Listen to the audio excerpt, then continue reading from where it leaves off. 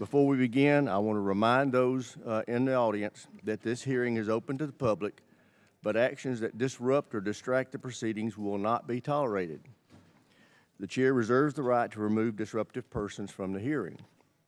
The U.S. Capitol Police are on hand to assist with that task, and I thank them for their service.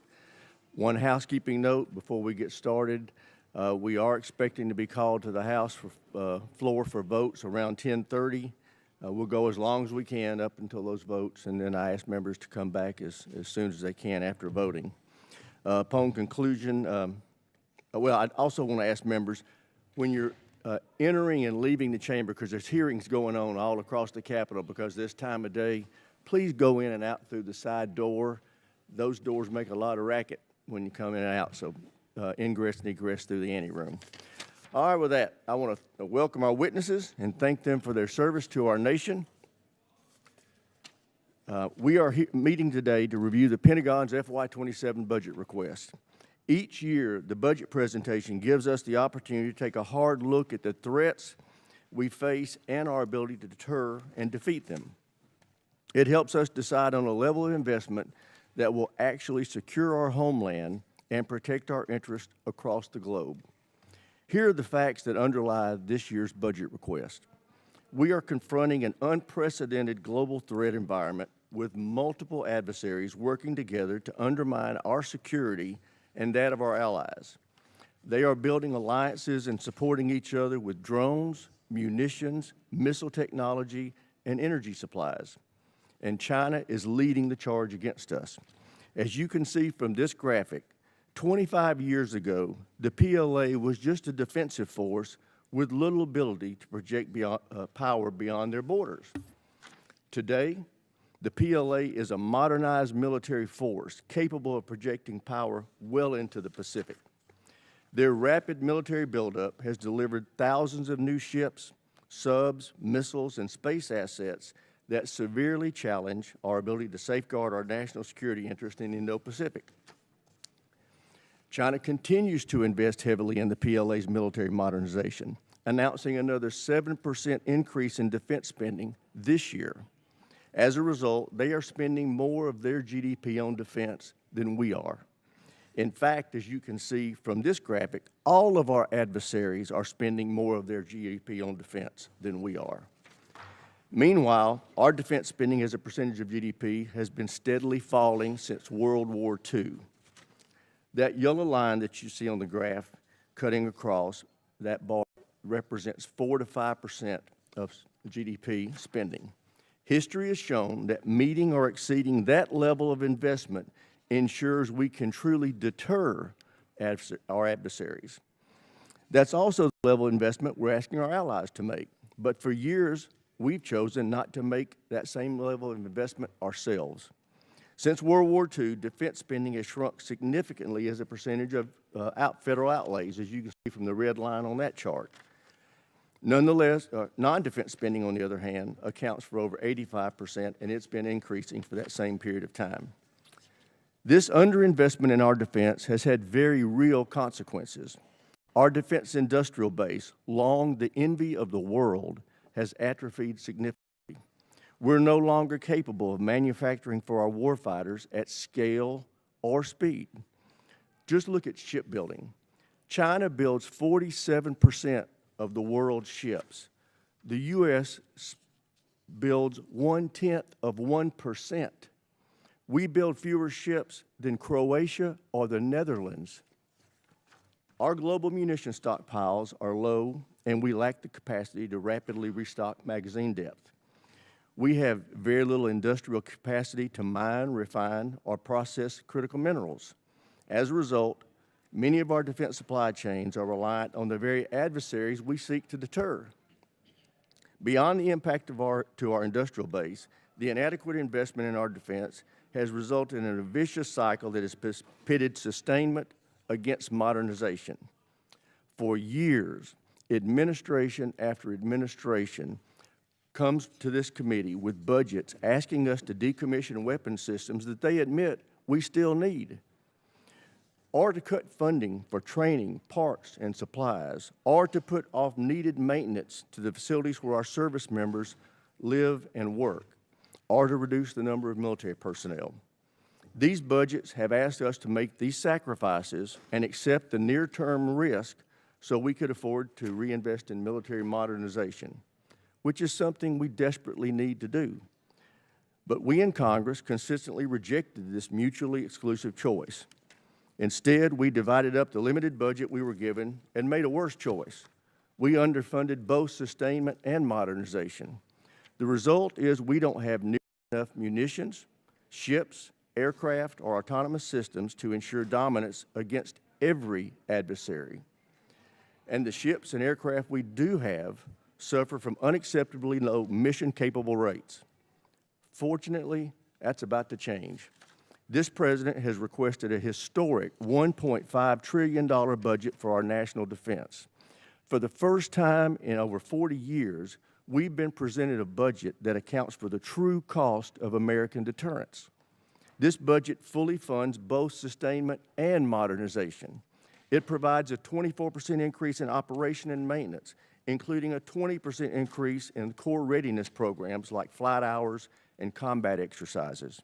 It includes a 115% increase in funding to repair and improve facilities for our service members and their families. It increases military end strength by 44,000 and provides for a historic pay raise for our service members. It calls for an unprecedented 76% increase in procurement and 64% increase in research and development. This will enable us to truly catch up in our modernization efforts by quickly fielding new munitions, aircraft, ships, land, space, and autonomous systems to replenish and expand our arsenal. It directly confronts the challenges in our defense industrial base with over $100 billion in investments to revitalize manufacturing, expand domestic and allied critical minerals projects, and secure our supply chains. Finally, this level of investment gets defense back to 4.5%. That's where we need to be if we want to truly deter conflict. It also ensures that America leads by example as our allies heed the President's call to increase their defense spending and improve their military readiness.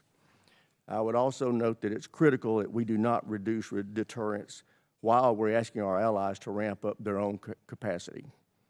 And that's something we're going to be paying a lot of attention to in this committee. Before I close my remarks, I want to highlight the bravery, dedication, and professionalism of our warfighters throughout this conflict with Iran. Their tremendous work to achieve the very clear military objectives of this operation has given the President the opening he needs to negotiate a true and lasting peace that will ensure Iran never acquires a nuclear weapon. Mr. Secretary, General Caine, thank you for being here. I look forward to hearing how this budget request will ensure our military can preserve American deterrence for generations to come. And with that, I yield to my friend, the ranking member, for his opening statement. Well, thank you, Mr. Chairman. I appreciate those opening remarks. I want to start by agreeing with you on the last point. Our troops have performed incredibly well in the last 15 months. They have been asked to do more than anyone expected, and they have demonstrated the incredible capability of the United States military. I think we should all recognize that. Even if we question the strategy, some of the decisions behind it, our troops deserve nothing but our praise for the incredible job that they have done. It has not been perfect. Certainly mistakes have been made, but we have demonstrated to the world that we have a highly capable military. And I hear the chairman on the need for an increased budget. I think there's a whole lot of needs across the United States of America that would have the same attitude about health care, about education, about infrastructure. But the problem is we have a $40 trillion debt, and we insist on cutting taxes for absolutely everybody, so we reduce the amount of revenue that is available to that. We also have to have a national security strategy that lives within a sound fiscal picture. Most experts would say that the most profound threat to our national security right now is exactly that, is our fiscal picture. How are we going to continue to be able to afford to fund the things we need to fund as we run the debt ever higher? The other thing worth worrying about is the Pentagon has not yet passed an audit. If we give them what is roughly a 50 to 60% increase, is that money going to be well spent? We have every reason to doubt that. Now, I will say, and I praise the chairman, this committee, and in a bipartisan, bicameral way, we have tackled the problem of acquisition reform. I think last year's bill put us on a good trajectory to get to the point where we can, in fact, innovate faster at scale. I also believe the Pentagon has been working on that. We've had many meetings with Deputy Secretary Feinberg, who is focused on that, but we got a long way to go. Can the Pentagon really absorb another $500–600 billion, depending on what the supplemental and the reconciliation package are? I don't think so. We need to pay as much attention to how we're spending the money as to how much we're spending, and we never seem to do that. But the larger problem is the strategy that has been put before us. I looked through the Secretary's remarks, and I've heard you give speeches before about this, about how realism is our strategy. And I find that absurd, and given what we are doing. You can say a lot of things about the strategy, but calling it realistic? We started a full-scale war in the Middle East against Iran to try to reshape the Middle East. Now, we can talk about that in a bunch of different ways, but it is the exact opposite of realism. And in fact, starting wars in the Middle East that get out of control and lead us to have far greater costs for the benefits is one of the cornerstones of the unrealistic strategy that this administration has criticized over and over and over again. And yet here we are in a full-scale Mideast war, and we've seen the costs of that. Certainly at the top of that list is 13 service members killed and hundreds wounded, but it goes way beyond that thousands of civilians have been killed. Over a dozen countries now have been dragged into this war in one way or another. The Israel-Lebanon war has exploded since this war started. We now have a conflict between the Shia militias in Iraq and Kurdistan that is straining, to put it mildly, our relationship with Iraq and also causing greater chaos throughout the Middle East. We've seen the impact on the economy. Certainly here at home, gas prices up by over $1. The impact of the fertilizer increase is going to come later as food prices skyrocket. But what is happening to us is a small part of what's happening to the rest of the world. Certainly the Middle East's economy has been tossed up in the air, but dozens of countries are rationing gasoline as we speak and experiencing extreme economic pain because of this war. So there's nothing realistic about that. And one of the big questions that we need to get answered today is, where is this going? What is the plan to achieve our objectives? We've seen the cost, and the cost is very, very high. All we keep hearing on the objectives is we keep seeing all of the targets that we have struck. And again, that is an incredible accomplishment from a tactical standpoint. I think the proficiency of our military has been on display, but we're not in this for a tactical advantage. We're in this to fundamentally change Iran. And as we sit here today, Iran's nuclear program is exactly what it was before this war started. They have not lost their capacity to inflict pain. They still have a ballistic missile program. They're still able to blockade the Strait of Hormuz and have the ships that are capable of doing that. What is the plan to get that to change? And most disturbingly, the president keeps telling us that it's over. What was it, a week ago Friday, the president announced that Iran had agreed to give up their nuclear program, to give up their ballistic missile program, to stop support for terrorist groups, to reopen the Strait of Hormuz. The only problem with that is literally none of that was true. He was completely making it up. It wasn't. Iran hadn't even agreed to meet with us, as became embarrassingly clear as the days spun out and poor J.D. Vance had to keep going back and forth to the airport. We never even had a meeting. So wish fulfillment is not really a strategy. I mean, maybe the president thinks he's doing some sort of Jedi mind trick and can tell Iran, you will give up your nuclear weapons, and they automatically will, but that's not working. So what we need to hear today is what is going to work. We have 50,000 troops in the region who are still at risk. How are those tactical victories going to translate into some sort of strategic success? And by the way, this is one of the things that realism recognizes. You can win a whole lot of little small battles and lose the war, which is why you don't stumble into the war in the first place. But at the same time, we're doing all of this on our own as we increasingly push away all of our allies. Sometimes just because we want to do what we want to do, we don't want to have to consult them, sometimes just gratuitously insulting them. I mean, in the middle of this war where we were asking NATO to come join us, the president took time out to insult President Macron and his wife. Okay, how is that helping us to try and belittle everybody in the world?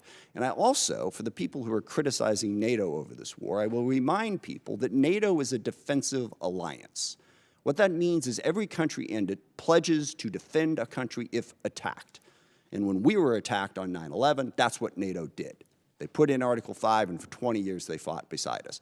NATO is not if any one of the countries decides to unilaterally and unwisely start a war precipitously that everyone else is supposed to join. That's not the way it works. So berating and belittling our allies after we did that and driving them ever further away from us, how is that realistic? Not only are we going to try to reshape the Middle East, but we're going to do it alone, while we're pushing everybody away from us. And then we have other tools in our arsenal. You see that those numbers on the budget, but the State Department's really important. Development is really important. These are ways to achieve our ends, and we have moved away from that. We got rid of the entire USAID, literally causing the starvation of children in countries where we had pledged to provide food, causing massive healthcare disruptions, people literally dying because we've cut that off. In diplomacy, we have sidelined, again, the entire world. France and the UK have brought together 44 different countries that have an interest in trying to open up the Strait of Hormuz. We've pushed them all aside. And then we've even pushed aside our own diplomatic corps. We have a very, very talented State Department. I praise today the talent of our military, and I will stand by that. They deserve that praise. Our diplomatic corps deserves that praise too. But we've shoved them all to the side in favor of two real estate guys who are going to go negotiate all the deals in the world, which to date, by the way, has yielded exactly nothing. So there's nothing realistic about starting a war in the Middle East, going it alone, and pushing aside all diplomacy and all development and all other tools in our arsenal. And on top of that, of course, we also want to dominate the entire Western Hemisphere, including apparently annexing Canada and invading Greenland. How is any of that realistic? And then the administration comes before us and asks for what is a hopelessly unrealistic budget in this environment. Back on that chart there, when we were showing how much money we were spending on defense, we had a balanced budget. We had a surplus many years. We don't have that anymore. So call this strategy whatever you want to call it, but please don't call it realism. It's not. Forgive me, it reminds me of one of my favorite lines from A Princess Bride. It's a tense morning. I want to lighten it up a little bit. And the guy keeps saying, inconceivable, when things happen. And finally, the guy says to him, you keep using that word. I don't think you know what it means. I don't think we know what the word realism means. So please, can we not have the realism conversation? Let's have the conversation about what the strategy actually is. And I'm sure you have a different definition of it than I do. But as I look at it, the strategy seems to be to use as much violence, as much threats, as much coercion as possible to bend the world to our will. I think that is a very dangerous strategy because one of the oldest cliches in the military is the enemy gets a vote. And we may think that we can stand up and talk tough and talk about how strong we are and how we're burying our enemies and they're begging for a deal. We can do that all day long, all right? But the enemy gets a vote. They don't have to do what we tell them to do. And meanwhile, that coercive, violent strategy undermines our credibility in the world because the chairman is absolutely right. And this is one area where I strongly disagree with the folks on the far left who say that we don't really face any threats, that the U.S. is a malign influence in the world and always has been. I don't agree with that. China, Russia, Iran, North Korea, Hezbollah, Hamas, the Houthis, variety of other transnational terrorist groups, including, yes, narco-terrorists and human traffickers over here. They all are trying to weaken us, all right? They don't want a rules-based order. They want to play by their own rules. They want to push us aside. We want to be the side that stands up for the rules. But if what we're saying to the rest of the world is stick with us because we're a better bully than China, we coerce countries more effectively, that undercuts the very message we're trying to spread to build the coalition we need to be successful. I also worry about the values that we're showing the world. When the president threatens to kill off an entire civilization, that is the message coming out of the United States of America. If we are going to be this big, powerful force that throws our weight around the world wants to know at a minimum that we're doing it for the right reasons and with a sense of values to protect people, not to destroy entire civilizations. And we all hear that and we all go, well, gosh, he probably doesn't mean it. Well, that is so reassuring, okay, that he's just making it up. We're supposed to be the United States of America. I grew up on stories of the U.S. at the end of World War II being the country that the Germans wanted to surrender to, not the Russians, because they knew they could trust our values. We don't seem to care about those values. No rules of engagement. Give them no quarter, all right? That is not who we are supposed to be. And just one final point on that, the girls' school that got hit in the first days of this war. There is absolutely no question at this point what happened. We made a mistake, and that happens in war. We identified this target based on earlier charts, and yet 2 months after it happened, we refused to say anything about it, giving the world the impression that we just don't care. We do not care about the casualties and the chaos that is caused by our war, and we should care, even if we want to prosecute that war. Now, I agree with the chairman. We need a strategy. We face the most complex threat environment that we've faced in a very, very long time. So we really want to hear from the administration. Don't give us this realism, chest-thumping stuff. What are we really going to do to meet those threats, to deal with the challenges we face? And I'll close just by saying one of the other ironies of this, of course, is we have a great example in the world right now of what our strategy should be and where our values should be, and that's Ukraine. And I'm really curious, here we are, we roll out the red carpet for Vladimir Putin. We belittle and insult President Zelensky in the White House. He has no cards, right? Well, here we are a year after that. Looks like he had a couple cards to play, because Ukraine is actually winning against Russia. Ukraine, a sovereign democracy standing up against a brutal, oppressive, coercive dictatorship. And we can't even bring ourselves on a consistent basis to say, we are with Ukraine and we are against what Putin is doing, and stand up and support them. So I want to see that strategy to meet the complex threat environment that we have. But simply saying we've already won and boasting and bragging and trying to belittle and insult the entire world, that's not going to get us to the posture that we need. So I hope we have a conversation about how we can build a strategy that makes sense and is actually realistic. With that, I yield back. I thank the ranking member for his opening statement. Now I'd like to introduce our witnesses. And we have the Honorable Pete Hegseth, Secretary of War, General Dan Caine, Chairman of the Joint Chiefs of Staff, and they are being accompanied by Mr. Jay Hurst, Acting Chief Financial Officer and Comptroller for the Department. I also want to welcome the Secretary's wife, Jennifer. Welcome to our hearing. Glad to have you here with us today. And with that, Ms. Secretary, we'll start with you. You're recognized. Well, thank you, Mr. Chairman.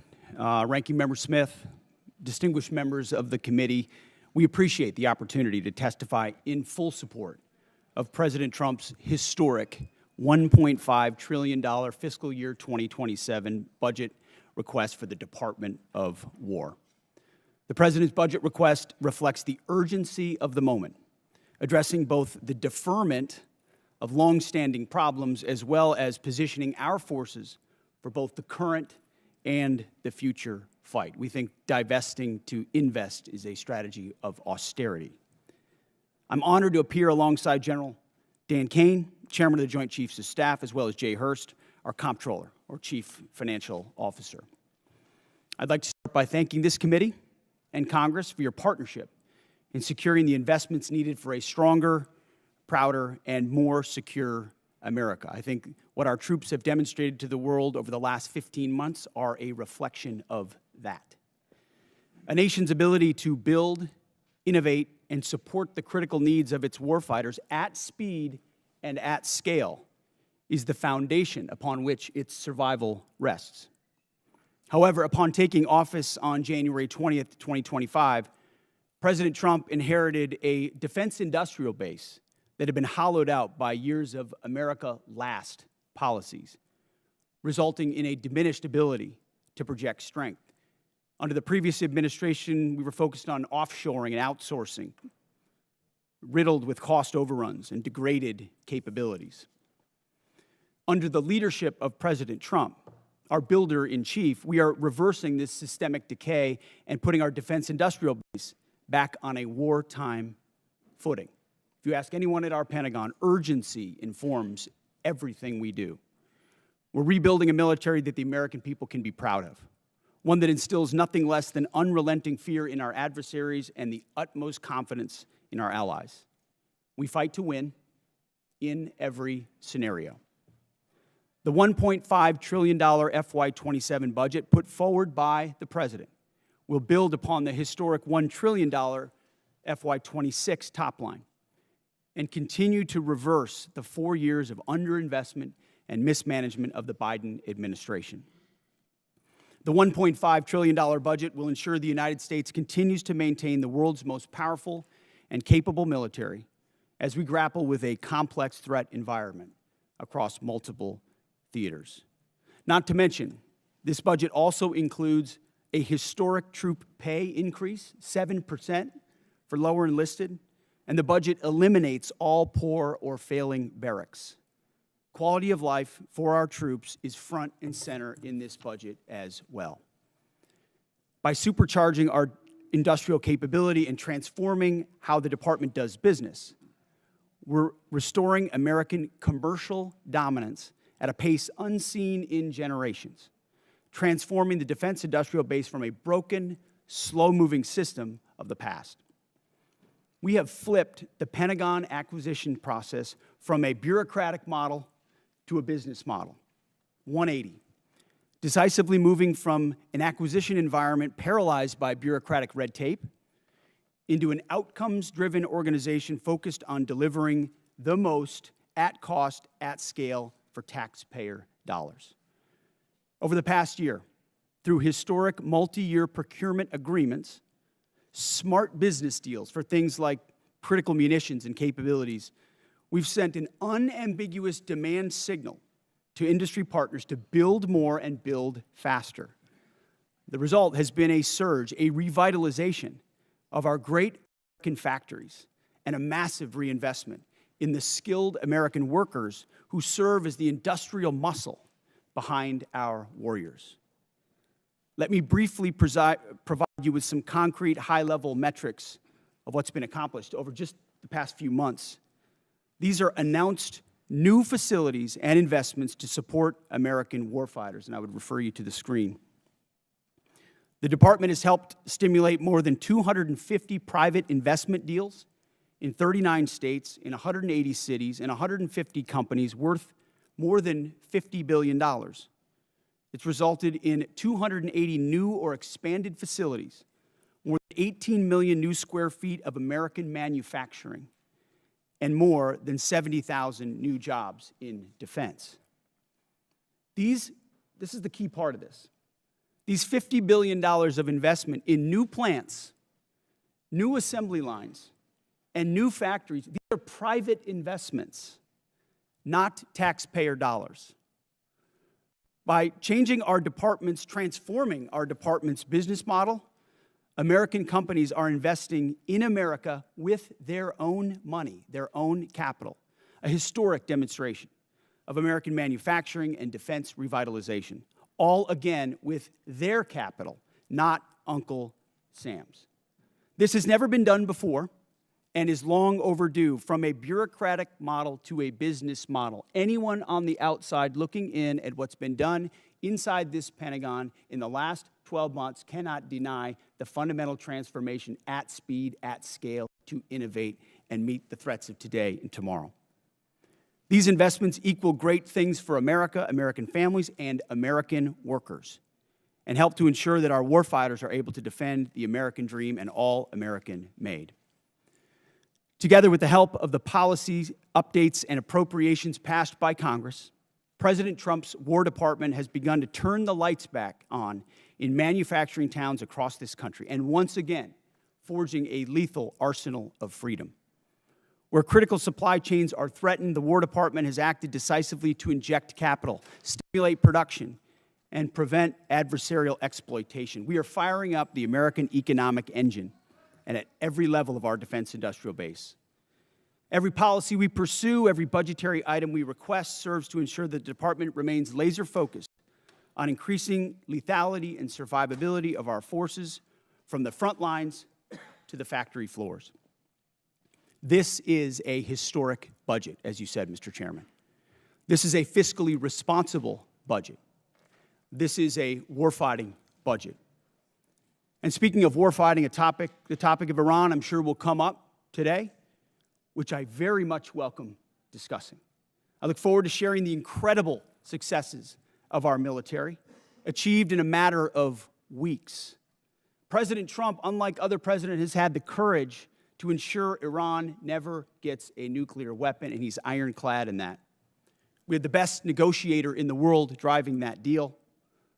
The biggest challenge, the biggest adversary we face at this point are the reckless, feckless, and defeatist words of congressional Democrats and some Republicans 2 months in, I remind you, 2 months in to a conflict. Lest I remind you, and my generation understands how long we were in Iraq, how long we were in Afghanistan, how long we were in Vietnam. 2 months in, on an existential fight for the safety of the American people, Iran cannot have a nuclear bomb. We are proud of this undertaking. I am proud that President Trump has had the courage to do it, and I look forward to sharing more about what our troops have accomplished. So I thank you again for the opportunity to address this committee. I ask that God would continue to watch over our troops in harm's way, and those that have fallen are always in our memory, and we fight to ensure their legacy. Look forward to answering the questions of this committee. Thank you, Mr. Secretary. General Caine, you're recognized. Thank you, Chairman Rogers, Ranking Member Smith, and members of this committee. Thanks for having me today. I'm honored to be here today alongside the Honorable Pete Hegseth and Honorable Jay Hurst to testify on the President's fiscal year 2027 budget. I'm grateful for the opportunity to testify today, and I'm thankful for your continued partnership in support of our warfighters defending the homeland and our interests around the world.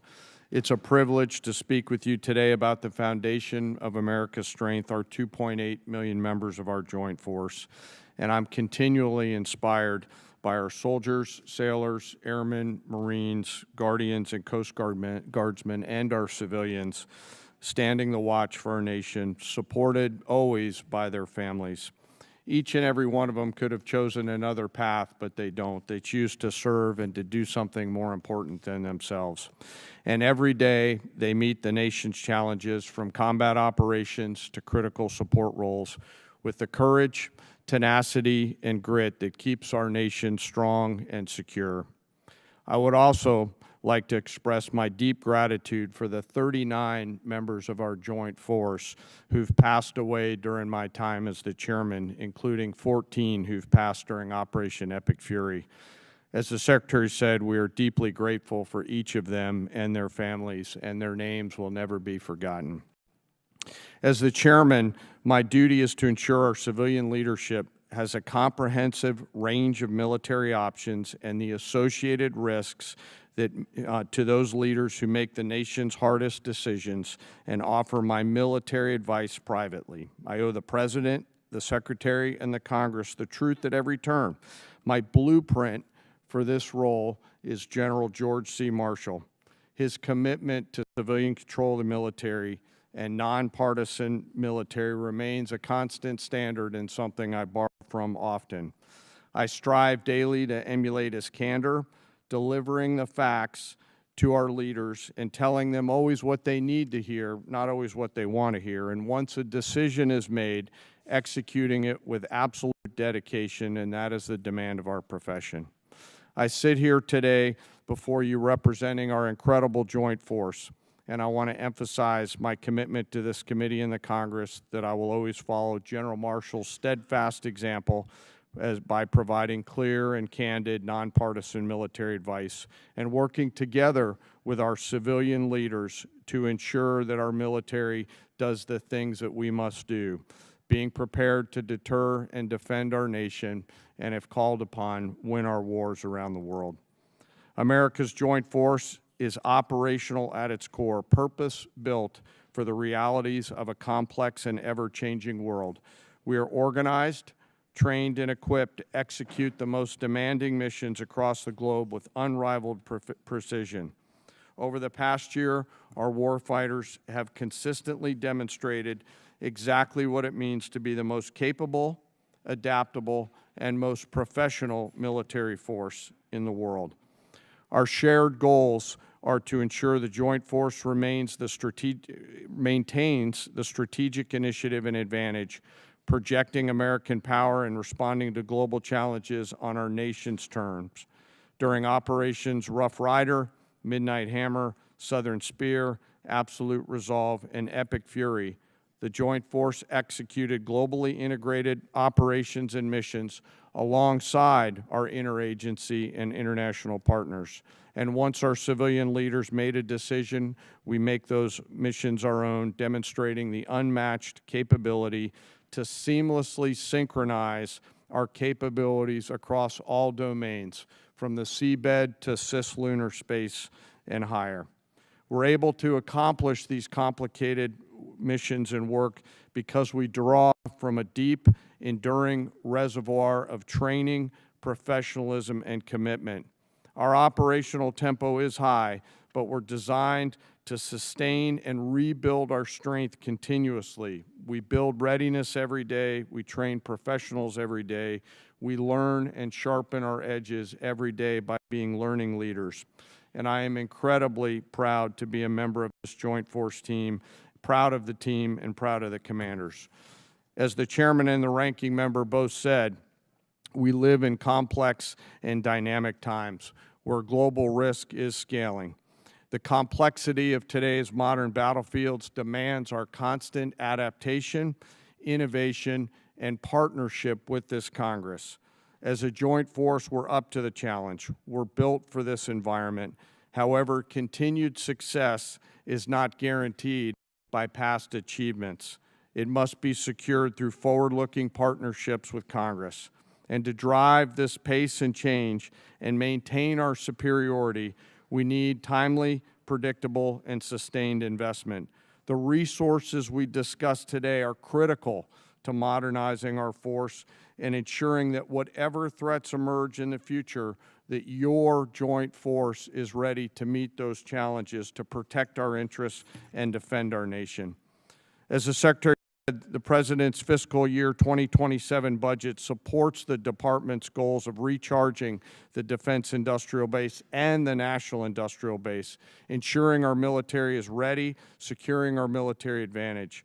Within the joint force, the uniform side, our priorities remain the same, ensuring our warfighters are properly armed, globally integrated, and ready, while always taking care of our people. And what truly sets our people apart from other militaries around the world is the 1.8 million members, enlisted members of our force, who maintain readiness beyond reproach and are the envy of every other nation. I'm joined today by the Senior Enlisted Advisor to the Chairman, Dave Isom, who's here with me today representing the 1.8 million members of the enlisted force. He is a great American, not an Americant. While we face dynamic and a dangerous world, I have the absolute trust in the extraordinary men and women who come and volunteer to serve our nation within our joint force. They execute the missions quietly every day, and coupled with the American spirit, outthink, outcompete, and relentlessly innovate, we will maintain our decisive edge, but doing so requires your partnership. We stand ready today to answer our nation's call. It remains the honor of a lifetime for me to serve alongside the members of this joint force. And as we sit here today in this important hearing, I ask us all to remember our deployed teammates who are out there right now doing our nation's business. And may we again always remember our fallen, who've given us the gift of an incredible example, and their family members who continue to show us what courage and grit look like. Thank you again for your enduring support, and I look forward to your questions. Thank you, General. I recognize myself now for questions. Secretary Hegseth, thank you for undertaking the Arsenal of Freedom tour and the great work the department's doing to help enhance our capacity in our defense industrial base. Could you tell us how last year's reconciliation bill helped enable what you have been able to do, and what you think this year's FY27 budget request will do on that front. Well, Mr. Chairman, thank you for your leadership and your support on that topic. I mean, coming into this position, we fell in on a lot of the reforms you and this committee have been advocating for a long time, looking for somebody that was willing to run with them. And our department have run with those. And that reconciliation bill last year was kind of the rocket fuel to initiate President Trump's priorities in this department. So we fell in on a department that was focused on a lot of the wrong things, going in the wrong direction. And with reconciliation, we were able to put $22 billion in shipbuilding, $22 billion into Golden Dome, $25 billion into munitions, established drone dominance, which we're continuing to do this day in this next budget funds. So getting in front of that budget cycle, which had been notoriously unpredictable, coming out of the continuing resolution of FY25, to fund this and then a historic bill in FY26, laid the groundwork for this historic budget to ensure that we're not coming at a cold start here. We came into this administration. Reconciliation was a beautiful tool. We were able to use that through that one big beautiful bill to fund the priorities of this department. We spent on $4 billion on barracks, started immediately getting after the quality of life of barracks. Because of the austerity of the Biden administration, we traded off of maintenance, traded off of quality of life to try to fund other things operationally. This budget stops that cycle and both invests in sustainment and modernization, which is something that's critically important. So without that reconciliation bill, I think, Mr. Chairman, we'd be in a very different place. So thank you for that. Great. Well, as you are aware, the expansion of the defense industrial base is the principal focus of this year's NDAA. So in addition to enacting this budget request that's been submitted, we want to work with you to enhance the department's statutory authorities to improve the capacity of our DIB. What additional changes in law, such as the additional multi-year block buy authority, would you recommend that we pursue in this year's NDAA? A few aspects of the acquisition transformation that's been undertaken by Undersecretary Duffy in acquisitions and sustainment. So there are some aspects of that we'd like to codify even more. But you mentioned it, multi-year procurement is incredibly important and one of the most important parts of this bill. When this committee and this Congress funds those things, companies are already breaking ground on tens of billions of dollars of new plants. You name we've got 14 in our ammunition council that we're focusing on certain ammunitions. There are 14 that are critical. PAC-3s, SM-3s, SM-6s, THAADs, Patriots, Tomahawks, AMRAAMs, JASSMs, you name PRISMs, you name them. We were building them at too slow and too low a level. Now the companies are going to pay for those factories and those production lines. And when Congress gives those 5 to 7 year demand signals, they'll then fund it, not just, hey, can we get 10 more per month, but can we 2x, 3x, 4x the production, pay for it now, and the companies invest accordingly. So it's been a critical aspect of some of what we've done so far, but we need more of those 5 to 7 year investments. Great. General Caine, what does the $1.5 trillion budget mean for the warfighter and our ability to project forces and secure our interests around the globe? Chairman, in my view, this represents a historic down payment on future security. If the budget is approved and ultimately deployed, as we look at the character of warfare changing very, very fast, what's layered in to this budget by our civilian leaders will allow us to start getting ahead of where technology is evolving. And as I mentioned, the character of warfighting is changing pretty quickly. Mass, simultaneity, autonomy, undersea, space, cyber, information, all of those ways that are now manifesting themselves on the battlefields around the world require a higher end of capital investment, and that's why we're grateful for the opportunity to have this budget make its way to the joint force. So it's an important down payment on the future here, sir. Great. Thank you. Thank you, sir. With that, I yield to the ranking member for any questions he may have. Thank you. Mr. Hurst, drag you into the conversation here. We have not yet received from the Pentagon the costs of the war. So just for the record, we'd like to get that as soon as possible. Certainly the munitions expended, but also underreported is we've had a fair amount of equipment destroyed, including 2 C-130s with the rescue of our downed airmen. So Do you have either A, a cost estimate coming to us anytime soon, or B, a specific supplemental request? Thank you for that question. So approximately at this day, we're spending about $25 billion on Operation Epic Fury. Most of that is munitions. There's part of that is obviously O&M and equipment replacement.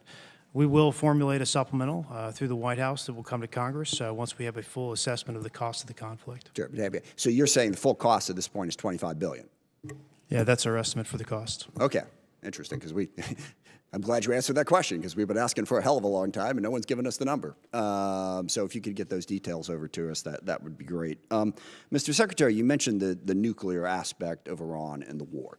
And it is worth noting that every president prior to this one, including President Trump in his first term, also prevented Iran from getting a nuclear weapon without actually having to go to war in Iran. So we need to keep that in mind. But also, since the war started, Iran's nuclear arsenal has not been weakened in any way. And at the moment, in negotiations, what Iran is saying, basically pay us to open up the strait. That's their position, which is completely untenable. I agree. It's worth noting, of course, that the strait was open before the war started. Now we're negotiating to get back to status quo. And Iran's most recent offer is to say, we'll talk about nukes later. So what is the plan to actually turn all of this lethal kinetic action into an improvement in the nuclear situation? Because we haven't gotten there yet. Play it out for us. How does that happen? How does it actually lead to that result? Well, I would take issue with the premise of the question that nothing was done. Operation Midnight Hammer was a very effective. Well, I didn't say nothing was done. I said in this war. Ultimately, since this war started. well, under this administration, unlike other administrations, which cut bad deals and pallets of cash with no ability to oversee whether Iran is actually pursuing a nuclear program. Which is where if we we're want at to now. litigate JCPOA or the Iran deal, our view, the president's view, is that was a very bad deal. Okay. That gave them a That's bunch the of money up past. front. What's the future? To fund, you talked about negotiated deals. Allowed them to fund their proxies and spread Hamas and Hezbollah all around the region, build up nuclear capabilities. Great. What are we going to do now? President Trump has been clear-eyed, from the killing of Qasem Soleimani to the pulling out of the Iran deal to Midnight Hammer and now to this effort to recognize that you have to stare down this kind of enemy who's hell-bent on getting a nuclear weapon and get them to a point where they're at the table giving it up in a way that ensures they never have it. So they haven't broken yet. Okay, we haven't gotten there yet. For all of the Well, their nuclear facilities have been obliterated. Underground, they're buried, and we're watching them 24/7. So we know where any nuclear material reclaiming might my be. time for we're just watching a quick second here. We had to start this war, you just said, 60 days ago, because the nuclear weapon was an imminent threat. Now you're saying that it was completely obliterated? They had not given up their nuclear ambitions, and they had a conventional shield of thousands of So missiles. Operation Midnight They're at the Hammer weakest accomplished moment. nothing of substance. It you're left missing- us at you're exactly missing the the same point. place we were before. So Their, much so their that we had to facilities start were a bombed war. and obliterated. Their ambitions continued, and they're building a conventional shield. All right, of let me missiles. try again. It's the North Korea strategy. You know this very well. The North I Korea know. strategy was use conventional missiles to prevent anybody from challenging them, so they could slow walk their way to a weapon. President Trump saw Iran at its weakest moment, took an action to ensure, in a way that only the United States of America could do with our Israeli partners, And yet to they ensure their still haven't given conventional up the nuclear. shield was All right. was I brought have to one other heel, which question, we've done. if I could get to it. So on Ukraine, a year plus ago, your advice, the president's advice, was Ukraine had no cards to play. They should go cut the best possible deal they could. Clearly that was wrong. What did you miss? What did you miss about the conflict between Russia and Ukraine that you didn't see that Ukraine was going to be capable of doing what they've done in the last 14 months? What we didn't miss, and we're here in this committee, is that Joe Biden, with no accountability, gave hundreds of billions of dollars of our weapons to Ukraine, to an outcome that never you're would not have gonna happened if you're not President gonna Trump answer was the president. question. So he pulled out our. You guys don't talk about that. Ultimately, President Trump believes there should be Okay. a peace deal between Russia and Ukraine that serves But you the didn't best interests expect of both Ukraine to be parties. where they're at right now. I'm asking you, just from a strategic Listen, standpoint, what I did think the you miss? Ukrainians have shown great courage, and I appreciate that Europe is now paying for any weapons that we provide. All right, I yield back. Thank you. All right, now I want to remind everybody, everybody wants to get their questions, so we are going to be sticking strictly to the 5-minute rule today. So with that, I recognize the gentleman from South Carolina, Mr. Wilson. Thank you, Chairman Mike Rogers, for your leadership working with President Donald Trump. As the grateful father of 4 sons who've served overseas in Iraq, Egypt, and Afghanistan, I especially appreciate War Secretary Hegseth and Chief of Staff Caine for your competence, service, and success. Military families have never been more appreciated than today, and our enemies of dictators now understand peace through strength. Dictators historically are on the run. With your leadership, President Trump has given Syria a chance with President al-Shara replacing dictator Assad from Damascus, who now lives in Moscow. Dictator Maduro is correctly in a Manhattan jail, as you successfully revealed in Caracas that the war criminal Putin air defenses do not work, the Chinese Communist Party radar failed, and Cuban mercenaries were expendable. The Cuban dictatorship is failing, and the ultimate mass murderer, dictator Caine, is dead in Tehran, Iran, joining the 35,000 people he murdered this year. With your leadership, American morale has never been higher, and hopes for freedom of the oppressed people of Iran, Cuba, Russia, and China have never been higher. And it's just an exciting time to be here with you. And Mr. Secretary, we continue to see the growing nuclear threat of our adversaries as they expand their capabilities with the largest military buildup in peacetime in world history by the Chinese Communist Party. How critical is it that we continue, as at the Savannah River site in South Carolina, to develop the plutonium pit processing so that we have modernization? Well, Congressman, I appreciate that question. On nuclear modernization, this budget funds $71 billion to modernize the triad in ways that we had neglected to do, and our nuclear triad underwrites everything. But I really appreciate your opening statement. I think something that obviously the media doesn't want to cover and doesn't want to talk about is the historic, record-breaking surge in recruiting in our ranks. 30-year record in recruiting of Americans wanting to join our joint force, wanting to put the uniform on. We're meeting recruiting goals halfway through the year. We couldn't meet our recruiting goals under the previous administration. Under Joe Biden, Americans didn't want to join the military. We couldn't get it. Now we have to turn people away and push them to the next fiscal year. That's why this budget grows our force by almost 50,000, ultimately. Additional troops into the force that we believe we can recruit. That's the best vote of confidence I can imagine. Well, hey, even better, hey, Mr. Secretary, retention. You're really understating, leaving no airmen behind. Hey, what an inspiration on Easter Day. God bless y'all and what you've achieved. With that in mind, too, General Caine, with your VMI military perspective, war criminal Putin is losing in Ukraine as his 30-day special mission is now 4 years of, as the Secretary has identified, courageous Ukrainian success led by President Vladimir Zelensky. I appreciate that NATO and the EU have unified for Ukraine as the U.S. ranks 17th per GDP in assistance for Ukraine. Ukraine is frontline, stopping war criminal Putin from resurrecting the failed Soviet Union, rigging elections in Belarus, invading Ukraine, keeping troops in Moldova, and with the Indivashvili invading and rigging elections in the Republic of Georgia. As we're transitioning greater responsibility to our NATO allies, how do we ensure seamless integration to have deterrence during this shift?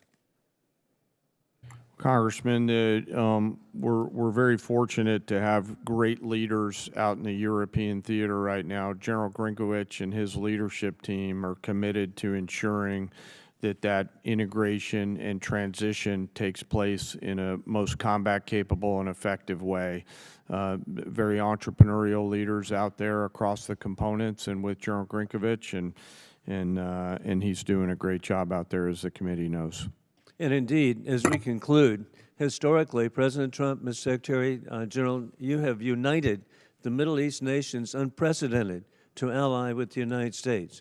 You have united Latin America, unprecedented to ally with the United States. You've united the Indo-Pacific, unprecedented to ally with the United States, and united NATO and EU, unprecedented to ally with the United States. You're achieving peace and deterrence through strength. I yield back.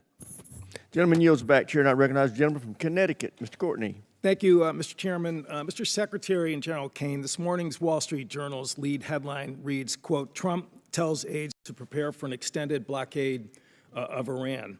It goes on to describe, again, the thinking behind the strategy, but also talks about how prolonging the blockade is going to continue to drive up energy costs all over the world.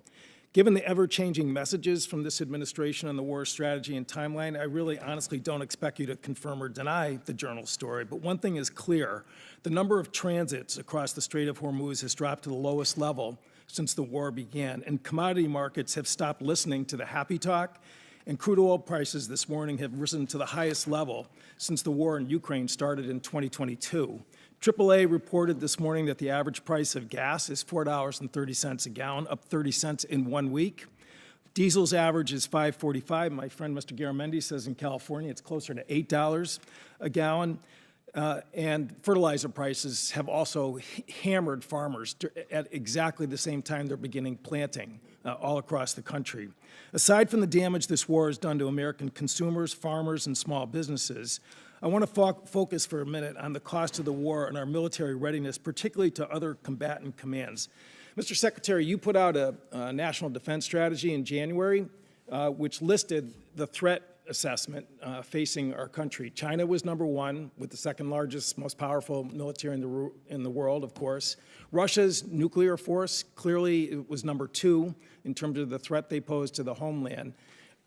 North Korea, which has missiles that actually can reach U.S. territory, was ranked number three, and Iran was described as, quote, and accurately, after Midnight Hammer, that Iran's regime is weaker and more vulnerable than it has been in decades. Again, this was before February 28th, when the decision was made to go into the military strikes on Iran.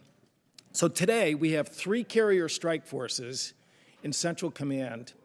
The Indo-PACOM, which is where Russia and China are operating their navies, 52% of the globe. We have 1 carrier strike group in Japan, George Washington. And the imbalance in terms of just, what our commitments and frankly, what our national defense strategy, is just blindingly obvious in terms of what this war is doing. The Gerald Ford is on day 312 of its deployment. They've gone through fires, plumbing problems, and again, an extended deployment, which, in my opinion, is hitting readiness as hard as anything I've seen in the time that I've been on this committee. So, General Caine, in terms of, again, the carrier strike groups that are over there, assuming that we get to some end game here, Ford is not going over to the Indo-Pacific to buttress the gap that exists there today. They've got to go back into pretty heavy repair and availability in terms of trying to recover from their deployment.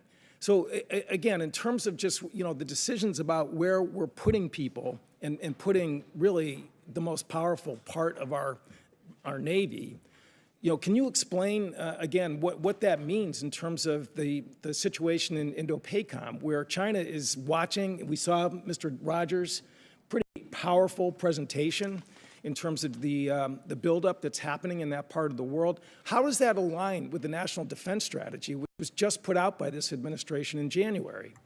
Well, sure. First, I want to echo your comments on the Ford Strike Group. Fantastic work by incredible sailors, not just the Ford herself, but the other ships as well, on a historic cruise doing incredible work for the nation. But excuse me, how does that balance with the national defense strategy? Yes, sir. Happy to answer the way I think about this.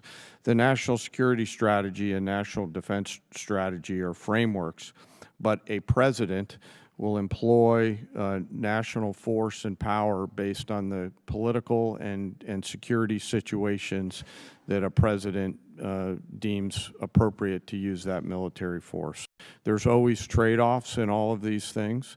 I'm confident that the president always carefully considers these readiness trade-offs, and I'm sure he has done so in this case based on the military options that we've presented with the associated risks and advice. To make a trade going after a regime that's weaker and more vulnerable than it has been in decades, which is quote unquote from the Defense Strategies report, does not, in my opinion, in common sense. Gentleman's time's expired. As you can tell from looking at the dais, votes have been called, so we are now going to stand in recess to the end of this vote. I expect it to take 20 to 25 minutes, but we are now in recess.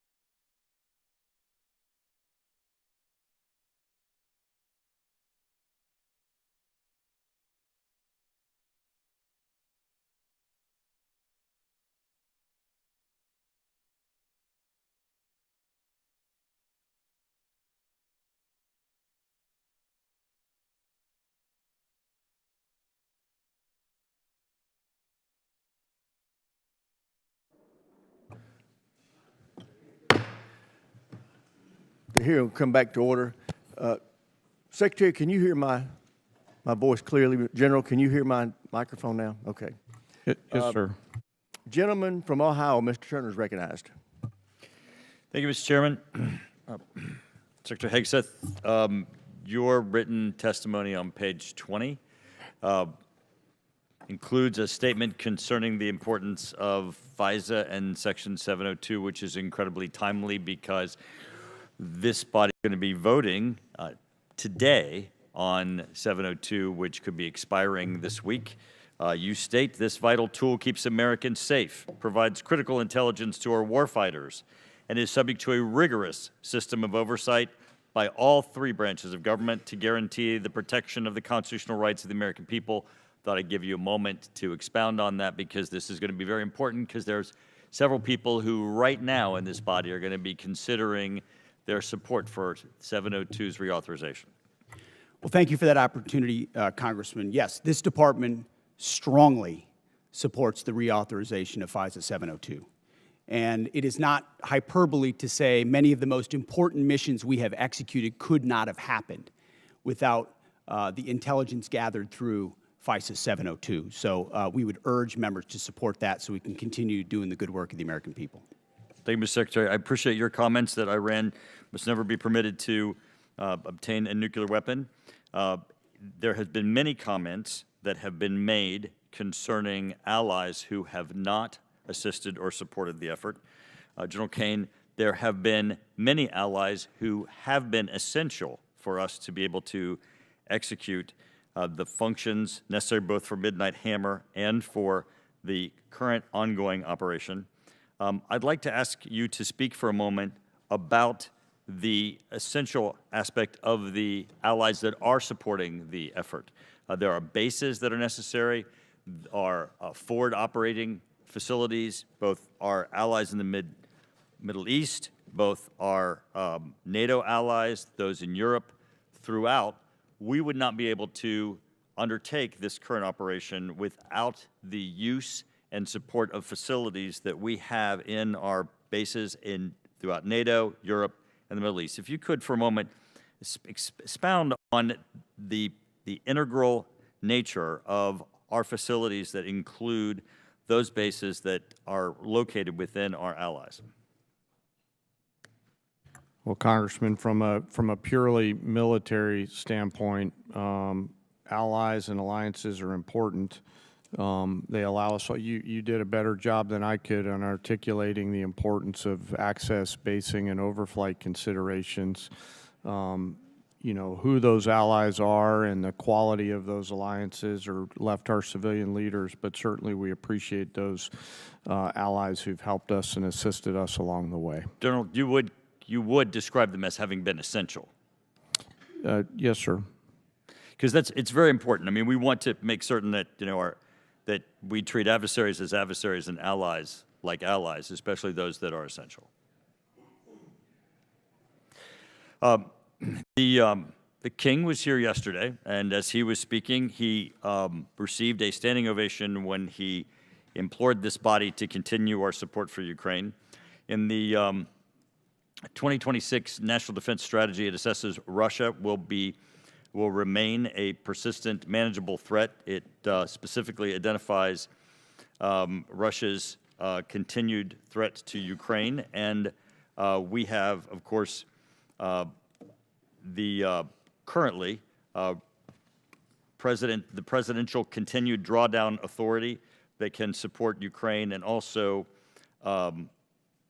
the President Trump announced Pearl, the prioritized Ukraine requirements list, and in the FY 2026 NDAA, there is the $400 million that is included in the European capacity building within the defense security cooperation. General, the last time it went on the House floor with respect to funding for Ukraine, there was a vote in the House of over 300 members of the House that supported Ukraine. Could you please give us a description of some of the things currently that we're doing operationally to support Ukraine? Congressman, a few of those are probably left for classified session. We continue through our security assistance group, Ukraine, to assist with some information sharing matters. UCOM continues But you would to describe help. it as continuous and ongoing and essential for Ukraine with U.S. support. So much of the relationship. Gentleman's time's expired. Chair now recognizes the gentleman from California, Mr. Garamendi. Thank you, Mr. Chairman. Mr. Secretary and General Caine, let me begin by thanking the men and women of the United States military for their service and their bravery. I recognize that our service members have performed with extraordinary courage and tactical skill, and they've done incredible things that our country has asked them to. Their professionalism and selfless service are not in question and never have been. What is in question is the purposes and the strategic direction of this war.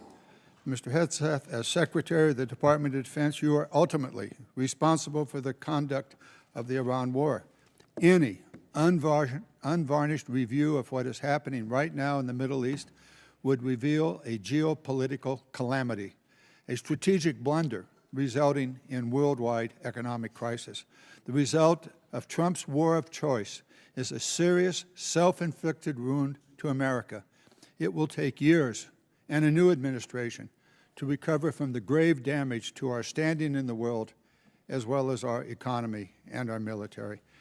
We must remember that 13 Americans have been killed in action, hundreds wounded, and thousands of civilians killed, including more than 100 school children.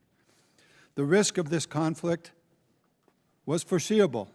I'm certain that the Department of Defense knew that it was likely that in a war with Iran, Iran would create an international economic crisis by blocking the Strait of Hormuz and thus stopping 20% of the world's oil. Was this existential threat considered? Apparently not. During the 60 days of Trump's Iran war, critical munitions have been expended at an alarming rate, depleting magazine levels below what is thought necessary to hold China at bay. It will take years and tens of billions of dollars to restock. A significant part of the necessary Navy and Marine force in the Pacific has been removed and sent to support the Iran war. Our support of Ukraine has suffered as supplies and defense systems are diverted to the Iran war. America has lost irreplaceable aircraft, radar systems, and strategic bases have been shown to be vulnerable. The continued lengthy deployment of ships, equipment, and personnel has sacrificed readiness. We know what we have lost, but what have we gained? Let's consider that the regime in Tehran is still intact, with new and more radical leadership, as are Iran's ballistic missile and drone forces, as is Iran's ability to rebuild their military industries. Also, as is Iran's coordination with China, Russia, and North Korea, and Iran's ability to choke off global energy supplies, and their stockpile of highly enriched uranium, which they only built after President Trump shredded President Obama's Iran deal in 2017. Secretary Hegseth, you have been lying to the American public about this war from day one, and so has the President. You have misled the public about why we are at war. You and the President have offered ever-changing reasons for this war. You've misled the public about the progress of the war. While the military has executed this war with tactical success, the strategy has been an astounding incompetence, doing immense economic damage to America. Mr. Chairman, And the Mr. world. Chairman, with the personal attack on the Secretary, he should have an opportunity to respond. He certainly Thank will you. when No, I... no, no. No, at the time When I you're am doing finished. it. It's the gentleman's time. He can use it as he sees fit and add an extra 5 seconds to Mr. Garamendi's time. Thank you. You and the President offer ever-changing reasons for the war. You have misled the public about the progress of the war. While the military has executed this war with tactical success, the strategy has been an outstanding example of incompetence. This war of choice is a political and economic disaster at every level. Despite the president's promise to lower the cost of living, gas prices are up 40%, and inflation is soaring. So much for lowering the cost of living. The president has got himself and America stuck in the quagmire of another war in the Middle East. He's desperately trying to extricate himself from his own mistakes. It is in America's, and indeed the world's interest, that he succeed in that. I yield back. Gentleman yields back. Chair, and I recognize the gentleman from Virginia, Mr. Whitman. Thank you, Mr. Chairman. I'd like to thank our witnesses for joining us today. General Caine, Secretary Hegseth, Mr. Hurst, thank you so much. I want to go to a statement I've been making here for the last several years, and that is we are in the most dangerous national security position that this world has been in since 1939. And we know that it's a critical effort that we undertake to make sure we can deter through the concept of peace through strength. Ms. Secretary, I'd like to start with you. We know that peace through strength has a number of tenets. I think the most important of those is presence. And we know that the United States has the Marine Corps Amphibious Ready Group, Marine Corps Expeditionary Unit, that provides us that presence. We know there are over 2,000 Marines and an aircraft combat unit that are on board those vessels, and they let us do a number of different things. That's the crisis response team that gets to go around the world. Today, as we speak, we have 3 ARGMUs that are deployed around the world. Unfortunately, that's an anomaly. It should be standard. Secretary Hegseth, the President and the combatant commanders need maximum flexibility to respond in multiple places at multiple times to combat and deter these threats. I just want to get your perspective on your goal to make sure we have a persistent 3.0 ARGMU presence, and to look at how are we going to make sure through our shipbuilding plans that we assure that we have the adequate number of amphibs that are being built. I think that number is probably right around 40. And then what are we going to do to make sure, too, that the A-sub-O, the operational availability, is going to be at the level where we can maintain an ARGMU 3.0 with the effort we have to put in to maintain these ships? So thank you for the question, the substantive question. Ultimately, we support 3.0 ARGMU. That presence right now gives us a lot of flexibility. Yeah. And this budget supports moving in that direction to ensure that this administration and future administrations have that kind of strategic flexibility with the incredible capabilities the ARGMU provides. We saw it in Southern Spear. We saw it on the Maduro raid. We see it right now. It's a persistent capability. So I think you'll find our shipbuilding investments to meet that as well. But if I may. Sure. Yeah. I didn't get a chance. I didn't see a question in the statement from the congressman. I hope you appreciate how reckless it is. When I said reckless, feckless, and defeatist of congressional Democrats at the beginning, that came after watching you say the same thing on CNN this morning, a quagmire. My generation served in a quagmire in Iraq and Afghanistan, years and years of nebulous missions and utopian nation building that led us to nothing. What we have right now, the way you stain the troops when you tell them 2 months in, Congressman, you should know better. Shame on you. Calling this a quagmire 2 months in. The effort, what they've undertaken, what they've succeeded, the success on the battlefield that could create strategic opportunities, the courage of a president to confront a nuclear Iran, and you call it a quagmire, handing propaganda to our enemies, shame on you for that statement. And statements like that are reckless to our troops. Don't say I support the troops on one hand, and then a 2-month mission is a quagmire. That's a false equivalation. Who are you cheering for here? Who are you pulling for? Our troops are doing incredible work. They've done incredible things for the entirety of this mission and achieved incredible battlefield successes. And you sit there and go on TV for your clickbait about quagmires. It undermines the mission. Your hatred for President Trump blinds you to the truth of the success of this mission and the historic stakes that the president is addressing, which the American people support. Iran's been at war with us for 47 years. You want to talk about a forever war? For 2 months, this president has stared them down. He's going to get a better deal than anyone ever has and ensure that Iran never has a nuclear weapon. I know the American people support that mission, despite your loose talk and words like quagmire. Thank you. Thank you, Mr. Secretary. General Caine, I want to quickly go to you. We know all about the need for exquisite platforms, but we know if we're going to close the gap with our pacing threats, we have to make sure we have those expendable and attritable platforms. And we know those nation capabilities are key, and we have to be able to spin them up quickly because that's the fastest way for us to, again, deter by peace through strength. Give us your perspective on how you see the urgency of getting that capacity not only in place, but getting that ability to go to scale and get those capabilities in the hands of our warfighters. Sir, I think it's critical, and when I look at what OSW above us is doing, and the Deputy Secretary as well as Secretary Duffy, and frankly, the National and Defense Industrial Bases all rallying around the need to scale, along with the new entrants that are out there who are coming and bringing products to the joint force. A key is capacity. Time's across expired. the Chair, now agency. recognize the gentleman from New Jersey, Mr. Norcross. Thank you, Chairman. I'd like to thank witnesses for being here today. Mr. Secretary, it's well known that our Defense Industrial Base and Maritime Industrial Base has declined greatly over time. It's the shipyards, it's many of the things that you already spoke about. In my community, we used to have 3 shipyards, 40,000 workers. We've lost that critical job skills there and 40,000 people who know how to do it. And quite frankly, most of it went overseas because it was cheaper.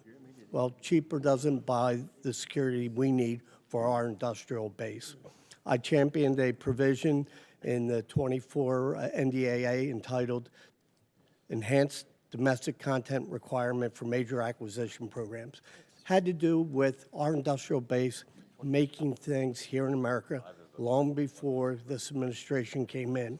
The goal was to strengthen our supply chains and have that critical oversight, push for greater investments, much of what you're doing now on these major defense acquisition programs. So we passed that in a bipartisan manner because we knew that this was critical and things can happen. Lo and behold, here we are.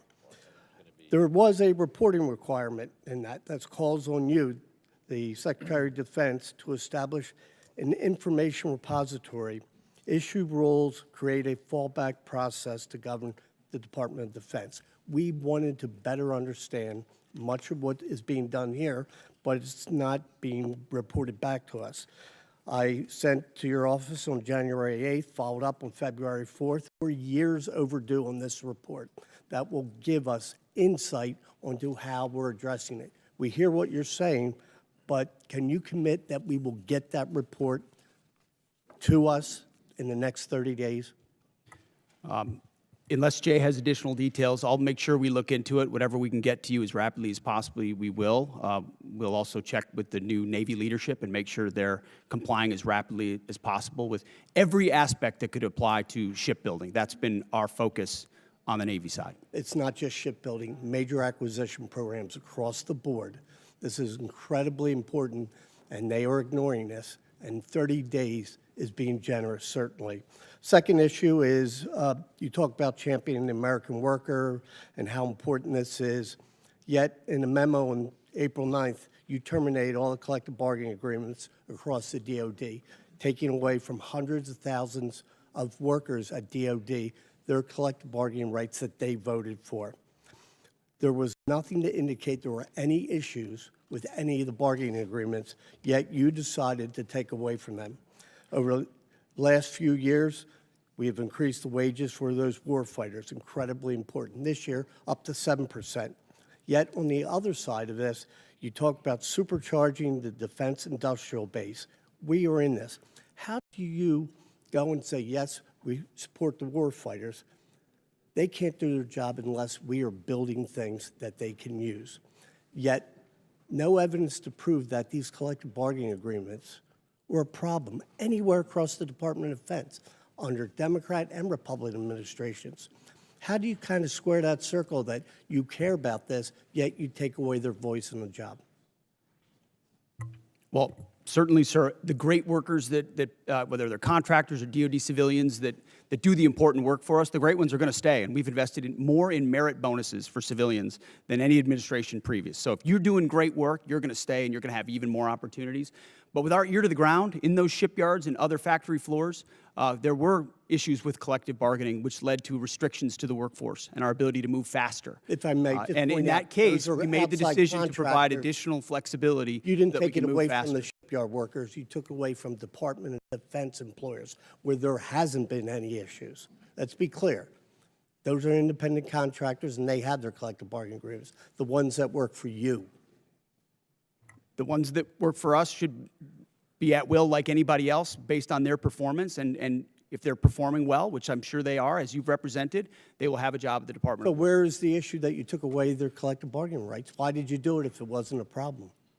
Well, I stated up front, it has been a problem. There are plenty of cases, whether it's contract or inside our own department, where collective bargaining had led to arrangements and agreements that minimize the efficiency and effectiveness of employees at the point of their impact. That's what we were focusing on, and that's why we made the change, which we very much stand behind.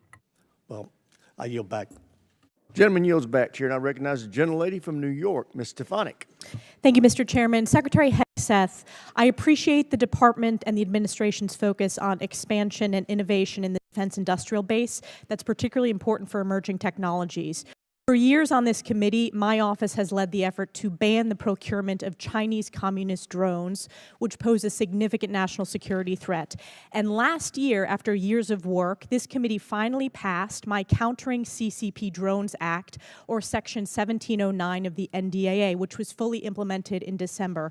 How does the FY27 budget scale domestic production and deployment of drone systems to ensure the U.S. has the decisive advantage against our U.S. enemies?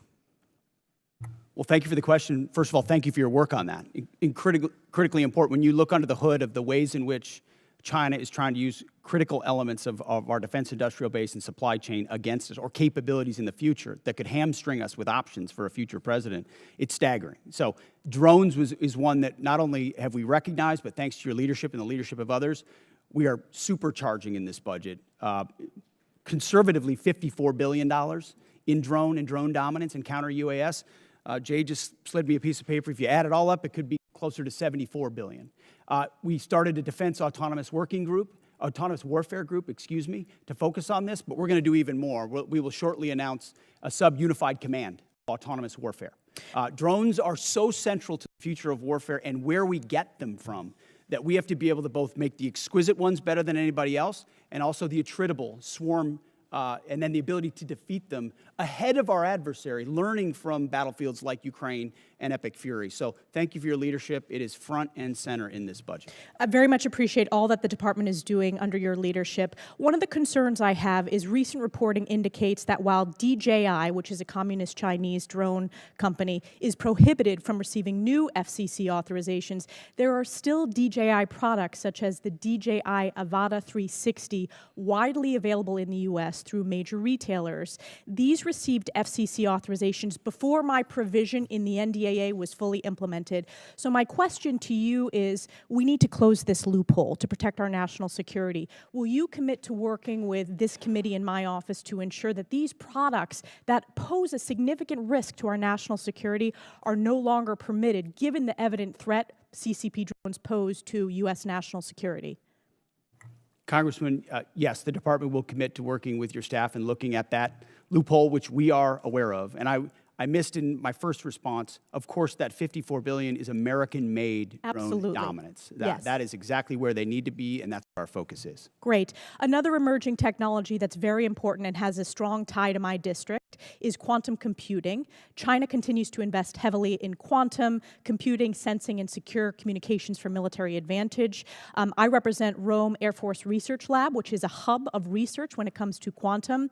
Secretary Hegseth, how does the budget proposal position the U.S. to maintain leadership in operationally relevant quantum technologies? The country that dominates in quantum will dominate the future in C2, in comms, in every way that we fight. And so this makes the maximal investment possible here at home to ensure that quantum compute, and working across the interagency, by the way, this is not just a DOW issue, this is an interagency issue, to ensure that we've got the ability to scale and compute outcompute adversaries who are racing for the same code. General Caine, throughout my time in Congress, I've pushed for the department to optimize its approach to quantum and develop a strategic roadmap. In your opinion, which quantum capability areas offer the most immediate benefit to the joint force and should be priority investments moving forward? Probably some of the work in crypto and quantum to make sure we can see, sense, understand, defeat, and protect our own stuff. So that's where I'm most interested in it right now, ma'am.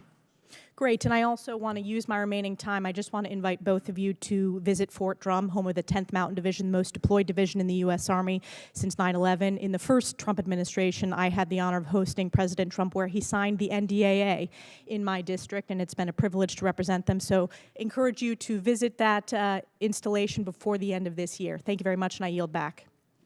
Gentlelady yields back. Chair now recognizes the gentleman from Massachusetts, Mr. Moulton. Thank you very much, Mr. Chairman. Mr. Secretary, you and I agree that Iran is a national security threat to us and our allies. Now, earlier you called us feckless for questioning your war. Do you think Congress was smart or feckless when it failed to ask tough questions of the Bush administration and gave them a blank check for Iraq? Well, if you're trying to compare this war to the Iraq I'm just asking war, you, do you think the it was president hard or was the first feckless? one to call a stupid war, then it's a false comparison. Okay, well, probably a good idea to ask tough questions. So let me just ask you a few questions. Did you advise the president that we should attack Iran? We were, first of all, in this position in the cabinet, we never talk about what we would advise the president to do or Well, not. do you to think do, the but president or I've been you in deserve more? I've been in every meeting. I understand with that, the Mr. chairman and Secretary. everybody else as those Secretary, critical I'm asking decisions the were questions. made, and he got every perspective possible when it came. I'm to just making asking what your perspective is. Are you afraid to take ownership of this? Do you Well, think it was a good idea or not? As I've consulted the president, do I think it's a good idea to confront a nuclear bomb To start this in the war. hands of the? Imagine what the world would look like right now if Iran had a nuclear weapon. Okay, so let's just imagine. Which, by the way, if every they other, had one, every which the previous Obama deal was administration, going to allow them including to do, the first Trump administration, they had one. prevented them from having a nuclear weapon. So, listen, how is this war going? Do you think we're winning? militarily on the battlefield, it's been an astounding military success. No, but are we winning the war? Absolutely. Okay, so do you call Iran closing the Strait of Hormuz winning? Well, I would say the blockade that we hold that doesn't allow anything to come in or out of Iranian ports, which Okay, is so always we've blockaded their blockade. use. So they blockaded us, and then we blockaded their blockade. That's like saying, tag, you're it. Or, you know, if President Madison had said, well, the British just burned down Washington, but don't worry, we're going to burn it down as well. Chairman Caine, did the military have plans for the idea that Iran might blockade the strait? Sir, thanks for the question. I'll answer it this way. You know, in this job, I have to maintain trust with a variety of constituents. To Okay, I'm include just the president. asking if the military Yes, had sir. plans. As always, my point in this is, as I explain the role, my point in this is we always offer a full range of military options that are carefully considered with the associated risks with those options and the considerations therein. So, and we Mr. always Secretary, do did that. you consider this risk? Of course, this department has looked at all aspects of this risk. And So then because why did you this send the department looks, minesweepers, the only minesweepers we had in the Gulf, to Singapore weeks before the war started? we have lots of capabilities that you may or may not be aware of at the classified level. Okay, and to deal so, with, to deal with by the way, would the mines. And Trump-class battleships have helped with this? you're talking about a Minesweeping. prospective future battleship, which we welcome in the fleet. Okay, so you're supportive of the battleships. Yes, sir. Okay. How much has Iran profited from your administration lifting the sanctions on Iran when you started this war?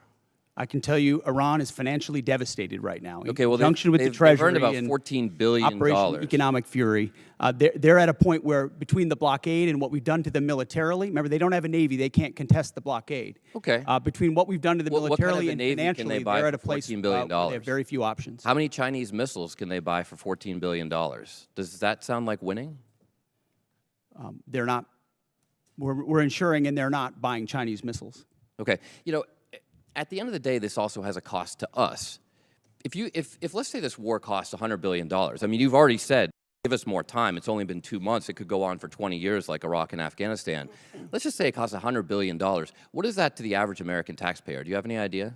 Well, Unlike foolish previous administrations, it won't go on. No, I'm just asking. For years and decades. But let's just say it's sitting in this $100 billion. position, it's hard to imagine how You know it was that? allowed those things to happen. You were a part You know of that the war. answer to that? So was I. And I never. knew I'm what just the end asking if state you know clearly what was. your war Now I costs know the what average end state American is. taxpayer. What is the cost of Iran having a nuclear weapon that they wield? I'm just over us? asking if you know the cost of the average American I'm asking taxpayer. you what It's the about cost would be of $600. that. So for the American taxpayers out there, my constituents, some of the constituents you wanted to represent in Minnesota, I'm just wondering if they have an extra $600 lying around to pay for your war. I think that's just a question that we ought to ask. Now, quickly, on March 13th in a press conference, you said, we will give them no quarter, no mercy. In order for no quarter or no survivors is a war crime under the Geneva Conventions. You understand that's murder. Do you stand by that statement? The Department of War fights to win, and we ensure that our warfighters have the rules of engagement necessary to be as effective Okay, so as just to humanly be clear, possible, you which called they are. Democratic members of Congress to be tried for sedition for reminding our troops to follow the law. But when you tell them to commit a war crime, you stand by yourself. For insinuating that the laws Congratulations, that Mr. we're giving them are Gentleman's unlawful. time's What a expired. great Chair guy. now recognizes the gentleman from Tennessee, Dr. Desjardins. Thank you, Mr. Chairman, and I thank our witnesses for being here today. And I'd like to thank you for your commitment to our advancement in space, Golden Dome, and nuclear modernization, all which are critical. And also, I understand we're going to start some reproduction of the MQ-9 Reaper drones, which you, Mr. Secretary, and Ms. Secretary share my great state of Tennessee, and we know the 118th Air Wing of the National Guard operates Field and conduct many of these missions, and they do so with great precision. So thank you for that. Secretary Hegseth, you commissioned as an infantry officer in the U.S. Army National Guard in 2003. You've been deployed to Iraq, Afghanistan, Guantanamo Bay.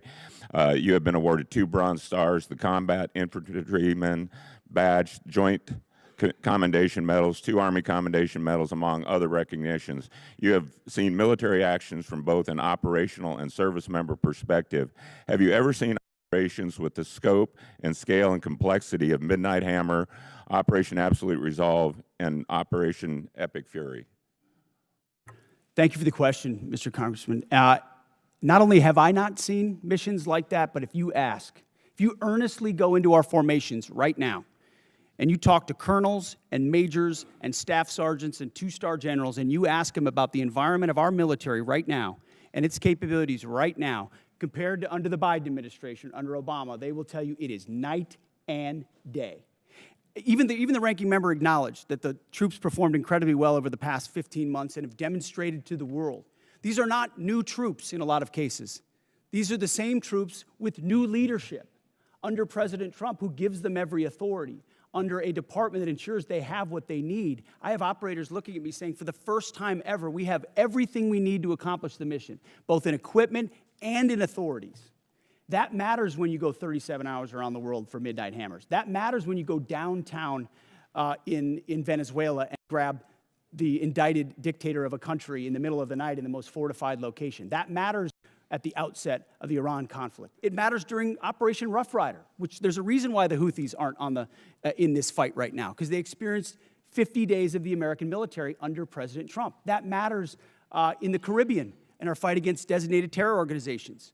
This military is unleashed, and morale is at a level that this country has not seen for decades and decades because of the leadership of President Trump and because this War Department allows them to get back to basics. No more distractions, no more debris. It's simple accountability, training, standards, lethality, and they respond to it. And it's that response that's manifest in highly and historic successful military operations led by our incredible joint force, who are grateful to have a commander-in-chief that has their back. I can tell you for that, our nation, myself, and all of us are incredibly grateful. Secretary Hegseth and General Caine, with your vision and steadfast commitment to our nation's service members, you have both overseen the beginning of a generational transformation of our armed services. This budget request reflects that commitment by building and sustaining our defense industrial base, increasing service member pay, housing, and benefits, robust funding for Golden Dome missile defense and space capabilities, and the emphasis on the peace through strength doctrine outlined in the National Defense Strategy. Based on the Defense Department's recent track record of successful missions, can you share some examples of military action that illustrate exactly how your leadership and vision for the Department of War is translating the peace through strength doctrine into an operational reality and what psychological impact that may have on our near-peer adversaries, such as China and Russia. And I'd like to get both yours and General Caine's perspective. If you can take 30 seconds each. I'll keep it brief. Reestablishing deterrence was one of the core pillars of what we set out to do after Afghanistan, after October 7th, after the war in Ukraine, after Lloyd Austin went AWOL for a week and no one seemed to care. The world took notice of that. And through the actions we've taken swiftly that I just laid out, the world has recognized that American power is back, and the willingness to utilize it shows that we can achieve peace through strength. And General Caine, in terms of our adversaries? Yes, sir. You know, when we look at the totality of actions that we've done over the last year, one thing leaps out at me that I think is clearly and unambiguously seen by our adversaries or those that may consider it, and that's our ability to integrate and synchronize a whole range of capabilities that we have in the joint force, information, cyber, you know, deception, jamming, air power, sea power, land power, et cetera. And I think that ability, and I'm so proud of our joint force, those young Gentleman's time's expired. Chair, and I recognize the gentleman from California, Mr. Carbajal. Thank you, Mr. Chair, and thank you, General Caine, Mr. Hegseth, and Hers for being here today. I associate myself with the comments of Ranking Member Smith and Mr. Garamendi, so that I won't repeat a lot of what has been said. Mr. Hegseth, I recently realized that we have something in common. I'm also a fan of Pulp Fiction. And no, the movie is not an accurate portrayal of the Bible. You know what I'm talking about. This president and his administration have claimed to be the most transparent of all time. With that in mind, I'd love to get some straightforward answers today. Some estimates show that the Trump administration's war of choice in Iran is costing taxpayers around $1 billion every day. In addition to spending taxpayer money on a war they don't want, it is also driving up costs. The cost of gas, while the cost of living is skyrocketing under this administration's policies. To me, and I assume to the American people, it is unclear why we started this war, how it will end, and what anyone gained from it. Mr. Hegseth, about how much money has been spent on this war to date, and how much more do you anticipate spending? Well, as our comptroller laid out, the estimate is less than $25 billion at this point as far as an expenditure. And the question I would ask this committee is, what is it worth to ensure that Iran never gets a nuclear weapon, considering the radical ambitions of that regime? I mean, almost every member of this dais at some point has said, whether it was 2015, thank you for your answer. I'll proceed to my next question. Thank you for your answer. President Trump is the one that's willing to make sure it doesn't happen. Supposedly, we had taken care of the nuclear capability last time around. And now this war, we're at it again, because obviously we said we did, but we didn't. In a way that we know, the United States military can do. I want to reclaim my time. We know that the cost of oil and gas has gone up as a direct result of this war, and the American people are feeling that pain at the pump. In an attempt to alleviate the high price of gas caused directly by this president, he lifted sanctions on Russian oil. The way I see it, this is a massive gift to Putin and Russia's struggling economy. Mr. Hegseth, is there any concern that easing sanctions against Russia will allow Putin to continue funding Russia's illegal war against Ukraine? Well, we've seen Russia's and Putin's inability to make effective battlefield gains, just like their inability to defend the Maduro regime with the billions of dollars of systems the Russians sent to Venezuela in order to defend him, which were defeated in 15 minutes. So Russia's military capabilities are no match for ours. And you don't believe easing ensuring the sanctions is helping Russia?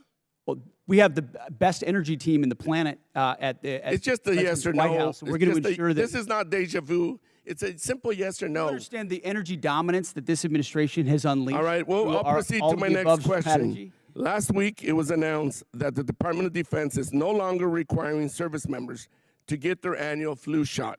Now, this is an easy one for you. It's a softball. Don't screw it up. The rationale was to, and I quote, restore freedom to our joint force.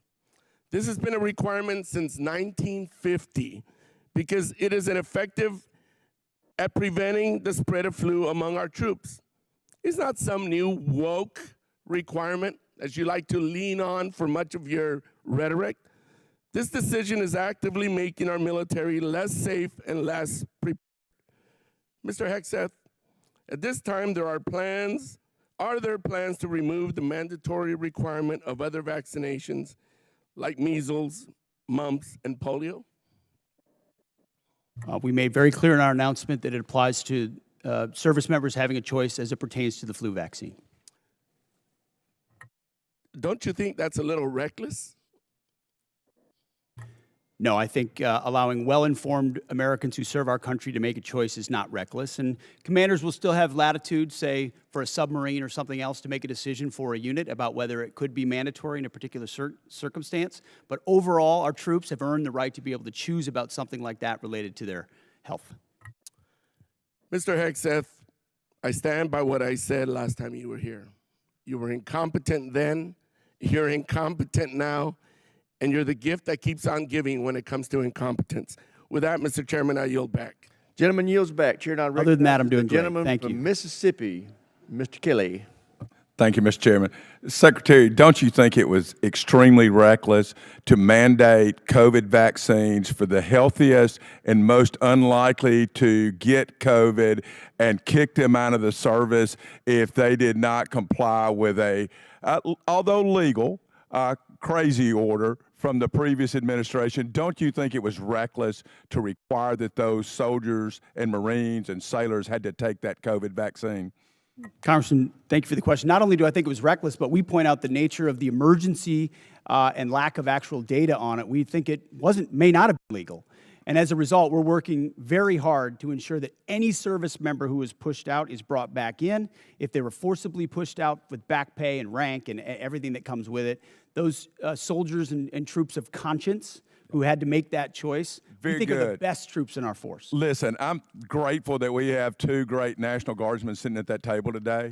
As a longtime serving Guardsman who just retired, I'm so proud of y'all and what you mean for our total force. It's not a National Guard, it's not a reserve, it's not an Army, it's not a Navy. It is a total force, and thank y'all for recognizing that. I just want to go back to some of the Iran stuff.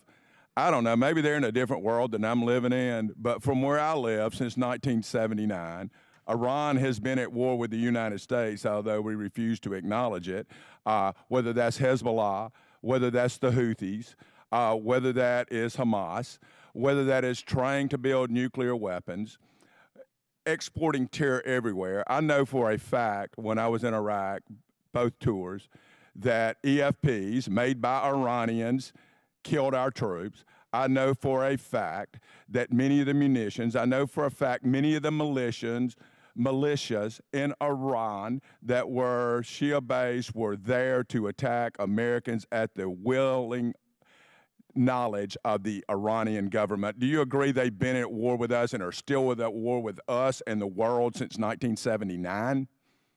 Of course, for 47 years from Beirut to Baghdad, Iran has sought the most dangerous weapons in the world to try to achieve death to America. And if they were to get the most dangerous weapon in the world, a nuclear weapon, they would most certainly use it, which is why this is at the level of seriousness that President Trump was willing to address it.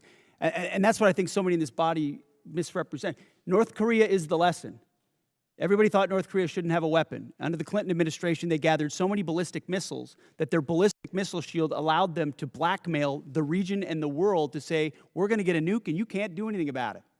Under this administration, them weakened by the 12-day war and what happened with Midnight Hammer, the president made a bold choice on behalf of the American people to say never will Iran, with their view of death to America and death to Israel, have a nuclear weapon, because if they have it, they'll use it. And he's taken that bold action in a way I think the American people, when they understand the nature of that threat, and they do, they support it. Chairman Caine, wow, I've been around a long time. Can any other military in the history of the world pull off Venezuela, Midnight Hammer, and Epic Fury the way that our great warriors that defend and project power for our nation are you aware of any other nation in the history of the world that could have done that?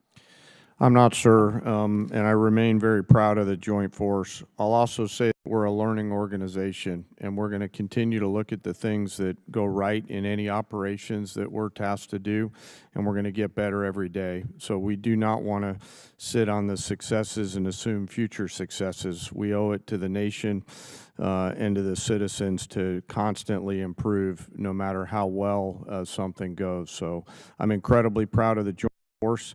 That said, I'm even more proud when they come back after that. They go into a team room and they start debriefing to make sure that we do it better next time, whatever it may be.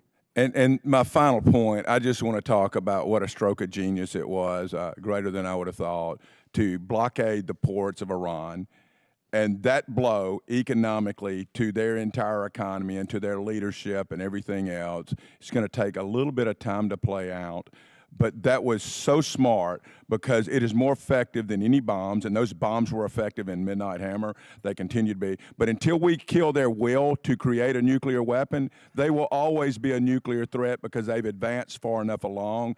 But that blockade was so important. And it amazes me now we're crying about high gas prices when they were $2 a gallon more just 4 years ago or 5 years ago under the previous administration. And with that, I yield back. Gentleman yields back. Chair now recognizes the gentleman from California, Mr. Caine. Thank you, Mr. Chairman. Secretary Hegseth, tomorrow is 2 months since the war has begun. You've testified that it was $25 billion in cost in terms of the munitions we used and what we paid for it.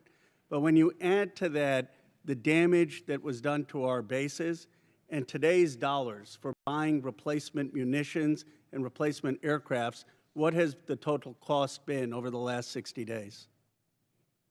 That number right now reflects the total cost that we're seeing. Including buying in today's dollars the new weapons and replacements and including the damage there? That's your testimony? If there's under oath? adjustments to that, I would defer to the comptroller on that. And how much are you seeing in terms of, are you asking in terms of supplemental funding just for the Iran mission from this committee?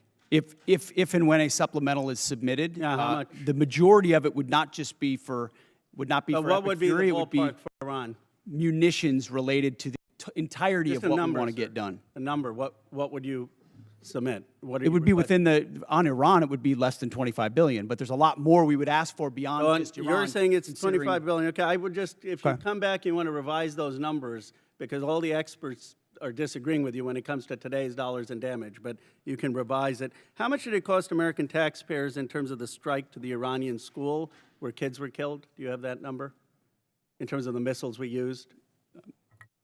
As I've said, that unfortunate situation remains under investigation. You don't know how much it 15-6 costs the investigation, but I taxpayer? wouldn't tie a cost to that, to anything. It's a reasonable question, no, sir? I mean, our taxpayer money was going there. Do you know how much it will cost Americans in terms of their increased cost in gas and food over the next year because of the Iran war? I would simply ask you what the cost is of an Iranian nuclear bomb. I'm going to give you that I opportunity. would simply ask you what the. Yeah, you're but playing gotcha sir, questions sir, about no, it's domestic not. things. I'm not. You're saying it's a gotcha question to ask what it's going to be in terms of the increased Why cost won't of you gas answer what and it costs to prevent Iran from getting a nuclear bomb? I give you that, sir. But let me. What if you would could it just cost? ask my What would you pay to ensure Iran doesn't But get a nuclear can you- bomb? do you- What would Sir, you pay? I reclaim my time. Do you not know? You had no one do the analysis of what the increased cost of gas and food on the American people are going to be? What is the cost Let of me- let Iran me give holding you the that number. straight at Let me issue give with you the nuclear number. weapons? It's $631 billion, which means it's an increase of $5,000 a year for American households. Now, let me give you this point. You're saying that your operation is preventing a nuclear Iran. Will you acknowledge that there is an economic cost to the American people for doing what you believe is necessary to make Iran denuclear? Will you acknowledge the economic cost? We have an incredible economic team that's managing this better than Yeah, but what the previous but to administration did to our acknowledge that- economy, to acknowledge what the there's a previous cost. administration You- did for you the don't even inflation, know what the- you know what what's the previous upsetting? I reclaim administration my did with time. You know, COVID, Secretary- and you're going to Secretary, lecture this I reclaim administration my about time, the sir. economy? You know what is upsetting? to me? Incredible. You didn't even do the analysis on how much it's costing the American people. It's one thing if you said, okay, it costs the American people $5,000, but we think it's worth it. That's what we've done in World War II and other wars. Here's what it costs. You got to pay for it. You don't even know what the average American is paying. You don't know what we paid in terms of the missiles that hit the Iranian school. You don't know what we're paying in terms of gas. You don't know what we're paying in terms of food. Your 25 billion number is totally off. It's the incompetence. It's the incompetence. Let me ask you this. Certainly, maybe here we'll find agreement. There were still 440 pounds of low-enriched uranium, correct, when President Obama, after the JCPOA? Is that accurate? The amounts and types are classified. Okay. Will you acknowledge that there were 970 pounds of uranium enriched after Trump tore up the JCPOA? The JCPOA was a terrible deal that allowed Iran a path to a nuclear bomb. You deal with vague platitudes. I'm asking you about numbers. Like, you don't know what gas costs, you don't know what food costs, you don't know what the operation costs. You know, I get sound bites, but how about numbers? Do you know how much the enriched uranium was after you ripped up the JCPOA? Trump did. I'll give you a number. I know that, as was stated by early on, the price of gas is twice as expensive in California, your home state, as anywhere else in the country because of the horrible policies your state pursued. You know what? It used to be that type of stuff worked, and then you started to lose the people that you campaigned you wanted to be for, because you said you wouldn't get us into bad wars. You said you would bring down the prices. You know what I'm sad for? I'm sad for all the people who voted for Trump. I'm sad for them because you betrayed them. You betrayed a lot of that MAGA base. And you know who knows that? J.D. Vance knows that. Gentleman's time's expired. Chair now recognizes the gentleman from Nebraska, Mr. Bacon. Thank you, Mr. Chairman. I thank all three of you for being here today. It's a real privilege to be a part of this committee. We're the most bipartisan committee out of 20 in Congress. We have a tradition of voting on NDAAs with large majorities year after year. And it's important not to be a Republican first in here or a Democrat first. We're Americans trying to ensure that our country is well defended. And in that spirit, I compliment the operations in Iran. I served 30 years in the Air Force. We were attacked repeatedly by proxy groups from Iran on every deployment I was on. They were the #1 threat where I was located. I've lost friends, like at Khobar Towers. Iran with a nuclear weapon would have been an existential threat to our country. And if they had a missile that could hit New York, they would have done it. They would have done it 2 months ago. So I support our operations there. I think it was good that we got Maduro out. You know, I would say it would be important to get the representative government that duly won their election there, and not good to replace one dictator with another dictator, but Maduro was bad for their country. And I support our 5% GDP spending. There's no way to modernize our nuclear force, 6th-generation fighters, take care of our men and women in uniform without being at 5% GDP. But also in the spirit, I share a bipartisan concern of the firings that we've seen at the Pentagon. 4 of the 6 service chiefs, for example, the Coast Guard. We had a huge bipartisan majority here that had confidence in the Army Chief of Staff and the Secretary of Navy. And I would just point out, it may be constitutionally right. You have the constitutional right to do these things, but it doesn't make it right or wise. Now, my first question is dealing with the housing allowance, something I've been working for the last 2 or 3 years. Our housing allowance is underpaying people in certain areas. And the department, and it hasn't started under this administration, it's been going on for a while, they take out 5% of the housing allowance. They send it to other needs. But that means we're underpaying our servicemen and women living off base by 5%. So we tried to fix it with a $2.9 billion line item to fix housing allowance, but that money was moved. So Mr. Secretary, could you tell us how we're going to fix this? Because we have a shortfall in housing allowance, and we tried to fix it out of here, and I'd like to get it fixed. Congressman, I agree with you. I think that is precisely the kind of quality of life issue that's been ignored time and time again. Oftentimes with good intentions of trying to do some trade-off with something else. But I mentioned the 7% pay increase. That's just for junior enlisted. It's 6% from E6 to 03, and it's 5% from 04 all the way up. But closing that gap, TRICARE reimbursement's a big one we're going to look at as well. If we reimburse TRICARE lower than Medicare, then no one wants to take TRICARE, and now you don't have a real network for service members. So those places where we pinched pennies to try to eke out additional budget space have really hurt service members. So I'm committed to working with you on that to close that gap and ensure that folks can live where they are asked to serve Thank you. because they can afford housing. Okay, I think this has already been addressed to a degree, but I just want to emphasize, we did put $400 million in for Ukraine. I asked you to execute it. It's important for most of us in here. It has overwhelming support. Also, I'm the chair of the Baltic Security Caucus, and we've put money in for the Baltic Security Initiative. These people love America. They love freedom more than anywhere I've ever been, and they need us. They're on the front lines with Russia. Mike, I have a question for the chairman. So we did 29 years of the nuclear alert, airborne alert, the Looking Glass mission. In 1991, we turned that off because the Cold War turned to our favor. I think we're back to where we were at. Russia's a threat. China's building a nuclear force to match ours. I think we need a Looking Glass 2 and restore that nuclear command and control survivability that gives us deterrence. Russia, China needs to know no matter what they do, we can launch those 400 ICBMs. What's your vision for the Looking Glass 2 or the follow-on? Well, sir, as you know, right now we're looking at all three legs of the nuclear triad to make sure that that most critical backstop on our nation's most important day is reliable, redundant, and workable. And so we'll take a look at that. I know the team already deep in analysis on all the from NC3 to the end state. But what I want you to know is the most important thing is the ability to execute if we had to, and we can. You know, for 29 years we had a plane airborne with the general on board, and it gave the Pentagon, the White House, STRATCOM the assurance that we had a backup. I think we're back to the future. Yes, and sir. I appreciate your look at it. I just flew with them, and they were doing great work. Gentleman's time's expired. Mr. Chairman, I yield. Chair now recognizes the gentleman from Massachusetts, Mr. Keating. Thank you, Mr. Chairman. I want to talk briefly about the current U.S. doctrine and conduct of the administration in a particular event and a series of events, actually. As everybody in the dais and the witness table is aware, the Department of Defense Law of War Manual specifies that any order to kill shipwrecked persons in an illegal order would constitute a war crime.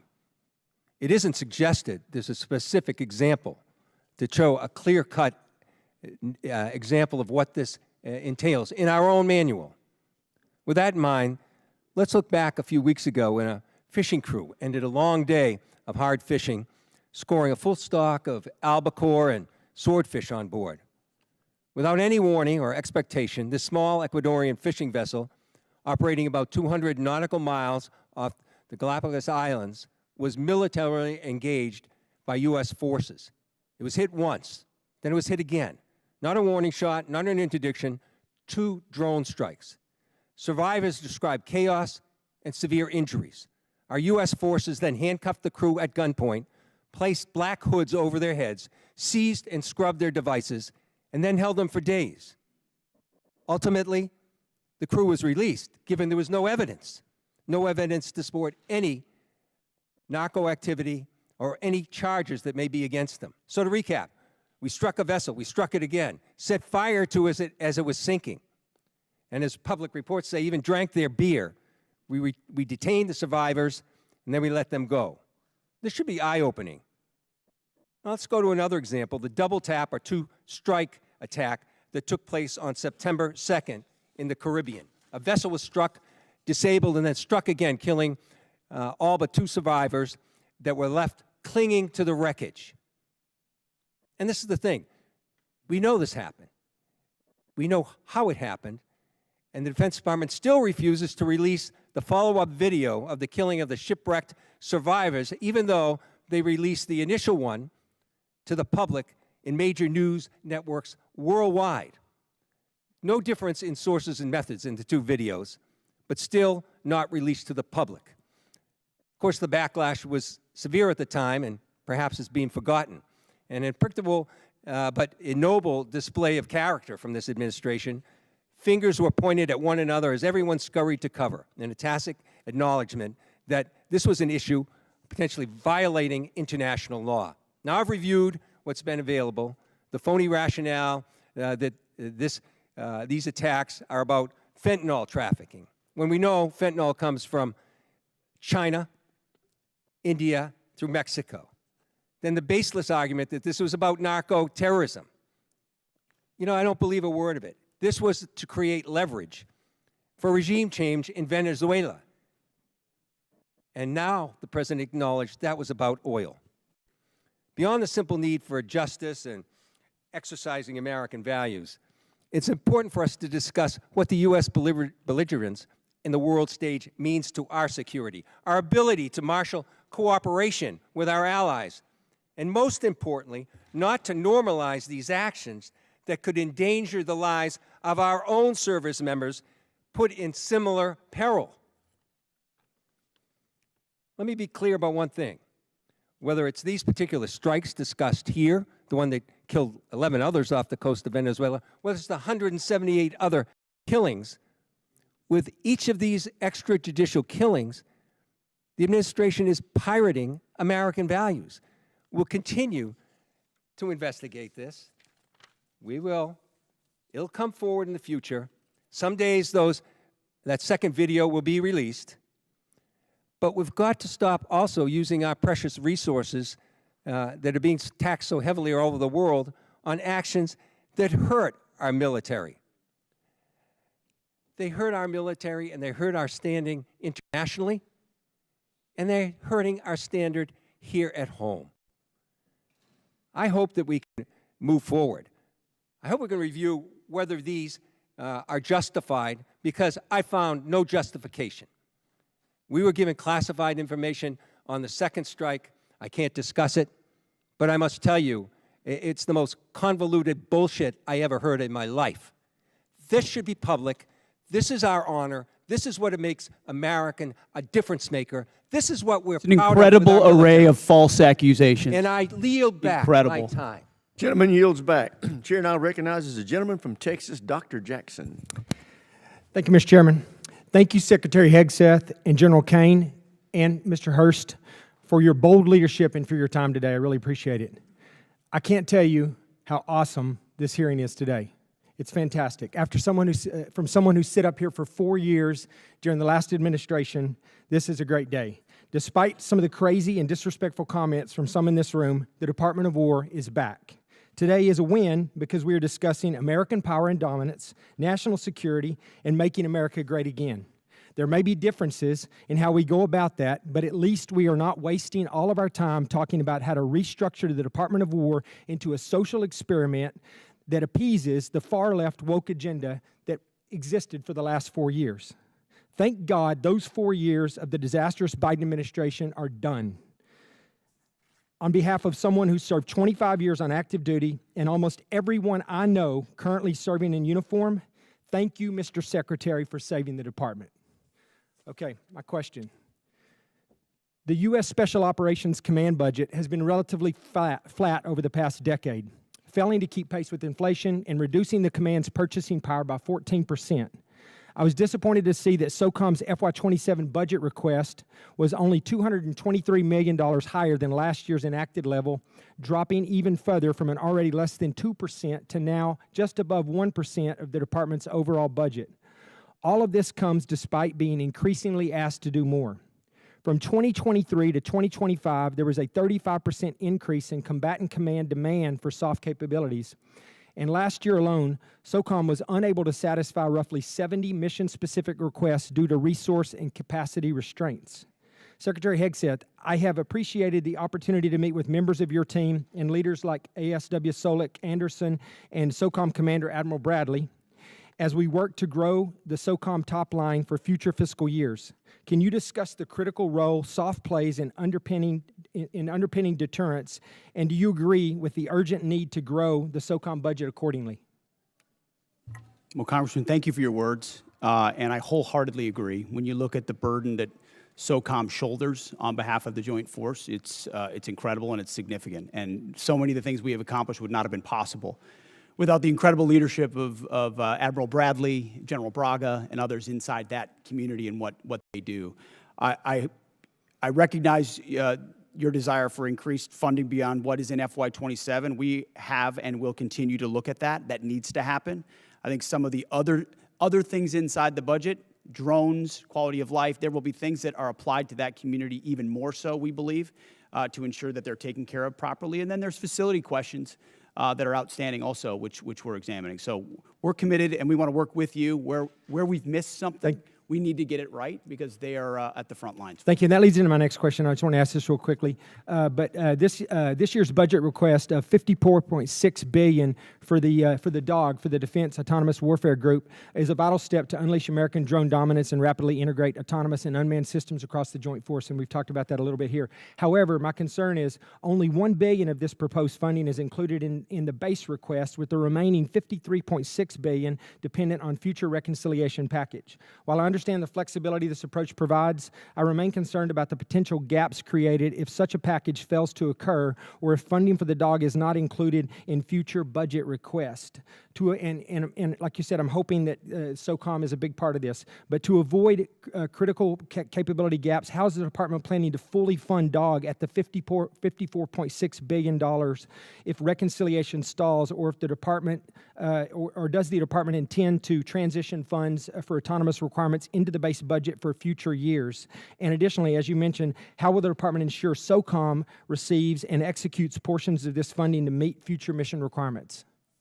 It's the right question, and we plan to work hand in glove with this committee, with OMB, with the White House to ensure that that reconciliation package is properly tailored and timed so that it is passed, so that critical money gets there. So we're not looking to FY28 or FY29 because we need those capabilities right now, which is why I appreciate the chairman's opening question about reconciliation. It is a critical vehicle in this calendar year to ensure this department is fully funded to meet the threats of the future. Well, thank you. Once again, I think you guys are doing an incredible job. I appreciate your leadership, and thank you for your time today. I yield back, Mr. Chair. Gentleman yields back. Chair, I recognize the gentlelady from Pennsylvania, Ms. Houlihan. Thank you, Mr. Chair, and I appreciate you gentlemen for being here today and for the opportunity to have a face-to-face conversation with each of you. I have many questions and unfortunately need to start with some that disturb me, Mr. Secretary, from your opening remarks. In your opening remarks, Mr. Secretary, you reserved more words and more time and more vitriol to condemn Democrats than you did for Xi and for Putin combined. It's pretty telling to me that you decided to use your words and your time for that. It turns out that Democrats, even Democrats in Congress, are patriots as well.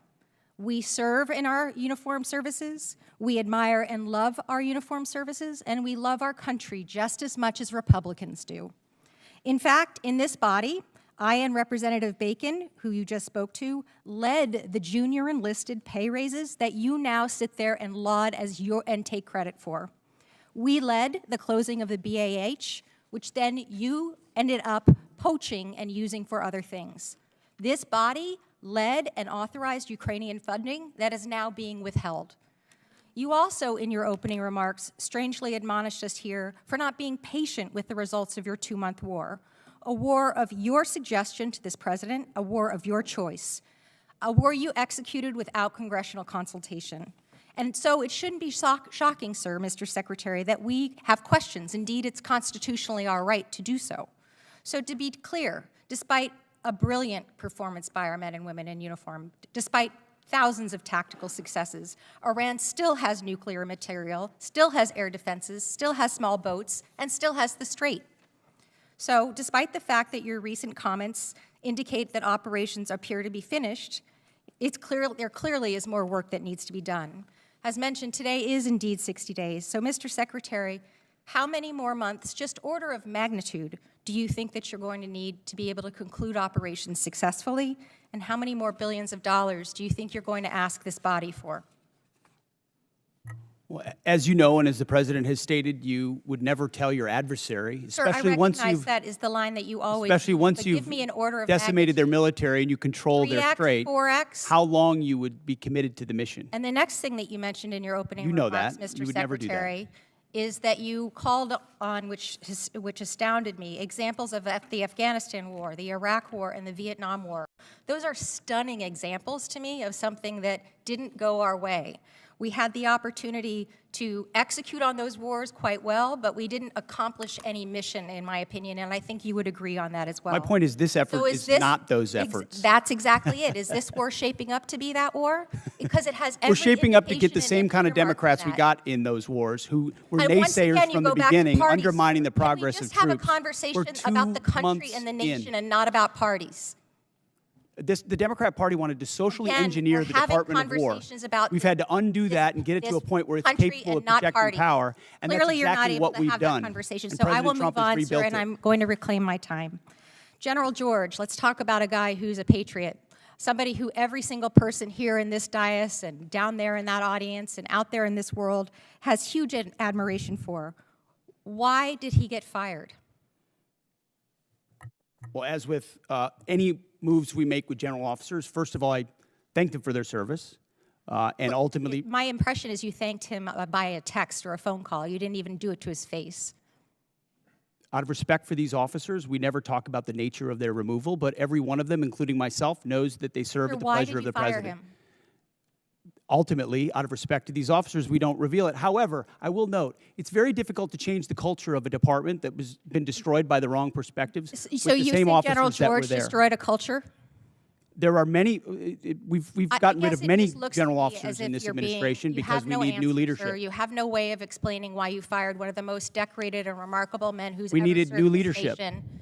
That's And my so answer. your answer is a very immature way of responding to my request. My next question has to do with my remaining time about the fact that there apparently are orders that you've recently given to the Navy to detail officers to command billets in special operations where they, the people who you're detailing, have already received bad performance reviews. They've received negative fitness reports. Is there a truth to that statement, sir? I'm not aware of what you're referring to. Have you ever ordered the Navy to add officers who never screened for Special Operations Major Command to the promotion list for flag officer? I'm not aware of what you're referring to. All right, I'll take that for no. Thank you, I yield. Generally yields back. For everybody's situational awareness, it's my plan at 1 o'clock or approximately 1 o'clock to recess for about 10 minutes to give the witnesses a chance to stretch their legs and visit the restroom if necessary. But with that, we will now go to the gentleman from Florida, Mr. Jimenez. Thank you, Mr. Chairman. And Mr. Secretary, are you aware that that Iran, either through our intelligence or they themselves, said they had about 500 kilograms of enriched uranium, up to about 60%?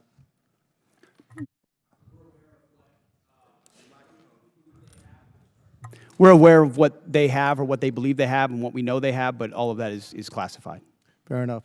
And if indeed they had 500 kilograms of your enriched uranium, how long would it take it to weapons grade? Quickly enough that it's a serious national security problem for the United States of America. that If should I be dealt said with. days or a few weeks, would that be inaccurate? You might be somewhere in the ballpark. Okay, thank you. Actually, you can just get that from ChatGTP. It'll give it to you. Okay. So so it's not that classified. All right. Would you say that our primary mission in this war is to deny Iran the capability to develop a nuclear weapon? Yes. And would you say that a regime that's capable of killing 35,000 of its own people within a 2-day period, are they capable, if they had the delivery systems, to carry out their threat to destroy Israel and also to harm the United States of America? Any regime willing to kill 35,000, and we think it might be more, 45,000 too. of their own citizens in cold blood, would most certainly be willing to use the most dangerous weapon in the world, especially as history teaches us, when a nation says they will do something, you ought listen. And when they chant death to America or death to Israel, if they got that nuclear weapon, history tells us they might use it. Well, Hitler said he was going to kill the Jewish, and he was going to try to eliminate the Jewish population and Jews from the face of the world. Nobody really believed him, but he really tried to do that. So when somebody tells me for 47 years that they want to kill us, I think I'm going to take them at their word. And so would you also agree that now another goal of ours is to make sure that Iran never blockades the Strait of Hormuz, never has control of the Strait of Hormuz? Would that be an objective of ours? What they're doing right now is effectively piracy. It's Correct. terrorism. It's threatening international shipping. And our blockade is signaling to the world that we actually control that strait. And I would ask this committee, what would this effort look like if Iran had nuclear weapons? Imagine if not Iran had nuclear capabilities, what they would do to wield over any advantage they have, from proxies to funding international terrorism. Mr. Secretary, also, not only would they do that, but imagine if we had not become energy independent. Under the previous administration, they were hampering our ability to be energy independent under the guise of the Green New Deal, which is insanity, by the way. I'm going to go back a little bit in history. We were bombed, Pearl Harbor was bombed on December 7th, 1941. Do you know how long it took for the United States to have its first major victory in World War II? In the Pacific Theater? Number of years. No, it was actually 6 months. It was the Battle of Midway, all right? It was a turning point of World War II. Could you imagine if we had had the same Democrats asking then Secretary of War, all right, gee, it's been 2 months, okay, and we haven't won this war yet, back then. We didn't win a major battle for 6 months. Your job, the job of the military, what you've done in the first 2 months is extraordinary. And so, again, for a couple of final questions. Do you know how much money we spent on Ukraine? Helping Ukraine? Under the previous administration? No, right now, up to now. Upwards of $300 billion, $350 billion? You're probably right, about $300 billion. And yet I don't hear anything about, gee, how much money have we spent on Ukraine from the other side? The difference between them and me is this. I support the United States and their efforts to help Ukraine against a dictatorial, aggressive power like Russia, which is our second greatest adversary. But I also support our efforts to make sure that Iran never has a nuclear weapon. And so you'll always have my support, and I'm pretty consistent in that. I also support our efforts in what we did in Venezuela. We still have to go a little bit further because that remnants of that regime are still there. And we need to provide freedom for the people of Venezuela. And also, one thing, for me, I guess what I'm looking for in this war with Iran is to make sure that Iran never has a nuclear weapon, that we have established an inspection protocol to make sure they never get a nuclear weapon, and that we control the strait, and they never can control the strait. Gentleman's time's expired. Chair, now Thank you. recognize the gentleman from Colorado, Mr. Crow. Thank you, Chairman. Mr. Secretary, I want to go in a little bit different direction. Timothy Parlatore served as your private attorney, correct? Correct. And Mr. Parlatore also served as private attorney for President Trump's campaign, correct? I'm not privy to every professional position that he's held. Well, I'll help you out. He did. And you appointed Mr. Parlatore as your senior advisor, correct? He does reserve duty on behalf of the Navy. His title is senior as an advisor. You gave him that title, correct? And I would count him as very much an advisor of mine. Yep, he travels with you, correct?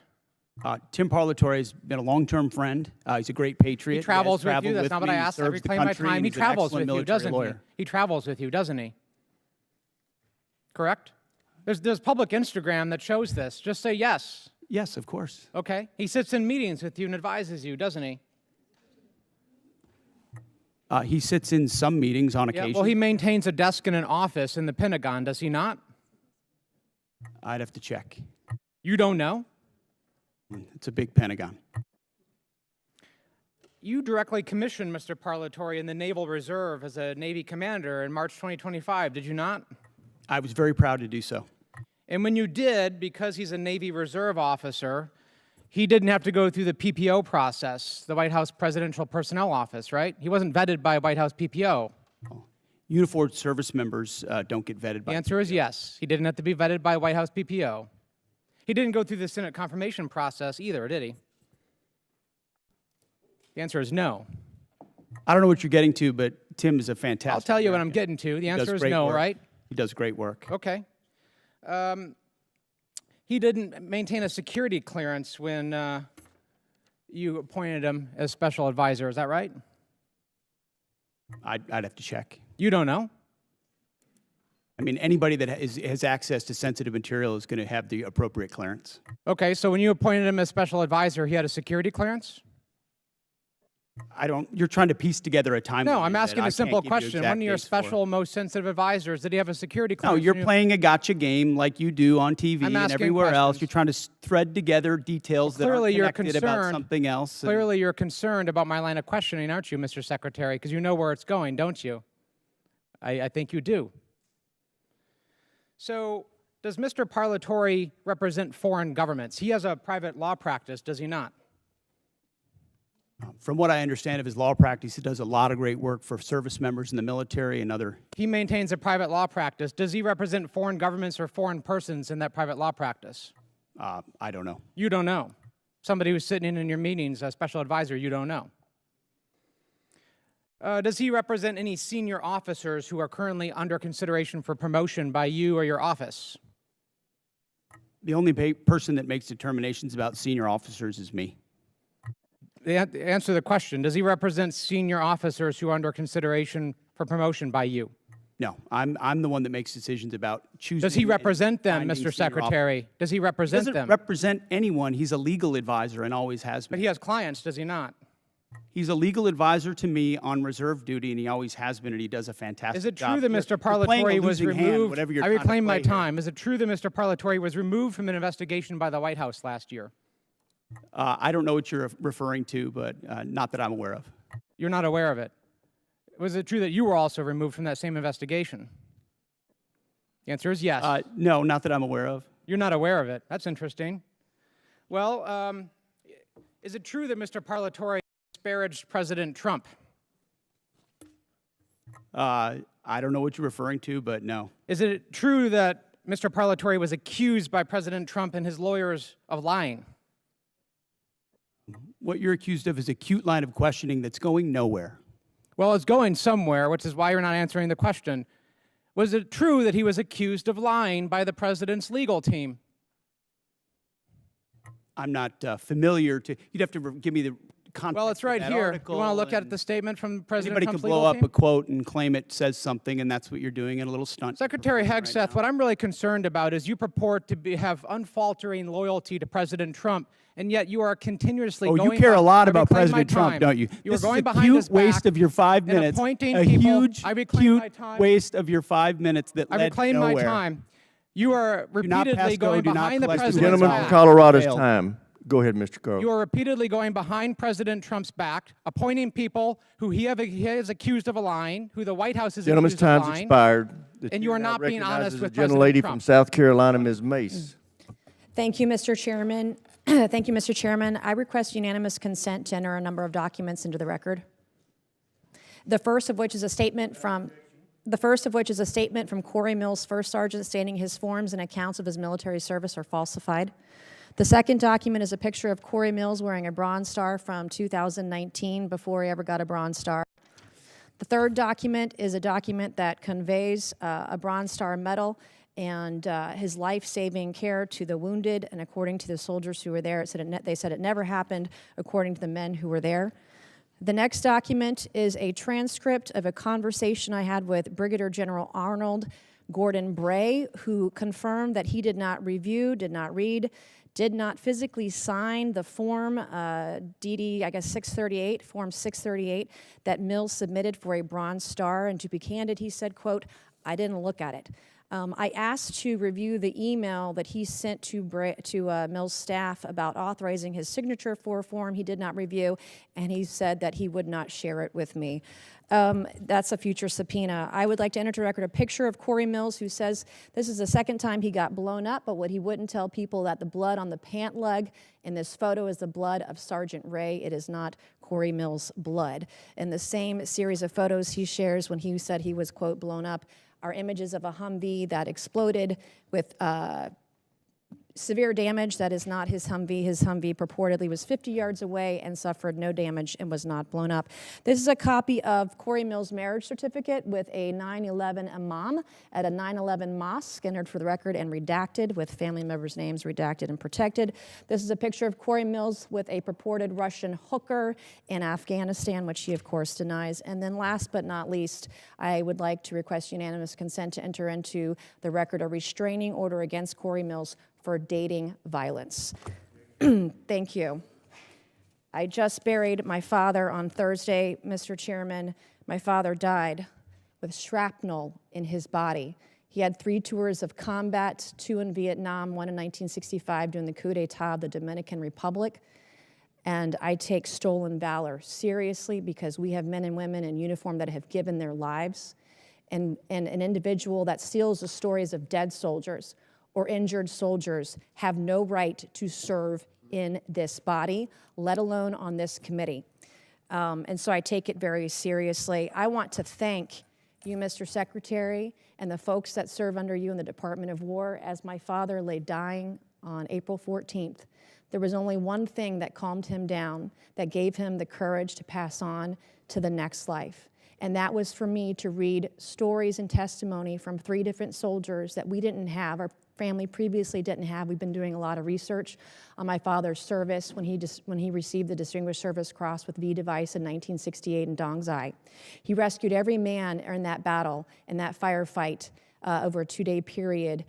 He rescued them dead or alive on his own. He stood up to take fire over and over and over again. He called on artillery, heavy artillery, onto his position. Within 100 meters of his position, the man should have never made it out of Vietnam alive.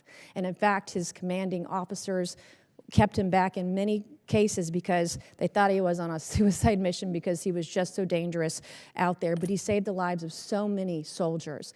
And so as he was taking his final breaths, I was provided by the Department of the Army some testimony of soldiers we didn't have, and diagrams and information. It was the one thing that calmed him down so that he could pass away knowing that he was a war hero and knowing that Jesus loved him.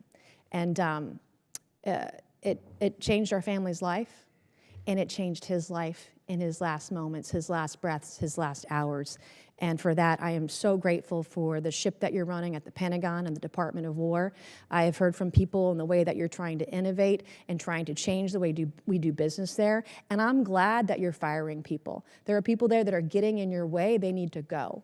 And the efficiencies that you want to bring, whether it's shipbuilding, whether it's cyber, whether it's AI, whether it's public-private partnerships, we have never seen a secretary at the Department of War who has been as innovative as you have. So I can't say enough good things about you right now. I was impressed. I was concerned about troops on the ground in Iran early on, and I was impressed with where we are today, how those soldiers were evacuated that got in that flight that crashed. But everything I have seen, you have surpassed all of my expectations, and I just want to say thank you from the bottom of my heart, and God bless you. Gentlelady yields back. Chair now recognizes the gentleman from Maine, Mr. Golden. Thank you, Mr. Chairman. Good morning, Mr. Secretary and General Caine. I'd like to use my time to drill down on an important decision concerning America's surface fleet. That is the future of the DDG-51 Flight 3 destroyer. Everyone on this committee knows about the Navy's struggles to successfully design, manage, and field new classes of ships. To name a few examples, I'll highlight the Littoral Combat Ship, the Zumwalt-class destroyer, and the recently canceled Constellation-class frigate. By any measure, the Arleigh Burke-class destroyer has been a highly successful program that continues to deliver the Navy a large surface combatant it can depend on. So the Zumwalt-class destroyers were going to replace the Arleigh Burke. It's a ship with some interesting capabilities, but the Navy rushed to construction before the design was complete, and it lacked a workable weapon system that the Navy wanted to outfit it with. So the Navy scrapped the program at 3 ships and went back to the DDG. I'm in my 8th year on this committee, and the entire time I've been in conversation with the Navy publicly and privately about the latest Flight 3 destroyer and how critical a role it would play, and now is playing for the surface fleet. And yet, even before we delivered one to the fleet, the Navy was already planning the DDG-X. I'm skeptical about the transition to yet another new class of surface ship, given the troubles I've laid out already. From my perspective, we have a proven hull for an Arleigh Burke destroyer that is described by CNO after CNO again and again and again as the backbone of the Navy's surface fleet. But now I'm even more skeptical. The proposal cuts production of the destroyer down to just 1 ship, scraps the future destroyer, and proposes $17 billion to build just a single new battleship, a class of ship the Navy decommissioned in 1992. Mr. Secretary, when you visited Bath Iron Works, you discussed this budget proposal with shipbuilders. You said, quote, "We're maxing out on DDGs. It's a workhorse, and it's a damn good workhorse." You were right about the DDGs. They are a workhorse. They're cost-efficient, deadly effective, and feared by our enemies. And I'm wondering why would we move on so quickly from a relatively new Flight 3 destroyer that's the gold standard for ballistic missile and drone defense capabilities. It's a ship that's proven itself time and again, recently in the Mediterranean, Persian Gulf, and the Taiwan Strait. I understand the Navy wants to field hypersonic missiles, but look no further than the 3 Zumwalt ships that the Navy has in the fleet that have been refitted with vertical launch tubes capable of delivering hypersonic missiles at a great payload at over 17,000 miles this year.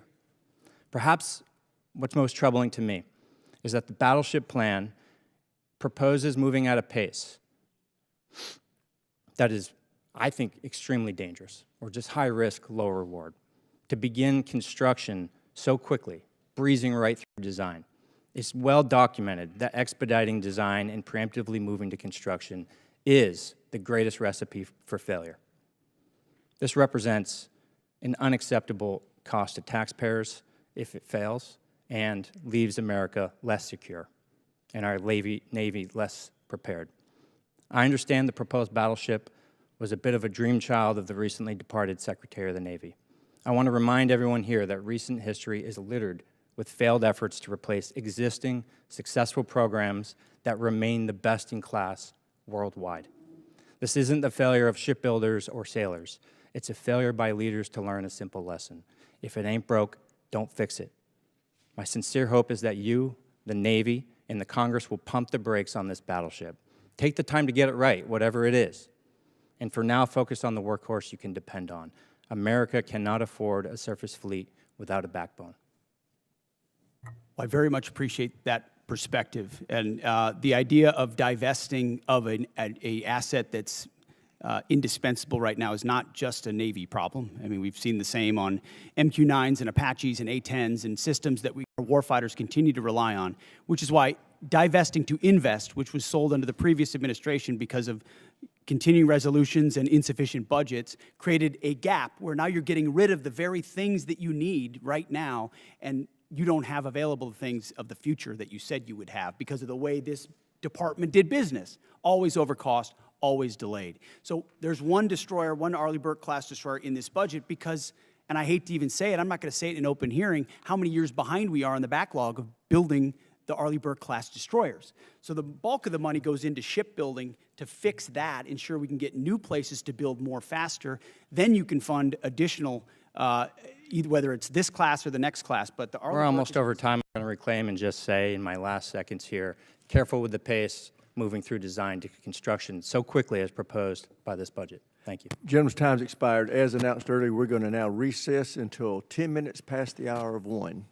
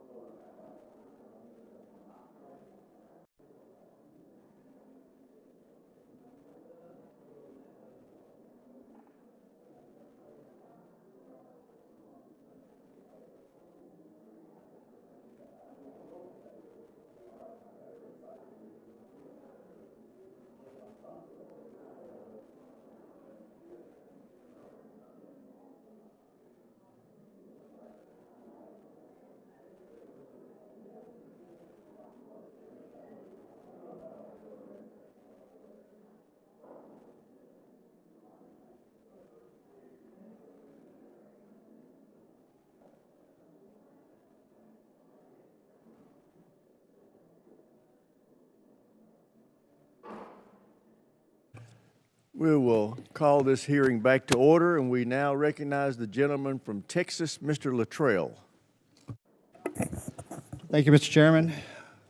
Mr. Secretary General, thank you for your service and your continued service to this great country. Mr. Secretary, a few weeks ago, our Commander-in-Chief, the President, signed an executive order over research on psychedelic medications, hovering over the veteran space as well as active members. Could you, and I know you're aware of this, and the health and well-being of the service members and the veterans is very near and dear to my heart. We lose over 6,000 veterans a day. A year. I would love to see that trajectory go to zero. Can you, at a high level, is the Department of War interested in kind of coming in with VA, HHS, NIH, and pushing this type of research? First of all, thank you, Congressman, for all the work you've done on this. There's no more passionate advocate for them, and it was great to see you in the Oval Office with your brother and with so many other SEALs who are saying, hey, this option saved my life or gave me a new lease on life.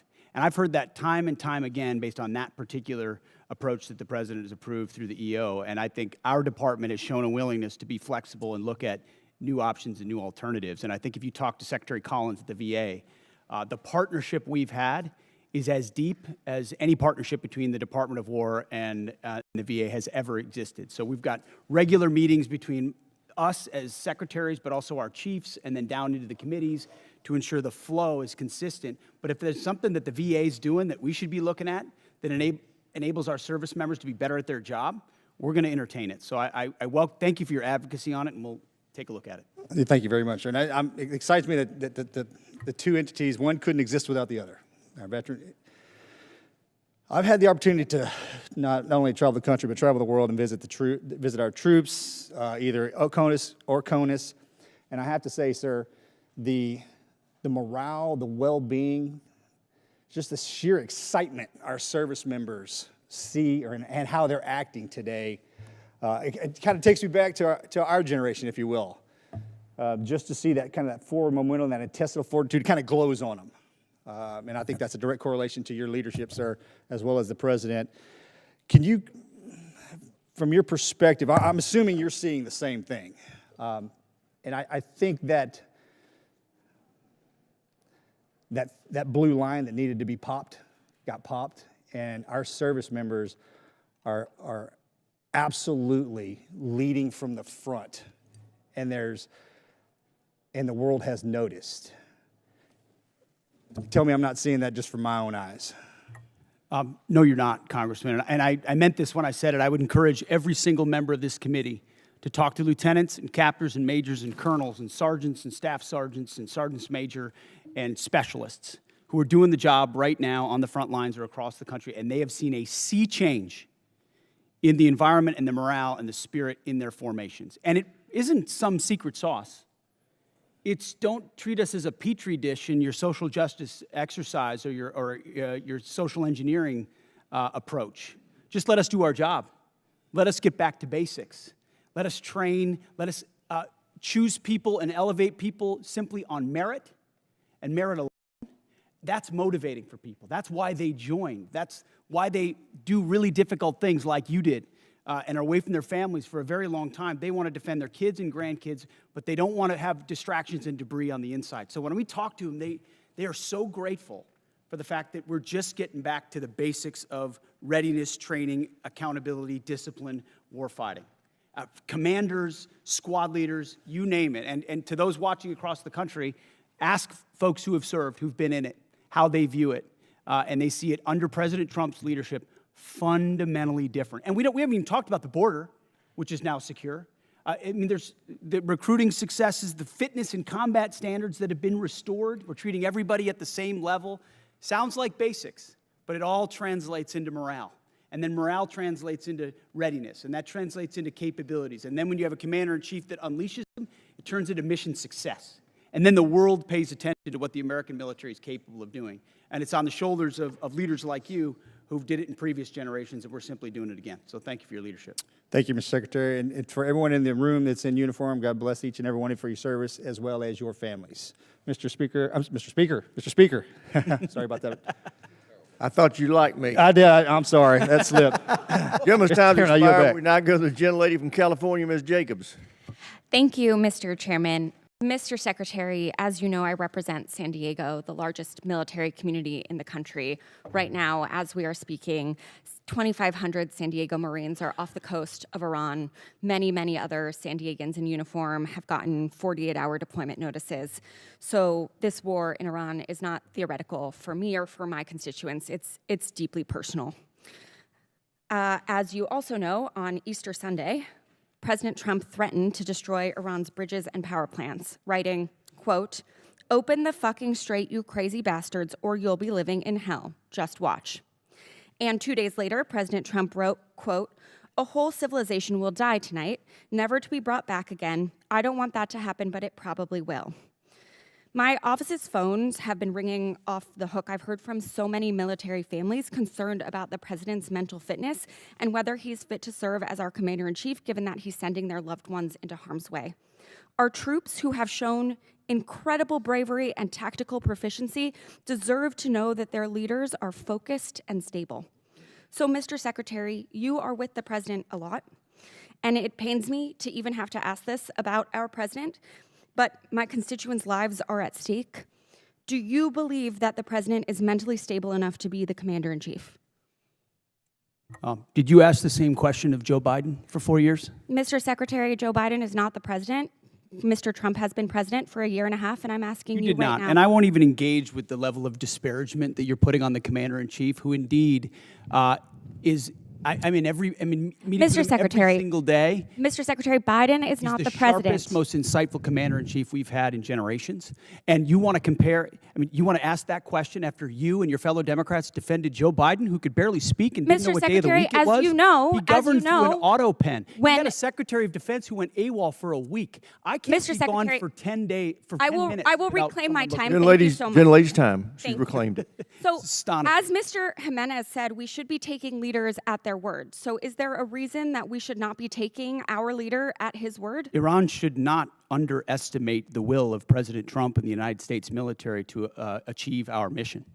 Okay, well, I want you to know this is not a partisan thing. In fact, many Democrats have had, many Republicans have had these same questions. Marjorie Taylor Greene said he's out of control and he's gone insane. Candace Owens said the 25th Amendment needs to be invoked. Megyn Kelly, Tucker Carlson, who you used to work with, Alex Jones, Stephanie Grisham, the list could go on. So how do I explain to my constituents that while they are in harm's way, their commander-in-chief is posting these unhinged posts? How did you explain to your constituents what happened on October 7th, or what happened in Afghanistan, or what happened with the debacle and the withdrawal in Afghanistan, where the troops were left? How did you explain that with Joe Biden's leadership? Mr. Secretary, how did you I'm not explain that to the asking you Marines about that the didn't get previous medals, that administration. we restored their medals because of that Mr. disastrous Secretary, withdrawal in I'm asking Afghanistan? about Did you what's explain that to happening your right now. constituents when Joe Biden was asleep at the wheel and he had an AWOL Okay, Mr. Secretary of Secretary, Defense? how I don't about think this you did. next post? How can I explain this next post to my constituents? I'm Jewish, so this doesn't really bother me, but my understanding is that this is quite offensive to many Christians. So how do you explain this post? I'm not here to explain posts. We have an incredible commander-in-chief Okay, who puts Mr. our troops Secretary, first. I'm here for a budget hearing about our troops. This is It's a historic about budget that's giving our us troops. a chance to defeat Mr. Secretary, our adversaries, Mr. and President Secretary, Trump is please, doing that this in is my world-class time. fashion. This is about Gentlelady our has troops. reclaimed her time, Mr. Secretary. This is about our troops. This is about who is commanding our troops and if our troops can trust that they are being sent into harm's way under good strategy. The mental stability of our commander-in-chief is deeply important to our troops. It's deeply important to this country. It wasn't our important to you troops' during Joe lives at Biden. stake. I'll remind you that when there were concerns, Democrats came together, and he was not our nominee for president. So I encourage you to have the same courage that Democrats had. Mr. Secretary, you keep saying that he is the best commander-in-chief we've ever had, the best negotiator. Talk to the troops. 13 American troops have died. More than 380 have been wounded. The Strait of Hormuz, which was wide open, is now closed. Less than 90% of traffic through the strait is still not going despite the ceasefire. The Iranian regime is still in power. It still has nuclear material. The war is costing Americans billions of dollars. And Mr. Secretary, if you think that this is what winning looks like, then maybe we should be questioning your mental stability. Maybe you are the one responsible for this failure, and the president should think about replacing you. Mr. Chairman, I yield back. Gentlelady yields for the back. wrong Chair, I side. recognize She's not the gentlelady surprised. from Virginia, Ms. Kiggins. Thank you, Mr. Chair, and thank you to our witnesses for being with us. I have the privilege of representing Virginia's 2nd Congressional District, so Hampton Roads, home to a lot of our East Coast Navy. And I had the privilege of attending the VFA 106 Change of Command on Friday, which is our fleet replacement squadron for the F-8 for the aging F-18s. But what an awesome event. And to talk to some of the Navy leadership that was there and to listen to them say firsthand just about the morale of the squadrons that are currently deployed on the USS Ford, specifically talking to leadership. A lot of our children serve. It's a family business for those of us in naval aviation. And they're like, don't believe the media. The morale's amazing. Those guys are doing tip of the spear mission work. I live with a retired F-18 pilot husband who also is begging to find a way to get back in the cockpit because he's jealous of what he sees. So just that type of mentality. Thank you for that. I know that they're doing a mission, and keeping them engaged is an important part of the fight. Along those same lines about naval aviation, I would love to hear, Mr. Secretary, your thoughts about the future of naval aviation. I know that this is a budget hearing, so last year's budget, we had $900 million that we were looking forward to using in the FAXX program, and then the fiscal year 27 request was reduced to $140 million. And I, of course, keeping tabs on the Air Force, $5 billion for their F-47 program. So we love aircraft carriers. We love that mobile air superiority piece. What are your plans for the future of naval aviation? I kick and scream every day of the week here in this committee about the F-35s and getting them at our East Coast Master Jet Base. I know the FAXX is our next generation strike fighter, but just would love to hear your plans and timelines for the future of naval aviation. Well, I appreciate your comments, and then I would defer to the chairman, too, on it, on the remaining utility of the F-18s, which are still flying critical missions right now off our carriers and do a fantastic job. 30-plus years old, but yes. Yes, correct, which is why the issue of the FAXX is important. It's not a matter of if, it's a matter of when. It's a matter of trade-offs in industry and design and capabilities, ensuring we're not slowing other things down at the behest of others. So I think in August, the August timeframe is, I'm sure you're familiar with that. That's Is correct. what we're looking at. It's a critical capability that we need to fund for the future of naval aviation. I would defer if anything you want to add. Sir, I think you covered it. We don't need access basing and overflight off of a CSG and a CVN, and so it gives the Secretary and the President a lot of options. So, and I just want to echo the thanks for the Joint Force, on behalf of the Joint Force, for all 3 CSGs that are out there getting after it right now. I share your husband's jealousy, but just want the force to know how much we appreciate him, especially the Ford. Thank you. Thanks very much, General. And then, Mr. Secretary, just again representing a big Navy district and having just a concern for the Navy, could you shed any light on why the Secretary of the Navy was relieved and what that timeline to replace him looks like for permanent leadership? I think that's one of the reasons why we struggle with even, I think, about the basing decisions and, again, naval aviation, and I wish we would talk more about just the contributions of our aviators, but could you shed any light on that issue? Well, as the President stated, we thank the previous Secretary for his service. Appreciate a lot of the initiatives that he undertook. Ultimately, it was time for a new leadership and a new direction as far as running fast toward those objectives, and so we made a change. We think it's hard personnel is policy, and the sooner you identify, especially, we talked about general officers, as you're evaluating whether they're running with the mission they've been given, you got to make a change if they're not. The same with civilians, and in this case, we made that change. And any timeline to replace or have a new Secretary of the Navy Well, appointed? right now we have an acting in Hung Kao who's did a fantastic job as the number 2, and he'll be acting for now. And I would imagine we'll know in due time. Thank you. And then General Caine, I know you're a VMI graduate, and I know you're watching some of the partisan attacks that have been going on with some of our senior military academies, specifically in Virginia. And I was wondering if if you had any thoughts or have had any discussions about how we can remove some of our senior military academies from these partisan state politics. I think it requires a further discussion. We had 170 Army ROTC officers that we commissioned out of that school specifically, but we've seen pushes to shut down, defund, replace their board of visitors. Any thoughts on how we can be more protective of those great schools? Well, ma'am, you sort of started where I'm going to land on the importance of staying politics as the chairman and not unintentionally or inadvertently stepping into a political matter where I should not. As the secretary said, people are policy, and policies are things that we don't do in the joint force. I appreciate all of the commissioning sources that are out there. Gentlelady's Great time's leaders expired. come in, so Chair, now apologize. recognize the gentlelady from Washington, Ms. Strickland. Thank you, Chairman Rogers and Member Smith, and thank you to the witnesses for being here today. This committee is being asked to consider a $1.5 trillion DoD budget request that funds not only weapons and system programs, but the people, leadership, readiness, and trust required to make them effective. When senior leaders are removed abruptly or merit-based promotions are disrupted without clear explanation, Congress does have the responsibility to understand the rationale and operational consequences. So I'm going to focus on Secretary Hegseth. And to start, no one is disputing that senior officers serve at the pleasure of civilian leadership. The issue in front of this is whether the decision to remove General Randy George strengthened the Army or created an avoidable disruption during an active operational period. General George, who also served as commanding general at First Corps at JBLM, has been serving for 4 decades, including multiple command and operational leadership roles, culminating as Chief of Staff of the Army, responsible for readiness, force modernization, and the welfare of over 1 million soldiers and civilians.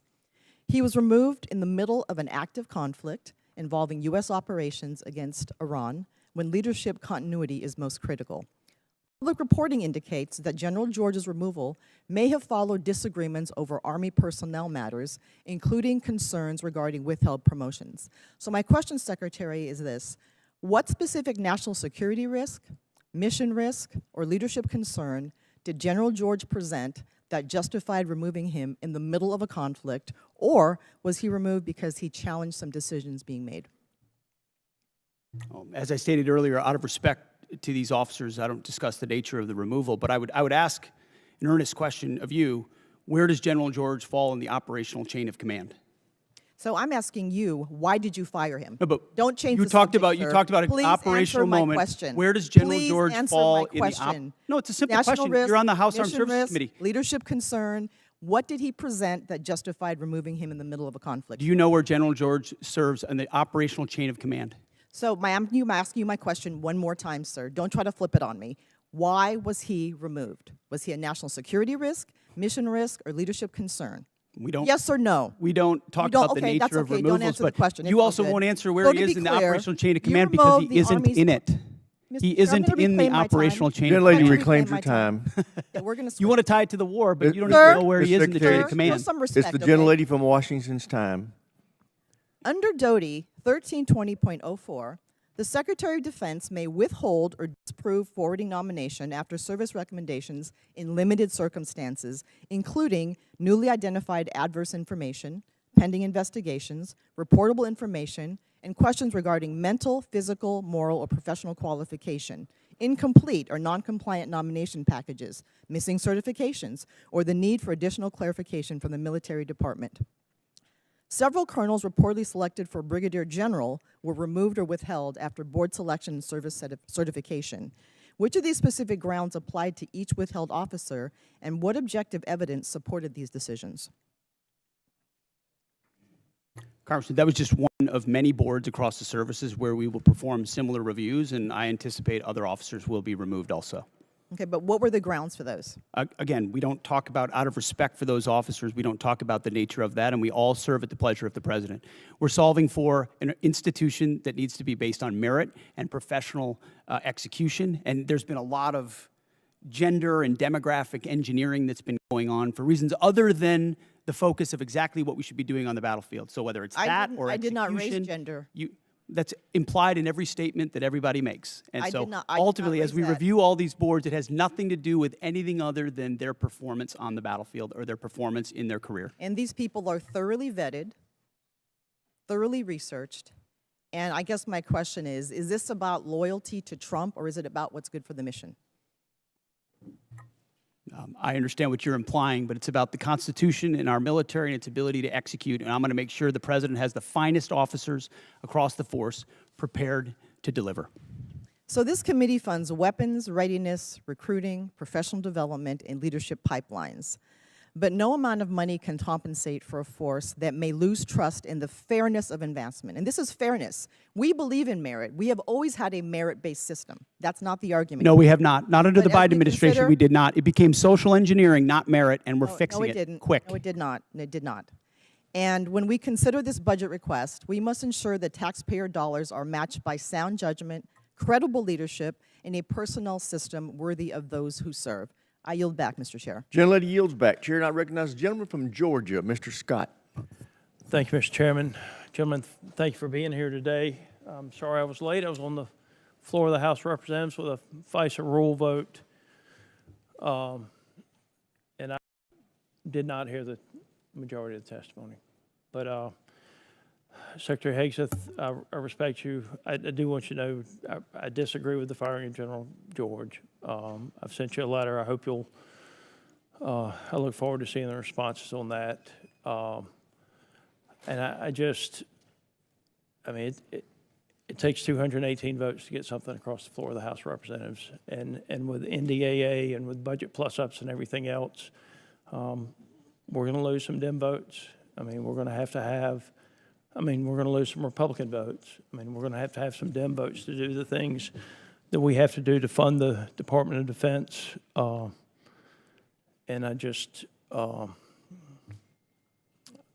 would encourage everybody to keep that in mind, because we're gonna lose some Republican votes on the plus up. General Caine, the Joint Staff plays a unique role in our strategic direction. The integration of services is what gives us a coherent joint force. I have seen where disputes in the Air Force and the Army led to the elimination of systems that we needed. As the Department has made attempts to right-size various components, could you talk about the importance of the Joint Staff and the value to the joint force?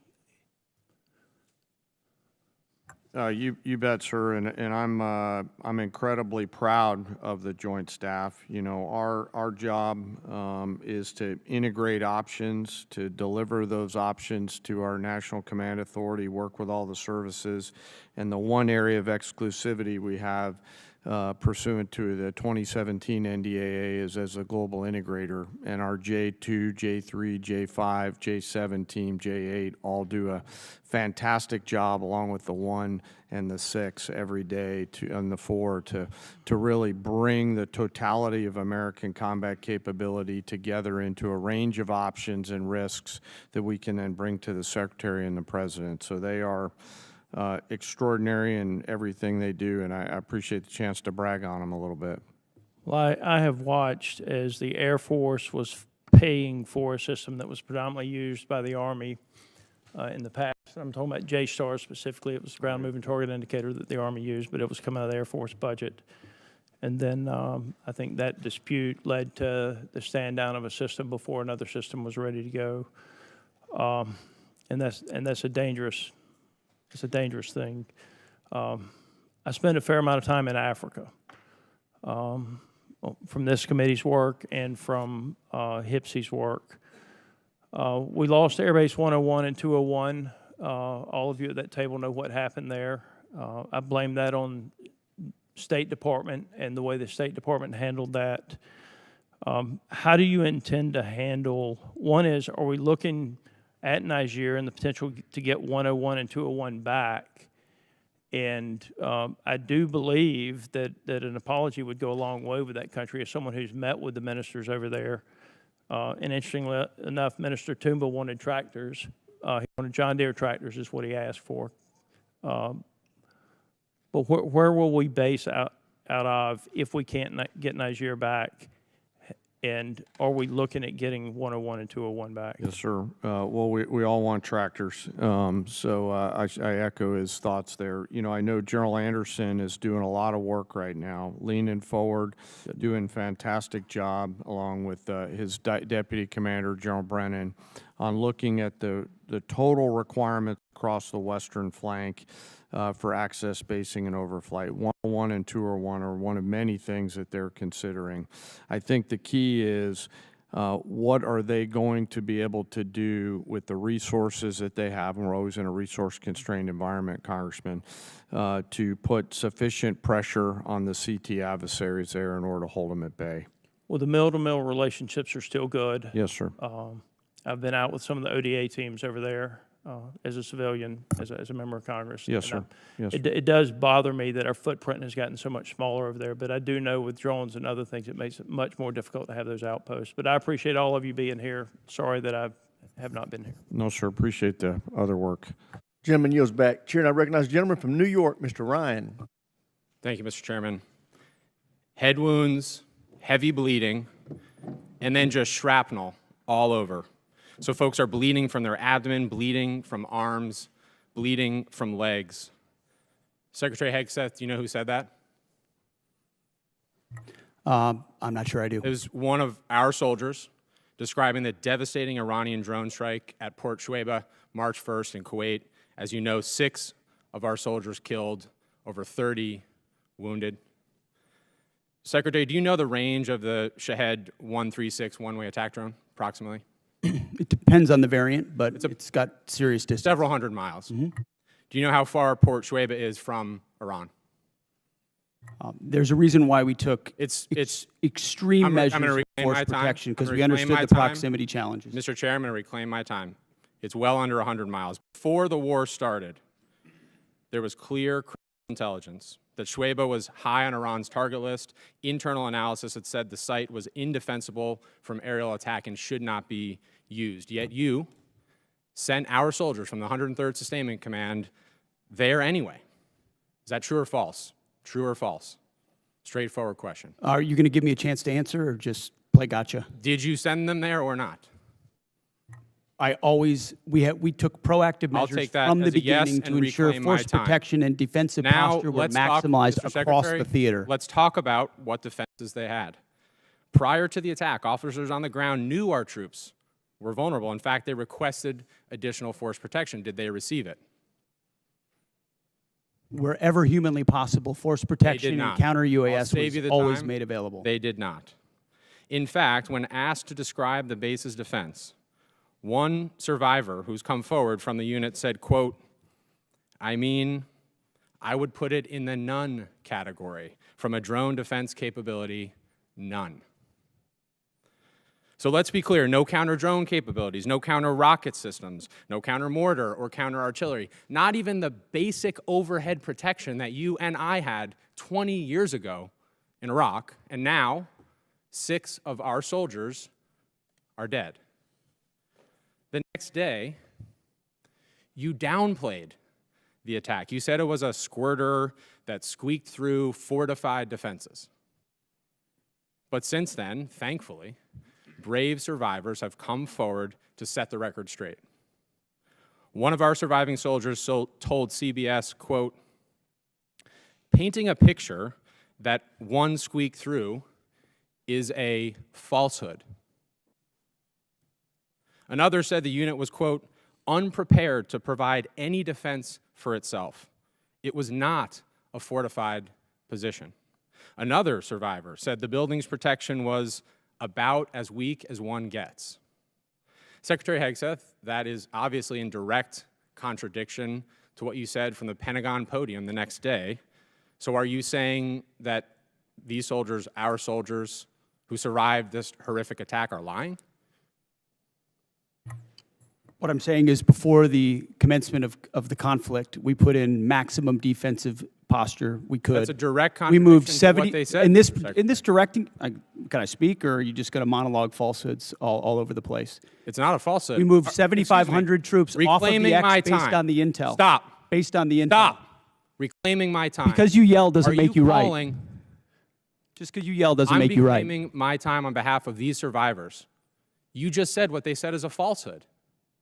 There's a much larger that true? picture. There's a much larger picture at play here that included integrated air defenses, bunkers, moving people off Then the why, X Mr. to Secretary, ensure are that they they were not dead? part of the target. We moved those troops and all across the theater, thousands of troops off the X, off of their bases, because we knew what Iran was going to try to strike, and we knew there So could no be a answer. tragic moment. No there could be a answer, Mr. tragic moment where Secretary. something Again. could get through. Of Again, course, that's the I'm consequence of reclaiming my conflict, time. and we Again. remember those 6 every single day. I want to finish. But don't play games with. I'm not playing games. raising I your want to voice finish and with pointing one more fingers. quote from a survivor of the attack, and I'll put this on the record.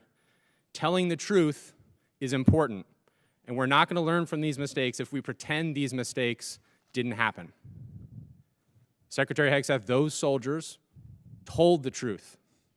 Those soldiers are braver than you are. I commend They those are asking for accountability. They deserve accountability, and I'm asking for the same, starting with you. And as I said a year ago, you need to resign immediately. I commend those And I soldiers. yield back. Gentleman yields back. Chair now recognizes the gentleman from Texas, Mr. Fallon. Thank you, Mr. Chairman. Secretary Hegseth, I want to tell you something right now. You focused our military once again, and finally, and you've shaped it into the meritocracy, and you've dramatically increased the United States' ability to project power, and when needed, lethality. And I mean, and as a result, our deterrents have never been more evident the world over. So thank you. General Caine, you mentioned in your opening remarks George Marshall. Unfortunately, some of your immediate predecessors were clearly one type of a general. They were Democratic generals. One of them, even in this committee, used politically charged rhetoric of the left. And I don't want Democratic generals. And for that matter, I don't want Republican generals either. I want American generals. You, sir, are an American general. You know exactly what we need generals, a Joint Chief of Staff that knows, understands, respects, and embodies your role to serve this republic, the troops, and the mission. And that is precisely what you're doing. And I want to thank you because you do remind me of George C. Marshall. He was a great American, and so are you. Secretary Hegseth, what do you know of any nation state that ever enriched uranium to 60% that then didn't make a nuclear weapon? Well, first of all, I want to second your comments about the chairman, and I agree. I appreciate how he does his job.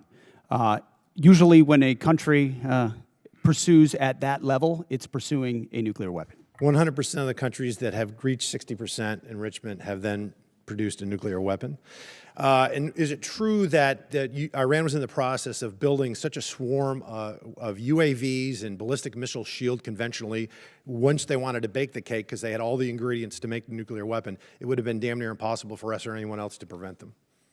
As I pointed to, the president was wise enough to understand that at its weakest moment, following the 12-day war and Midnight Hammer, now is the time to degrade their conventional capabilities, the umbrella they were building of missiles, long-range, short-range, cruise missiles, one-way attack drones, that they were going to use to blackmail the countries around them to not do anything about their nuclear program when they broke out from 60%. We know that to be they knew that to be their intention, and something had to be done about it, and President Trump had the courage to do it. Well, President Trump, there's been a lot of quotes that people have been mentioning his words, and I wanted to mention some that I thought were interesting. Here's a quote: "I will take no options off the table to prevent Iran from obtaining a nuclear weapon," Barack Obama. "Iran will never get a nuclear weapon," Joe Biden. "I will never hesitate to take whatever action necessary, and I will never allow Iran to acquire nuclear weapons. All options are on the table," Kamala Harris. And this one: "We would totally obliterate Iran. That's a terrible thing to say, but those people who run Iran need to understand that." Hillary Clinton, 2008. So it seems to me that Barack Obama, Hillary Clinton, Joe Biden, Kamala Harris, and Donald Trump had something in common. They weren't going to allow Iran to get a nuclear weapon, and some of them, 4 of them, were all words, and one of them took action. There's 93 million. We're involved in a land war in Asia. I get it. It's complicated. 93 million people, much larger than Iraq, but 80% of their country hates their guts. This is a regime that murdered 40,000 of them and gunned them down in the streets. They're responsible for over 600 American deaths. How long was World War II? You have any idea? In days? I have it right here. In days exactly. I got to multiply by 365, but yeah, it's 1,347 days. Korea was 1,129, and our involvement in World War I, which was rather quick, was 585. How long we've been involved in Iran? Just shy of 60 days. 60 days, 2 months. And what is the degradation of their Navy right now, Secretary? Their conventional Navy is destroyed. They had 3 drone aircraft carriers, they have none. They had 11 submarines, they had none. They had different frigate classes, they have none. They may have small speedboats at this point, Coast Guard type vessels, but their conventional Navy is gone. Air Force? Likewise, functionally destroyed. Command and control? It's hard for them. There's a reason why there's a challenge in communicating around a deal is because their command and control is fundamentally broken as far as who's in control and how they communicate. We could make very good arguments that the serious nature of any action in a country like Iran, there were good things to consider before doing it. There were also very good reasons to do it. The fact of the matter is, ladies and gentlemen, Republicans and Democrats, we're here now. This is an evil regime. We can fundamentally reshape not only the region, but the world. They were the largest exporter of terror and ballistic missile technologies. We need, gentlemen, to win. Secretary, General Caine, win. I yield back. Gentleman yields back. Chair, and I recognize the gentleman from Pennsylvania, Mr. DeLuzio. Thank you, Mr. Chairman. We all just heard pretty powerful reporting, courtesy of Mr. Ryan, from many of our wounded troops who were injured in the attack in Kuwait. Mr. Secretary, you heard direct quotes from some of them via CBS's reporting. They were willing to talk to the press. Things like they were unprepared to provide any defense for themselves in the unit. Things like we were moved closer to Iran to a deeply unsafe area that was a known target. Your spokesperson, Sean Parnell, in response to that reporting, said it was not true. Do you agree with that? He was calling these guys liars? I'm not calling our troops liars, and I don't know if what you're representing is correct or not. I'll take you at your word on that. But all I know is that we took every effort possible at the commencement of this campaign to ensure the defense of our troops, to include moving them off of known bases to places that were not known, and we had intel. Understood, intel Secretary. Were not known, and then those were fortified with bunkers and other fortifications with theater air defenses. Was our concern that something could I'm going to be pause you true? there. I'm going to give you a chance. Absolutely. Secretary, I'm going to You're give you a chance. disparaging me that I don't care. I'm about asking the you whether you passing think of- they're No, liars or not. You That's what I asked you you. are disparaging me that I don't care about the passing of our troops. Nope. That I asked think if you our thought troops they're are- liars, Secretary. That's disparaging and reclaim my smearing time. in every way. Nobody cares more Gentlemen, about the fate of our troops. Nobody cares Mr. about the Mr. health of our troops. Mr. Secretary, Nobody wants to bring them all hope Mr. more than I do. Secretary, I understand, but he insinuating controls the we don't time. He controls the time. You get to control your answer. And the gentleman's If we're allowed to answer. Mr. Chairman, thank you. Secretary, my question was clear, whether you thought they were liars or not. You don't seem to want to answer it. We can move on. The other part of what your spokesman said, and you just reiterated here, was that, and I'm quoting your spokesman, every possible measure has been taken to safeguard our troops, end quote. You mean to tell us, and I'll give you a chance to clarify, there is not a single additional thing you could have done to protect those troops who are now wounded, 6 of whom are dead?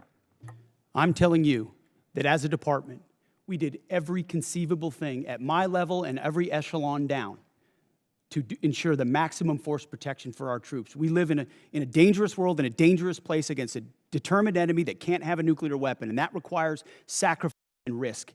And it tragically, in this case, it meant 6 Americans lost their lives and others were wounded. And we all know that, and that's part of the cost.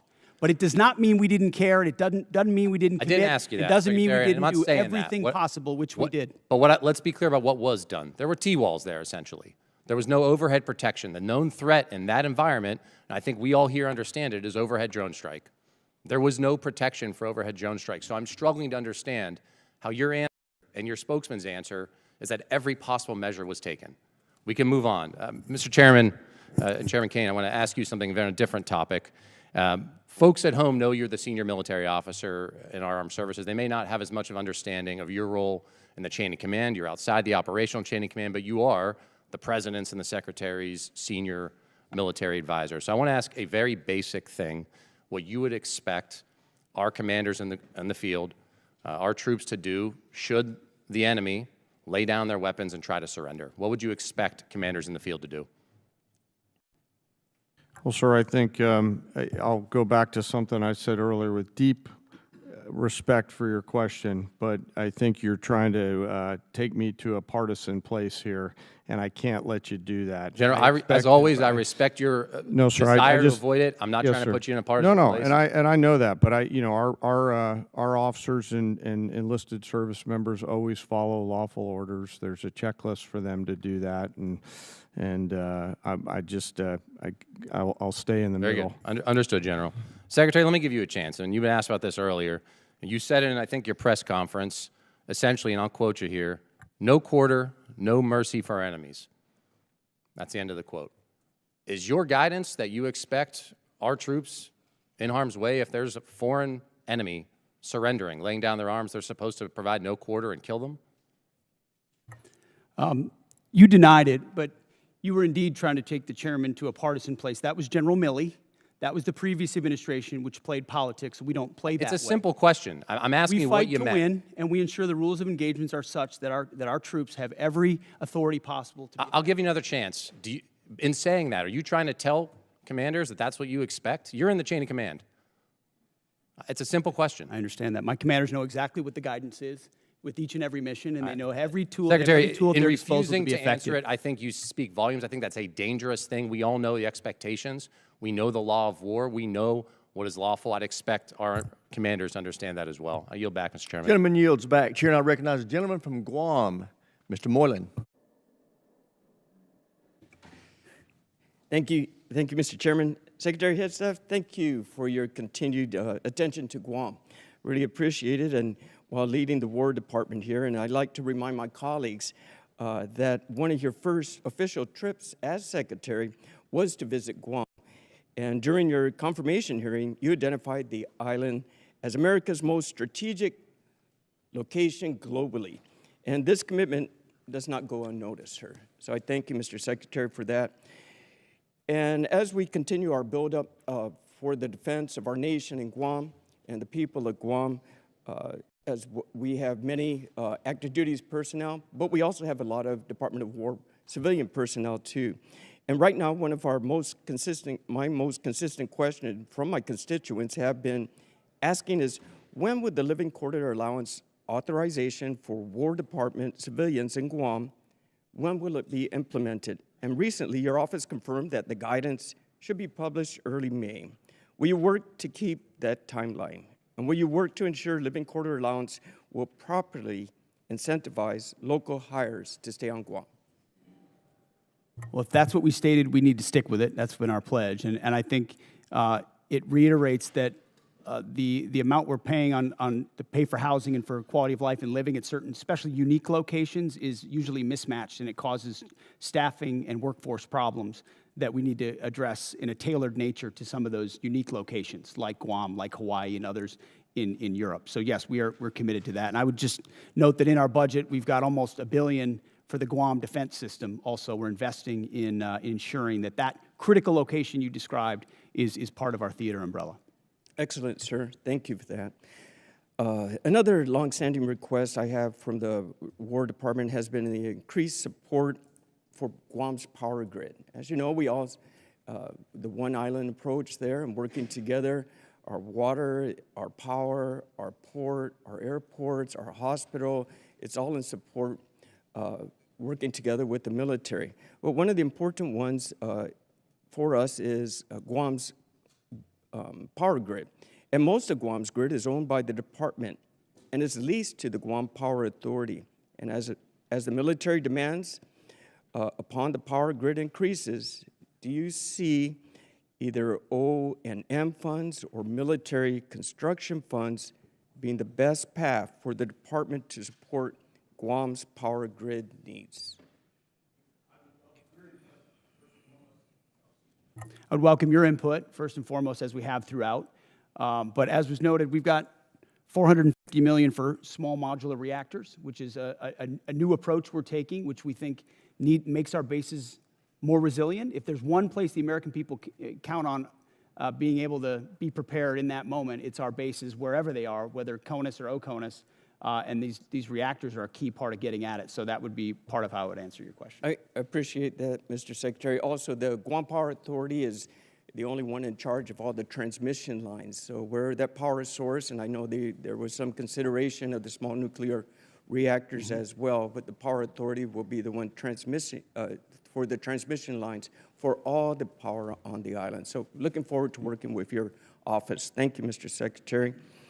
Another deep concern for the people of Guam has been the cost of housing, which is often driven up by large numbers of servicemen living on base in Guam, off base on Guam. And I've been impressed by the recent efforts by Joint Regional Marianas to reduce the reliance on existing housing stock in both north and south of Guam. Can you tell us how the Department of Housing strategy in Guam will work to keep homes affordable to locals, and if increased private sector involvement would help address my constituents' concerns? Well, we've got about $4.5 billion for family housing in the FY27 budget. It's something we recognize as a challenge, and in places like that, a unique challenge. There's also been a bureaucratic construction process, which has been a huge impediment, and you can imagine President Trump has demanded that we do something different and accelerate a different process to deliver those things in a more of a private sector, less bureaucratic fashion, and we look forward to employing those. Excellent, sir. And finally, we did have one discussion when we first met on Guam regarding the Medal of Honor possible recipients that are deserving of this. Now, Guam has never had any Medal of Honor recipients, and there's three names that we've... Gentleman's time's expired. Thank you. I would like to point out, once I recognize a member, they have control of that 5 minutes. If they want to give a speech, they can give a speech. If they want to ask questions, they can ask questions. But if you ask a question, I would hope you give the witness a chance to answer. But if they choose not to, then the witness has to recognize it's their time and cut it off and go back to them. But I want to stick... Sorry, go ahead. I want us to be respectful of each other and be able to make sure we maximize the use of this time. But everybody has to understand it's the members' 5 minutes once I recognize. Did the ranking member want to offer something? Yeah, I just want to second that. Yeah, it is members' time. I do hope members, you do ask a question. Got to allow for more than 2 words. Yes, if they filibuster or don't answer the question, feel free to interrupt. But I hope we can keep this respectful and it's more productive for us and for the witnesses and for those watching. Great. So thank you, Mr. Chairman. And with that, we will recognize the gentlelady from Hawaii, Mr. Kuda. Thank you, Mr. Chair. On February 2nd, President Trump said we should take over the voting in at least 15 places. The Republicans ought to nationalize the voting, despite the Constitution assigning primary responsibility for elections to the states. Federal law also draws very clear limits. Under 18 U.S. Code Section 592, military officers are prohibited from deploying troops or armed personnel to polling places unless necessary to repel armed enemies of the United States. That is this exception, not politics, not suspicion, not conspiracy theories, armed enemies. Secretary Hegseth, do you think American voters are enemies of the United States? A simple yes and no or suffice. I think legal voters, I think everybody who's legal should vote, yes. So American voters are not enemies of the United States? Yes. You're agreeing with me? I think America's legal citizens should vote, yes. How many armed enemies of the United States have attempted to interfere in the last election?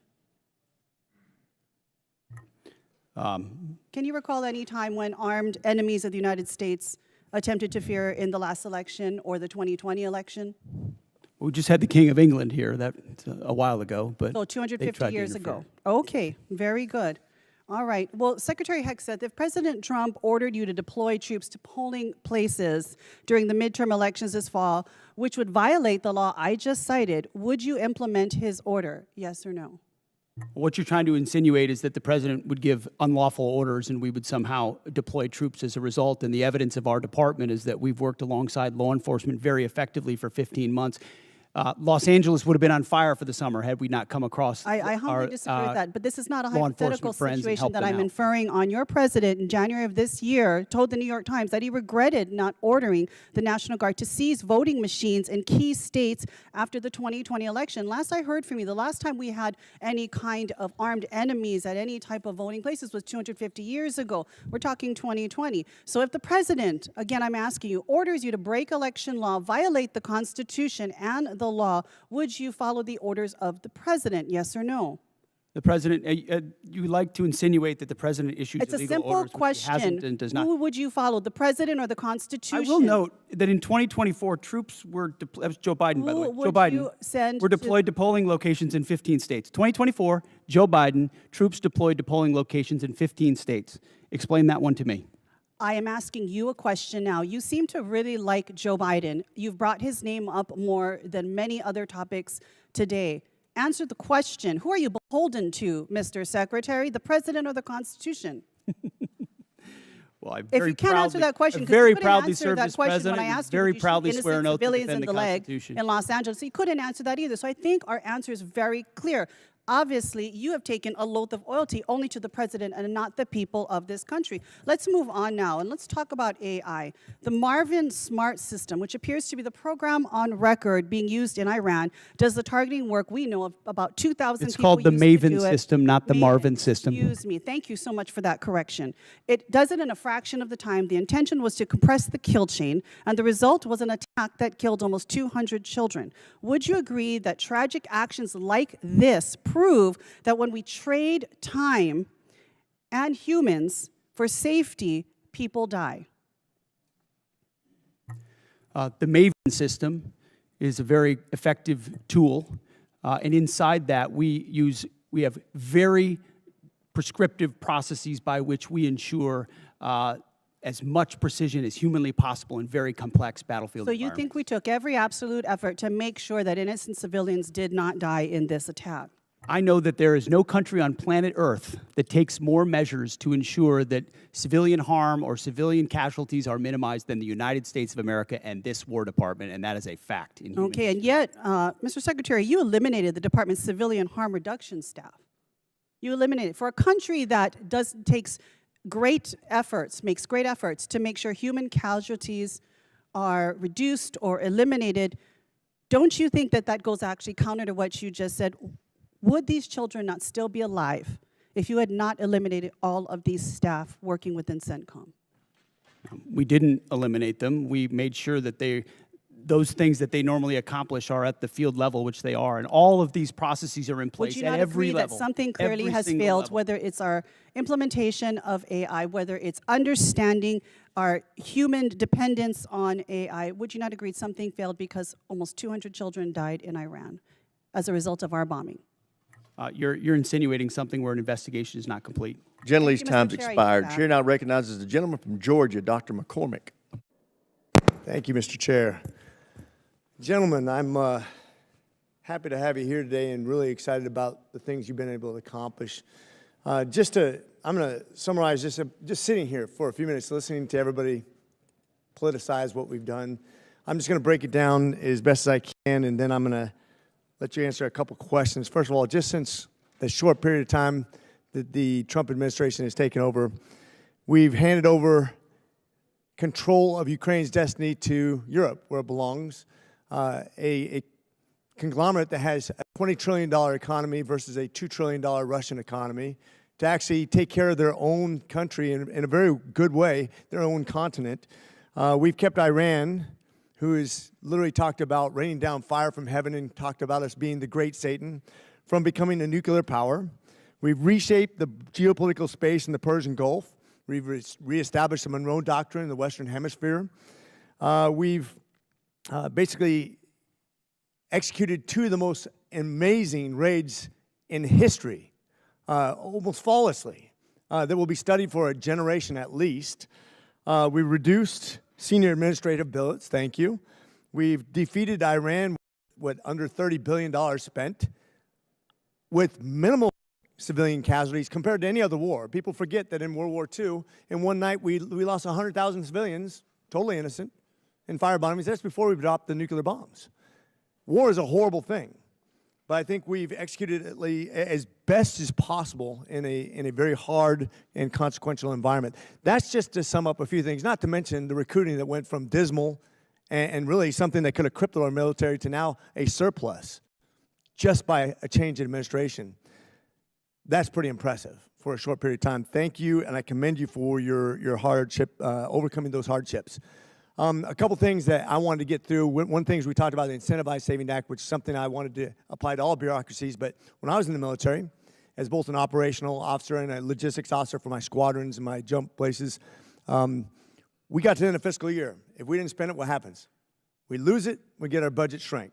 Everybody knows that in the military. Everybody knows that in every bureaucracy in America. One of the things I came up with is, at the end of the fiscal year, if you don't spend it, you don't have anything, we save 10% of our budget for emergencies like we're facing right now. If you don't spend it, instead of spending it, you actually can save half of it. 49% rolls over to the next year. 49% goes back to debt and deficit, 2% to reward the people for being good administrators of the money. I don't see any downside. This is the way that we reinvent government, the way we spend money. And I just thought, I wanted your opinion on something like that. I thought was thinking outside the box because I've seen waste, fraud, and abuse. We're trying to address that. This should be a bipartisan, bicameral approach to actually doing something right as we expand the budget, but also give us some wiggle room for putting money back and being good stewards of people's money. What do you think about an idea like that? I very much like an idea like that, which creates all the right kinds of incentives. And I would just add, in addition to that, which is the type of thing our department would support, the deals that we're cutting with these private sector companies on munitions ensures they build the plants, they build the assembly lines, which is exactly the right kind of incentive. If you spend on facilities, you're going to make sure you make money on those facilities and the munitions that you produce. There's ownership in that stake. There's the right incentive. Overturning the entire way the department does business. So I agree with that. We're pointing at the defense contractors, as the president has, and saying, you need to do your business differently. This is not a gravy train of the government. You need to you're beholden to us, actually. So I think the spirit of that is infused into everything we're doing at the department. And I think it's right in line with what you're talking about, running it more like a business where we have accountability and we're pointing in the right direction. We do have a lot of old programs that we need to update. One of the things you talked about is a 5 to 7 year period of time of updating. I think almost year by year now, it's going to be how we're going to have to look at how we budget things and contract because the technologies are so dramatic, as General Caine pointed out. I know I'm running out of time real quickly, but I want to also revisit the fact that you are still invited down to University of North Georgia, one of the elite 8 schools. We're looking forward to PTing with you. Appreciate you guys being here today. God bless you, and God bless our military service members. With that, I yield. Sir, I got to say, this guy over my left shoulder is a University of North Georgia graduate. He doesn't want me to tell you that, but he is. The president would be very happy. The president of the university, he's great. President Shannon would be very happy to hear that. Gentleman's time has expired. Chair, I recognize the gentleman from North Carolina, Mr. Davis. Thank you, Mr. Chair. Also, thank you, Mr. Secretary, Chairman Caine, and Mr. Hurst. Shout out to Winterville. 13 U.S. service members killed, 13 families forever changed, 13 heroes who put the uniform on, paid the ultimate sacrifice. We owe remembrance, those families. Just want you to know we see you, we stand with you, we'll never forget. There are Gold Star families who are here today sitting in the room carrying the honor and remember flags. Remember the sacrifice. And when we do so, words can't fully capture it. April 3rd, F-15E Strike Eagle pilots were rescued because we live by a simple promise: we do not leave anyone behind. The same spirit must be extended to those who are killed in action. That's why I arise again today and raise this question of the importance of passing H.R. 1363, Honor and Remember Flag Recognition. Mr. Secretary, I raised this with you before, and actually I come today to thank you for the response from your office and actually engaging with us in this.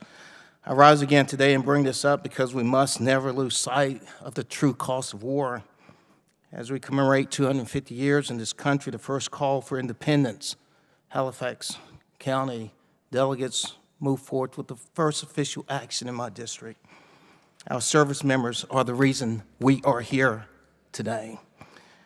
They've delivered freedom, and I believe it would be amazing if we could deliver for their families, those who've sacrificed this flag, something to help them, ideally by Memorial Day, or at least commemorate their families. I was simply asked, do you have any thoughts whatsoever how we continue to lift and honor those who have been killed serving our country? Well, thank you for what you do on that topic. I think first and foremost, we do it by doing right by the legacy of those that we lose. whether it's those 13 from this conflict or any other conflict. I've been at Dover every single time, as is the chairman, as is the president, the vice president, when they can, to greet that and respect and honor that. In our department, we established the first ever Gold Star task force, where we've got a Gold Star advocate right in our front office working these issues on a daily basis, which is why it doesn't surprise me that we so quickly got back to you. These are deep in our DNA, things that we care about. How you treat a family who's given everything in that moment, not just at Dover, but in every step of that process is a reflection of how Mr. the country Secretary, values thank you truly just for time here. And I've served mortuary and I've been to Dover. I deployed to Dover, so thank you there. I want to shift to Army Cadet Command. The Senior ROTC Programs Rebalance Optimization Plan, North Carolina Central University in particular, there are real access and logistical challenges that are before the cadets. And when we think about building the next generation of leaders, I would just ask us to think about how we're putting barriers in front of some. And I would just ask if you could please take a closer look at the impact on the cadets. I want to shift to another topic and really spend the last moment here as I'm running short. Your memo, April memo, the non-official personal protection arming the Department of War property. My son is at Fort Benning right now, infantry. He's training, ideally, he wants to be 11 Bravo. And I shared the memo with them, and he shared it with his battle buddies to see the response. And he's definitely Second Amendment enthused, an advocate, and they're really interested, in this. My question is simple. How do you plan to provide any guidance on the denials, and how do you plan to track it? That was the intent, is to make sure those men and women out there feel like they have their Second Amendment rights even when they're on post. And the burden of proof is on the command as to why they would deny, as opposed to the burden of proof on why they should allow. So the presumption is the same rights they would have outside the gate of a base, they have inside for personal protection purposes. Our bases shouldn't be gun-free zones, except for the Armory and the MPs. So the burden of proof is something we're going to pay very close attention to. My last 15 seconds, Chairman Caine. Thank you again for the conversation breakfast. Any final thoughts in terms of any reservations of how we're dealing with munitions in terms of a supplement on the depletion of munitions? Gentleman's time's expired. Chair, I recognize the gentleman from Louisiana, Mr. Higgins. Thank you, Mr. Chairman, General Caine, Mr. Secretary. Thank you for being here today. Mr. Secretary, you stated in your opening statement that one of the foundational endeavors that you embrace is to, in your words, forge a lethal arsenal of freedom. I don't think it could be more accurately described, the spirit that you gentlemen are delivering within the Department of War, the men and women that you serve. It's notable for an American like me, I'm an Army veteran, 65 years old. I don't believe in my lifetime I've witnessed this level of rebirth and hardcore focus that I'm witnessing out of the Pentagon right now. And I just commend you for driving that. And please know that you have a great deal of support, not just in this body and on this committee, but across the country. Regular Americans that have served or have families that have served have taken note. General, you said your opening statement that if called upon, we will win our wars around the world. Those are your words. And we're going to make certain through this committee that you have the support, the equipment, and the funding that you need to, if called upon, win wars across the world. But we expect a lot out of you, gentlemen. We expect you to liberate and secure the entire Western Hemisphere. One of my colleagues across the aisle Stated that in a negative way. Let me flip it to positive. We absolutely do expect you to liberate and secure the entire Western Hemisphere. We expect you to drive Iran to its knees and free the world of the Iranian terrorist threat. We expect you to leverage NATO into an indomitable force. We expect you to set China back on its heels worldwide. We expect you to drive peace and stability through the projection of military power. We expect you to secure the transit of affordable, transportable American energy product as the indisputable cornerstone of economic prosperity for every allied nation. That's a lot of expectations. And what you gentlemen have laid out today, as you've answered questions, solid, you've made it clear that that's the path we're on. And I support you. My Democrat colleagues have made it clear today that after careful study and thorough research of world history, they've come to the conclusion that soldiers, sailors, airmen, and Marines are far safer if they're never deployed into conflict. You've made it very clear that you take your business seriously, and we support you. I certainly do. Mr. Secretary, in consultation with your staff, reflective of your goals and your mission and your stated intentions, in consultation with your staff and personnel and readiness, I propose legislation to codify your guidance that combat fitness standards must be rigorous with no separate scoring scales, adjusted standards or accommodations, but there to be only a single uncompromising standard, not to exclude any American from any opportunity, but to ensure we have the best, most capable Americans in the most critical positions. Would you welcome this body making your guidance into law in the NDAA? I would welcome, Congressman. Thank you, Mr. Secretary, for clarifying that. A question about Iran, and I'll give you the final 30 seconds to answer. Was Iran moving precipitously towards nuclear weapons capability, Mr. Secretary? Even after the obliteration of Midnight Hammer, what was clear is that the intention of Iran remained in the pursuit of nuclear weapons. And after, as hard as they were hit by Israel, it created an opportunity to get rid of the conventional shield. That's why we talked about missile production and the Navy and the defense industrial base, to set them back from blackmailing the region and the world in pursuit of nuclear weapons, because we understood how much they could continue to pursue them. Roger that. Thank you, gentlemen. Mr. Chairman, I yield. Gentleman's time's expired here, and I recognize the gentleman from California, Mr. Cisneros. Thank you, Mr. Chairman. Thank you and the ranking member for bringing us here today for this hearing. Very important to the nation. I want to thank our witnesses for all being here today. Mr. Secretary, the President recently made an announcement that the state-activated National Guard would start receiving active duty pay for federal missions, and I believe you kind of made similar remarks as well. I'm happy to see that announcement because it brought the much-needed attention to this disparity. Whether you agree with missions or not, when guardmen are called up for active duty and they really have no choice in the matter for homeland missions, often they are receiving inconsistent pay and benefits depending on their status. This issue has persisted for decades. This is why earlier this year, Rep. Bergman and I introduced Duty Status Reform Act, which would address the issue head on. I believe this is the right time to push this over the finish line. It's something the National Guards Bureau supports, the Council of Governors support. Just the other week, the service personnel chiefs were all here. They support it. TAG support it.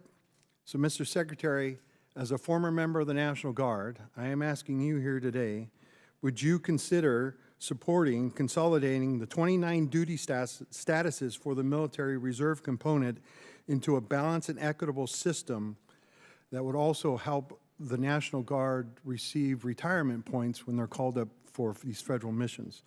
Would you support that?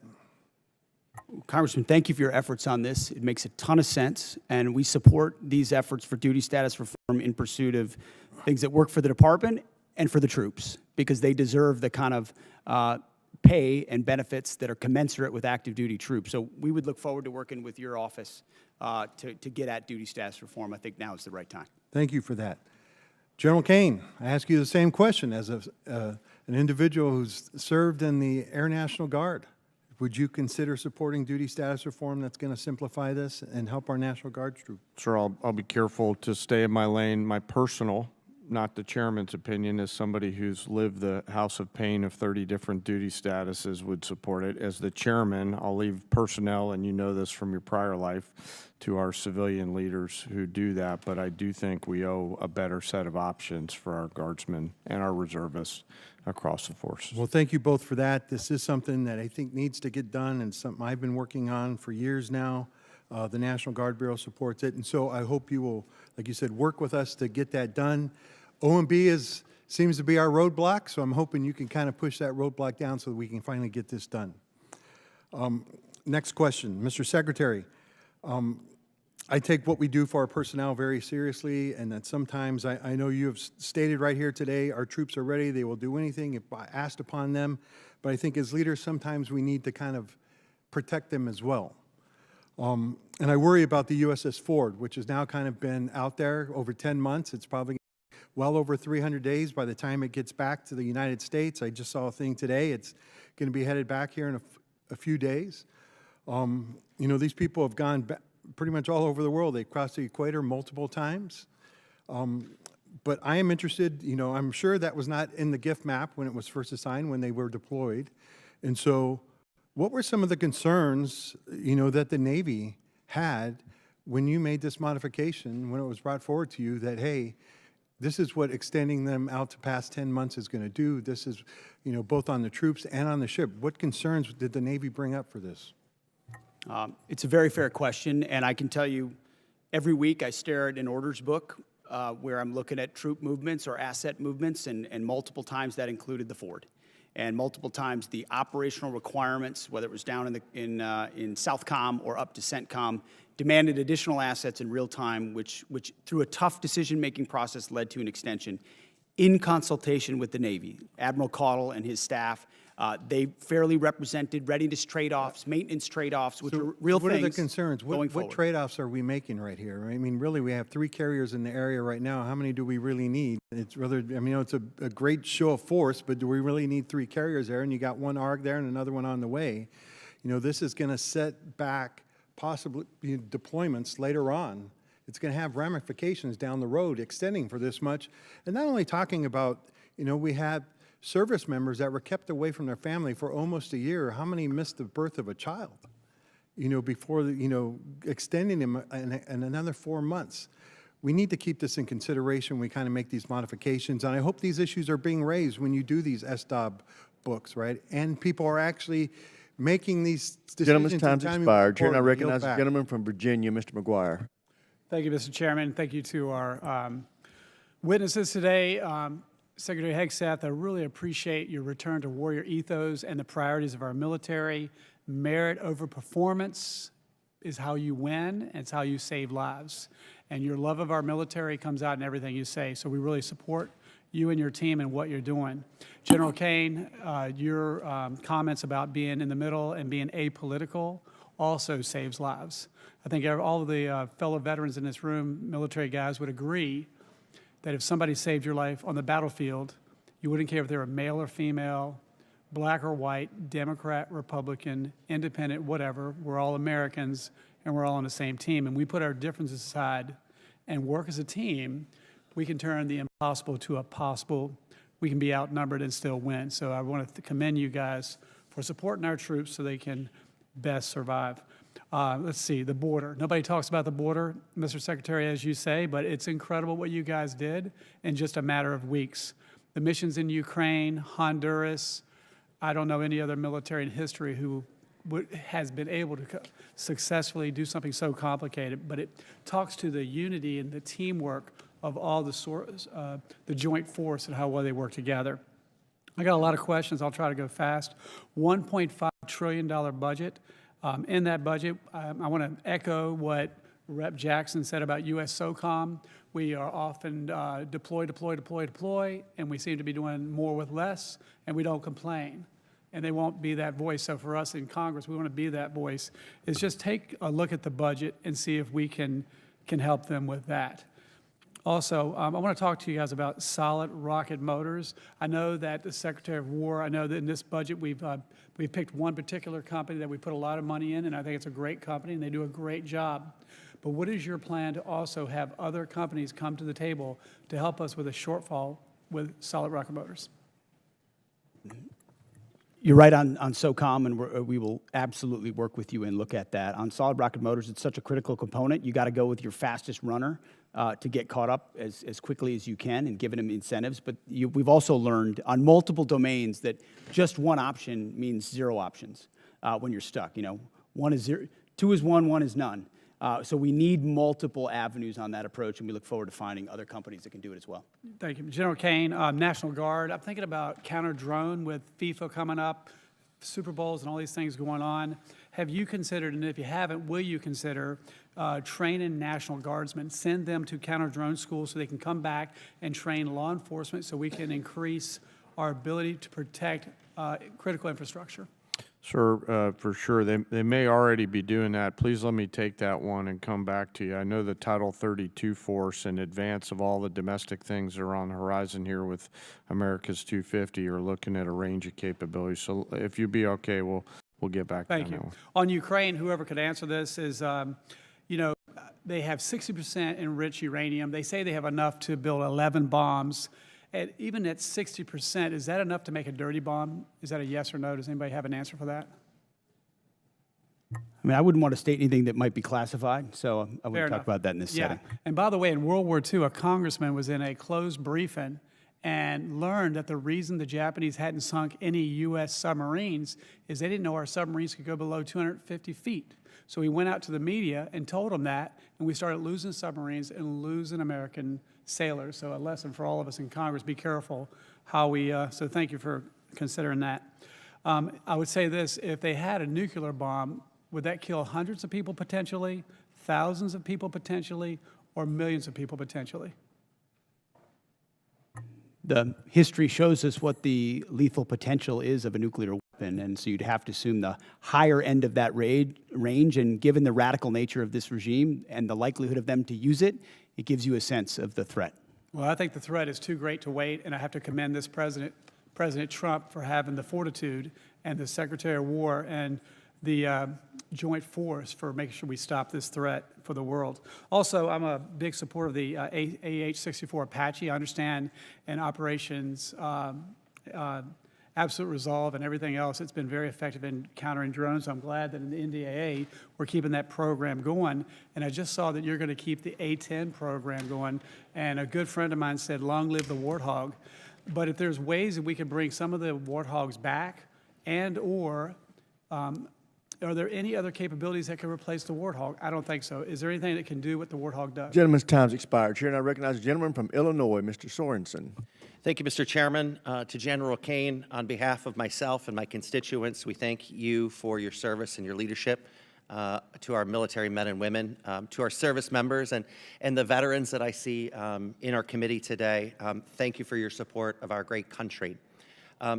Mr. Hegseth, I hear from your officials in our briefings here on the Hill, and because I live in an Army town, I now hear from neighbors at the grocery store who are worried about our munitions stockpiles that are now down to critical levels, and they sure don't want another forever war. So, Mr. Secretary, first of all, talk to us about the need to renew munitions stockpiles, and tell us what happens when munitions stockpiles become depleted. Well, first of all, I would note that, as you know, we give weekly briefings on munitions to this committee, so it's not something that's withheld from any of the members here. We appreciate that. But it's also a topic that isn't something that should be publicly discussed as far as any shortfalls that may exist. But I would assure you that there are not shortfalls that exist in our ability to execute the missions around the world. And the reason we're investing in the defense industrial base with $1.5 trillion is to make sure the greatest companies in the world, which have been falling behind for decades, are running faster than ever before to give us 2x, 3x, 4x of the critical munitions, your Patriots, your THAADs, your SM-3s, every other standard missile, and my neighbors work really hard to make sure that we can. It's jobs in America. It's what our warfighters need. So could you tell me why we're firing the people at Joint Munitions Command for no cause other than just telling them they're overhired or they're surplus employee? I would A have to Joint look- Munitions Command? I would have to look into the particular circumstances of that, but there have been places where we haven't been moving fast enough with munitions, and when people don't move fast enough in the Department of War, we find someone else that will run fast. This is Joint Munitions Command. I mean, your department says that you're prioritizing munitions, yet you cut 58% of Joint Munitions Command at Rock Island. But let me move on. My district is also Munitions are not built by commands. but Munitions they're- are built by they're the businesses. ones that are And we are going very to good get at it done. building commands and bureaucracies and slapping 3- and 4-star generals in charge of things that don't move things any faster. So our job is to unleash the How private are we going sector to get it done provide if these we things. don't have Joint Munitions Command? But let me move on. We also have Army Sustainment Command in my district. Could you tell me why we're firing folks at Army Sustainment Command when now is the time that we should be giving our soldiers every piece of sustainment that we can give them? Because as I've stated, the status quo at this department before the Trump administration was unacceptable, and changes had to be made. Do you think it's acceptable to fire veterans from jobs where they've been, you know, I talk to my neighbors at the Arsenal, and they've worked there 20, 30 years on top of their service to this country, and they're doing it exemplary.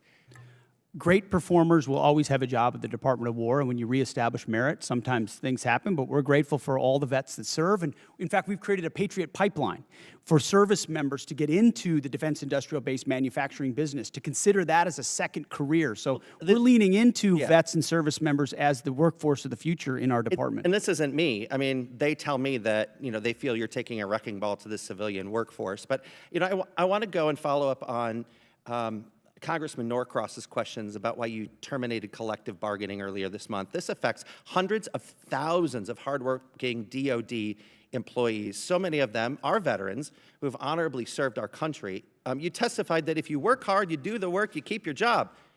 But that's not what's happening. And you allege it is being done to maximize efficiency? Explain that. I thank you for asking that question. I'd love to clarify. I fundamentally believe the Department of War should not be subject to collective bargaining, full stop. So people shouldn't be able to fight for good wages and being treated well? I think our department does a great job evaluating and providing pay and benefits for folks across the I would spectrum. love to invite you to the Rock Island Arsenal so you can look these patriots in the eyes and tell them that. How does creating chaos for long-term civilian workers actually maximize efficiency? Do you have any comment on that? There are plenty of examples of shipyards and other manufacturing plants where there are restraints that limit the hours, limit the ability of leaders to ensure we're meeting the goals we're supposed to, and I don't think we should live to those constrictions. Okay. Well, you know what? I want to use the rest of my time to the men and women of our armed forces. Please go forth with the integrity and the morality that you've carried before this administration took us down a path that has allies turning away and American citizens objecting. Do what's right, even if you're asked to do otherwise. Mr. Chairman, I yield back. Gentleman yields back. Chair, and I recognize the gentleman from Florida, Mr. Mills. Thank you so much, Mr. Chairman, Mr. Secretary, General Caine, and the Honorable. We'd love to just thank you for this opportunity, for coming here, and for continuing to push forward the warfighter ethos, for making sure that the realities, regardless of what's said in here, are the realities on the battlefield that we're getting day in and day out. I ask the Chairman for unanimous consent to enter a couple of documents into record. Without objection. I'll be entering into record my DD-214, published in 2003, indicating my Bronze Star and other wartime medals and decorations. I'd also like to present the document provided by the Department of the Army in 2024 that also authorizes vets and verifies all medals and/or awards, as well as a document by Paul Savitsky, former Special Forces member, that annotates the 2 explosions that I was involved in Baghdad. Without objection, so ordered. Mr. Secretary, as you know, you're pretty familiar with the ideas of slander, defamation, and attack on character. So I apologize for having to take that moment to be able to go ahead and correct the record, but it was necessary. I would also note that my OMPF file that was FOIA'd by the Department of the Army, or that was FOIA'd, was actually released by the Department of the Army the same day as yours was. So everything is sitting on the actual website itself if people aren't too lazy to look at it. Secretary Hegseth, thank you for your testimony and for the time that you have here today.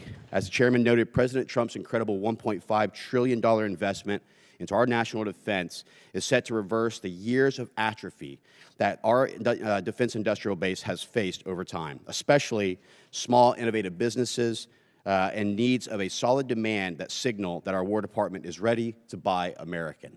I witnessed myself as I was with you in Merritt Island, Florida, as we went on the Arsenal tour, and unfortunately I didn't get to do the cool things like fly in a jet really quick and buzz around while we were all actually doing hard work here.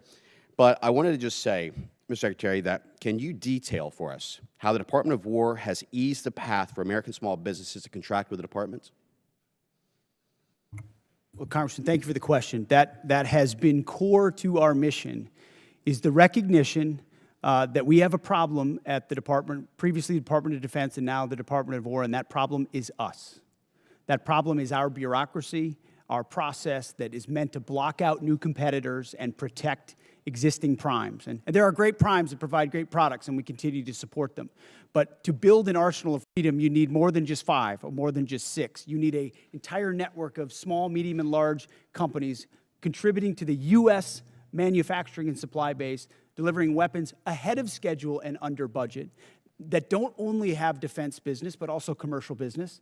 And when we need something, they can move quickly and adapt accordingly because there are multiple options. So our acquisitions transformation, a speech and memo and directive we rolled out on that, the Arsenal of Freedom tour, going out there with the hard hats and saying, you are part of the workforce, you have the backs of our warriors, just changing the entire dynamic to say, you shouldn't have to sue the department in order to get a contract with the department. We're opening the doors with small business loans, whether it's SIBR Sitter or DIU or OSC. The Office of Strategic Capital hasn't even been discussed today. $20 billion that gets levered into $200 billion so that companies can invest in ways they otherwise wouldn't have the capital to do, and it's not on our balance sheet. So we've got businessmen, the Deputy Secretary of War, who should be deemed a national asset for what he understands and how he works. We're opening the aperture of our department in historic ways, and I think I know our manufacturing base is going to see the benefit from Well, thank you so much. I also want to thank you for your due diligence in making sure that task force audit will come forward, and we will see the Department of War for the first time in 2028 with a clean audit, something that the previous administration was never able to do, and many before that. I believe it was 28 years, if I'm not mistaken, Mr. Secretary, since we've had a clean audit.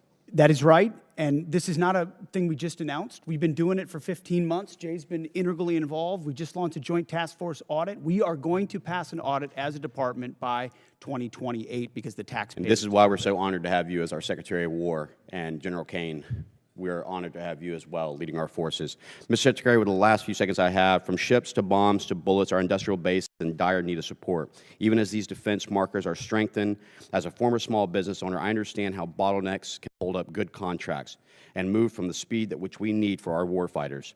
Mr. Secretary, can you detail how the department has moved to promote diversity in our defense industrial base? Well, if you will, can we submit for record?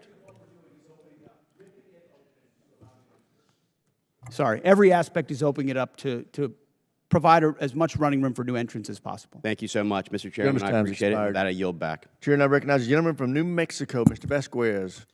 Thank you, Mr. Chairman, and thank you to our witnesses for being here today. You're here before us requesting $1.5 trillion for the Defense Department, the largest one-year increase since World War II. While I will recognize that your budget does include increases for pay and quality of life, these increases are outweighed by the rising cost of living and the department's ongoing failures on child care, education, medical care, and other quality of life factors. Just like other families, the soaring cost of gas, groceries, housing, and child care have left military families underwater. Yet the department continues to put other priorities, like a $25 billion war of choice in Iran, and just lately, photo ops with Kid Rock, ahead of improving the lives of our troops and their families. It's deeply troubling to me that the department received a historic $1 trillion last year, including $9 billion under H.R. 1 for improving troops' quality of life, but the New Mexican service members that I have talked to are still living in barracks that are at capacity, sending their kids to run-down schools and lack access to on-base child care. Here's an example. During my most recent visit to White Sands Missile Range, I saw severely aging on-base infrastructure, specifically an elementary school that is in need of a complete rebuild. Secretary Hegseth, last fall you said that quality of life for our warriors is a critical component of reviving the warrior ethos. In a video you posted to social media last November, you said that the places where our warfighters reside need to be safe, comfortable, and clean. And in your opening statement today, you said quality of life is front and center in this budget. But when it comes to our troops' quality of life, I fear that this is more of all talk, because I can tell you the outdated barracks that I saw at White Sands Missile Range were anything but safe, comfortable, clean, and I haven't heard from service members about any improvements since you've assumed this role. As Secretary of Defense, do you take any accountability for the continued quality of life concerns that New Mexico's military service members and family face today under your leadership? Well, I appreciate your attention to the matter of quality of life, which is incredibly important to us, and it's reflected in this budget. I mean, historic amounts in barracks, in family housing, in family support like child development, youth program. I mean, this budget surpasses anything you've seen from this department in quite some time, to include replacing or eliminating all poor and failing barracks. So we've seen those photos. We responded to them with a barracks task force with $1 billion initially, and now we have billions of dollars behind it to make sure they're safe and clean and quality, but also that where they need to be replaced, they're rebuilt and replaced. And the President has charged me with doing that, and we are thank you, Secretary. focused on doing that. Thank you, Secretary. And I hope that the next photos that you receive and the next photos that I receive and reports that I receive are of improved conditions and of new barracks and of quality of life improvements, because this has gone on for far too long. Let me give you another example. At Holloman Air Force Base, the Child Development Centers on base faced critical staffing issues for many years, and just recently gave military families, our airmen and women, just 9 days to find new child care providers. One parent said she felt she had no choice but to resign from her job as a physician assistant when her son lost his spot in on-base care. And one patient, describing his experience seeking health care at Caine Air Force Base, said, "Good luck. If you need specialized care, referrals take 6 months or more, and regular appointments are booking a month out." And so spending $1 billion a day on a war overseas while leaving our service members out to dry is not America first. It's a betrayal. Secretary Hegseth, I voted for $1 trillion for the defense budget in committee last year, and I've yet to see the results come home. Service members back home have said nothing about progress or improvements underway. Within 30 days, Secretary, would you commit to sending me a detailed list of every dollar that is going to improve the quality of life at bases in my district? We will get you whatever we can, but that doesn't meet with what we've seen, which is running as fast as this department ever has on quality of life issues, because I've been in their shoes. I've seen those barracks, and I've seen them recently. And it may not have happened under this administration, but this administration is going to fix it. And ultimately, this budget reflects that kind of priority across the board. Well, thank you, Secretary. And I will just suggest that it needs to run faster. It needs to run at the speed of light. It needs to cross time travel. I don't care what it takes, but it's gone on for far too long. And so I appreciate your attention to this issue, but we have got to get it done, and we cannot be here again next year discussing the improvements that haven't been done despite what's in the budget today. And so let me be clear that these issues have persisted for years under both administrations on both sides of the aisle. The department has received billions of taxpayer dollars as this committee has continued to work in a bipartisan fashion to support our troops and their families. And at a time when cost of living is the top issue for families, including those who serve, the department is in the position to address these costs of housing, child care, groceries, and other needs. I hope the department chooses to do that. Thank you, Chairman. I yield back. Gentleman yields back. Chair now recognizes the gentleman from Texas, Mr. Gooden. Thank you, Mr. Chairman, and thank you, Secretary, for being here and the work you're doing. Over the past decade, Bitcoin has evolved from a fringe asset into a matter of national security. Iran has demanded Bitcoin as a toll for transit through the Strait of Hormuz. North Korean cyber actors have leveraged it in ransomware campaigns, and China is believed to be stockpiling substantial holdings as part of a strategic reserve.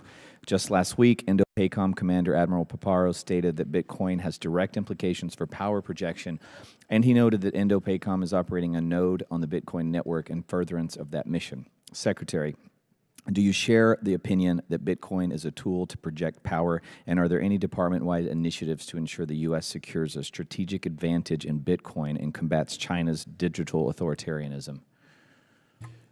I guess my short answer would be yes and yes. Long an enthusiast of Bitcoin and crypto potential, and a lot of the things we're doing enabling it or defeating it are classified efforts that are ongoing inside our department, which do provide us a lot of leverage in a lot of different scenarios. I appreciate that, and I share your views. I thank you for that.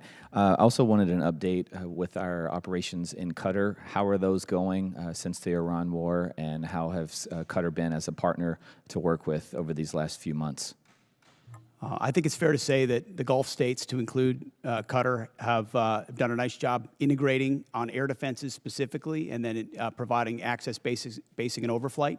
Qatar being one of them, UAE, Saudi, Kuwait, Bahrain. They've lived the threat of Iran. There's some complicated aspects with Qatar, but ultimately they've provided support to what we need in the theater. I appreciate that. I also appreciate the job that our men and women are doing there at that base. I realize they're going through a lot. We really appreciate the work you do, and I'll yield back to you, Mr. Chairman. Chair, now we're going to recognize a gentlelady from New Hampshire, Ms. Goodlander.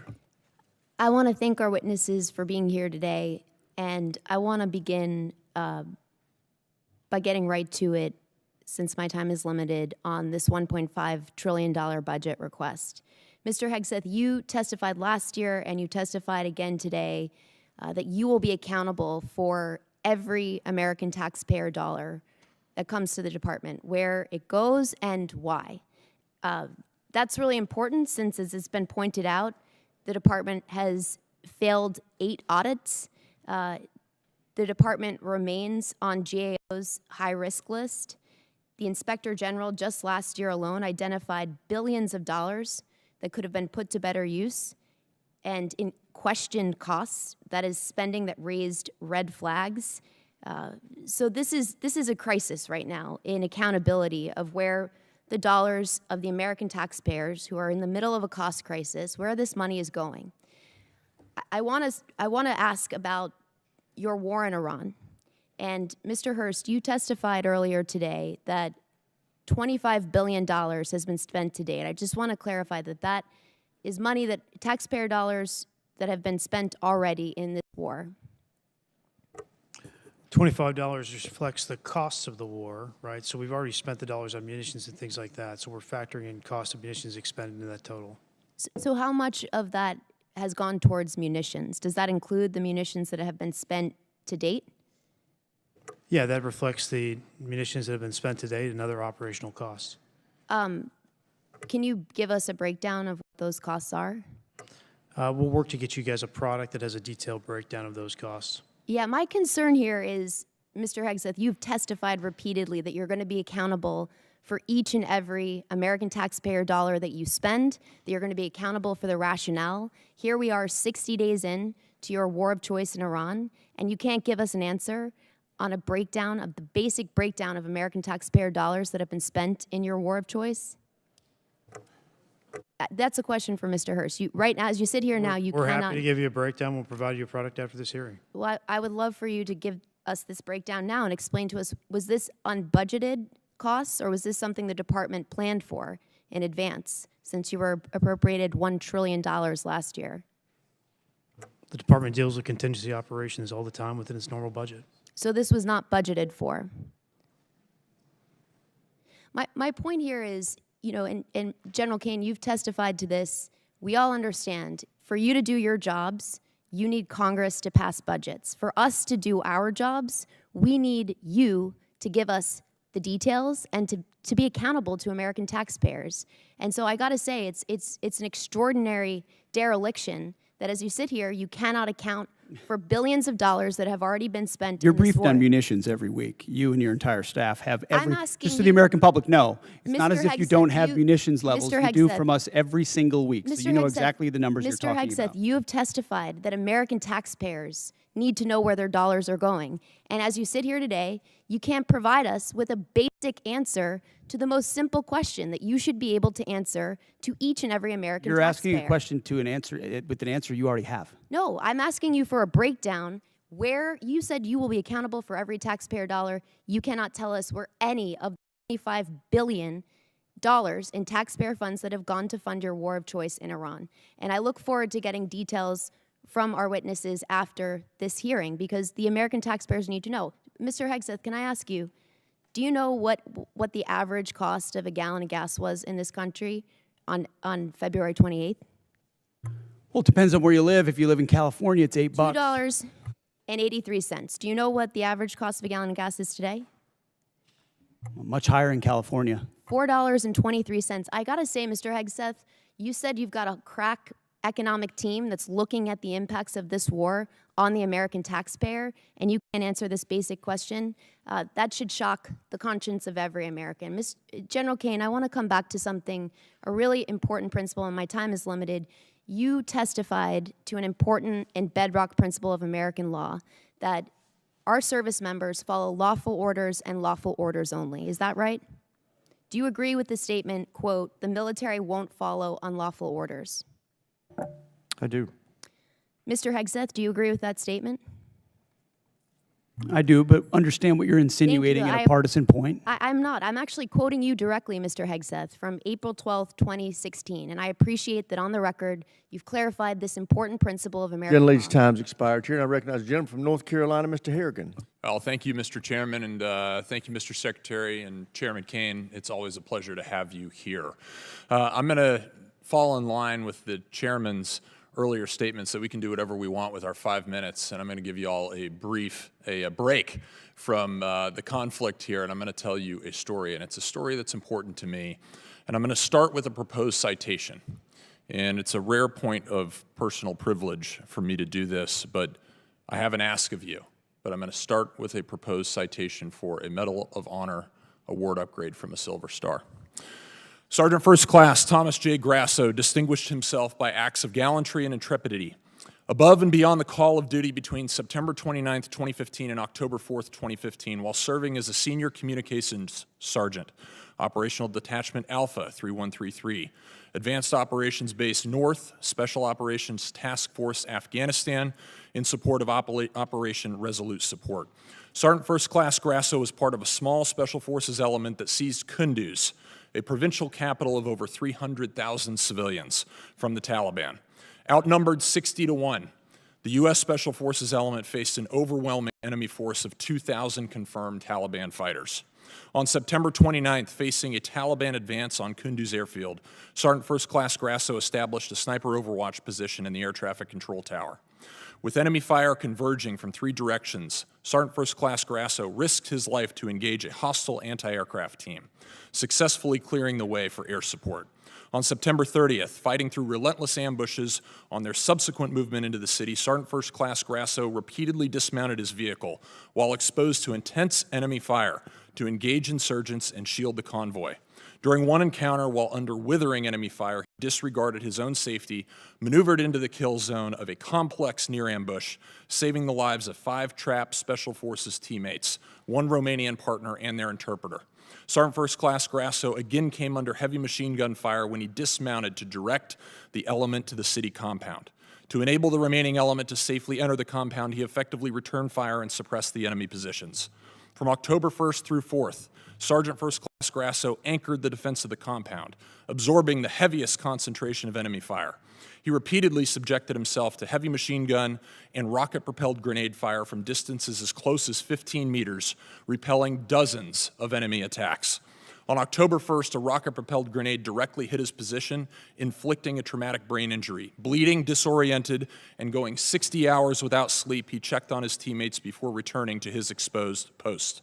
From there, he single-handedly neutralized continuous waves of attackers, attempting to detonate vehicle-borne IEDs, forcing the enemy to request a temporary ceasefire.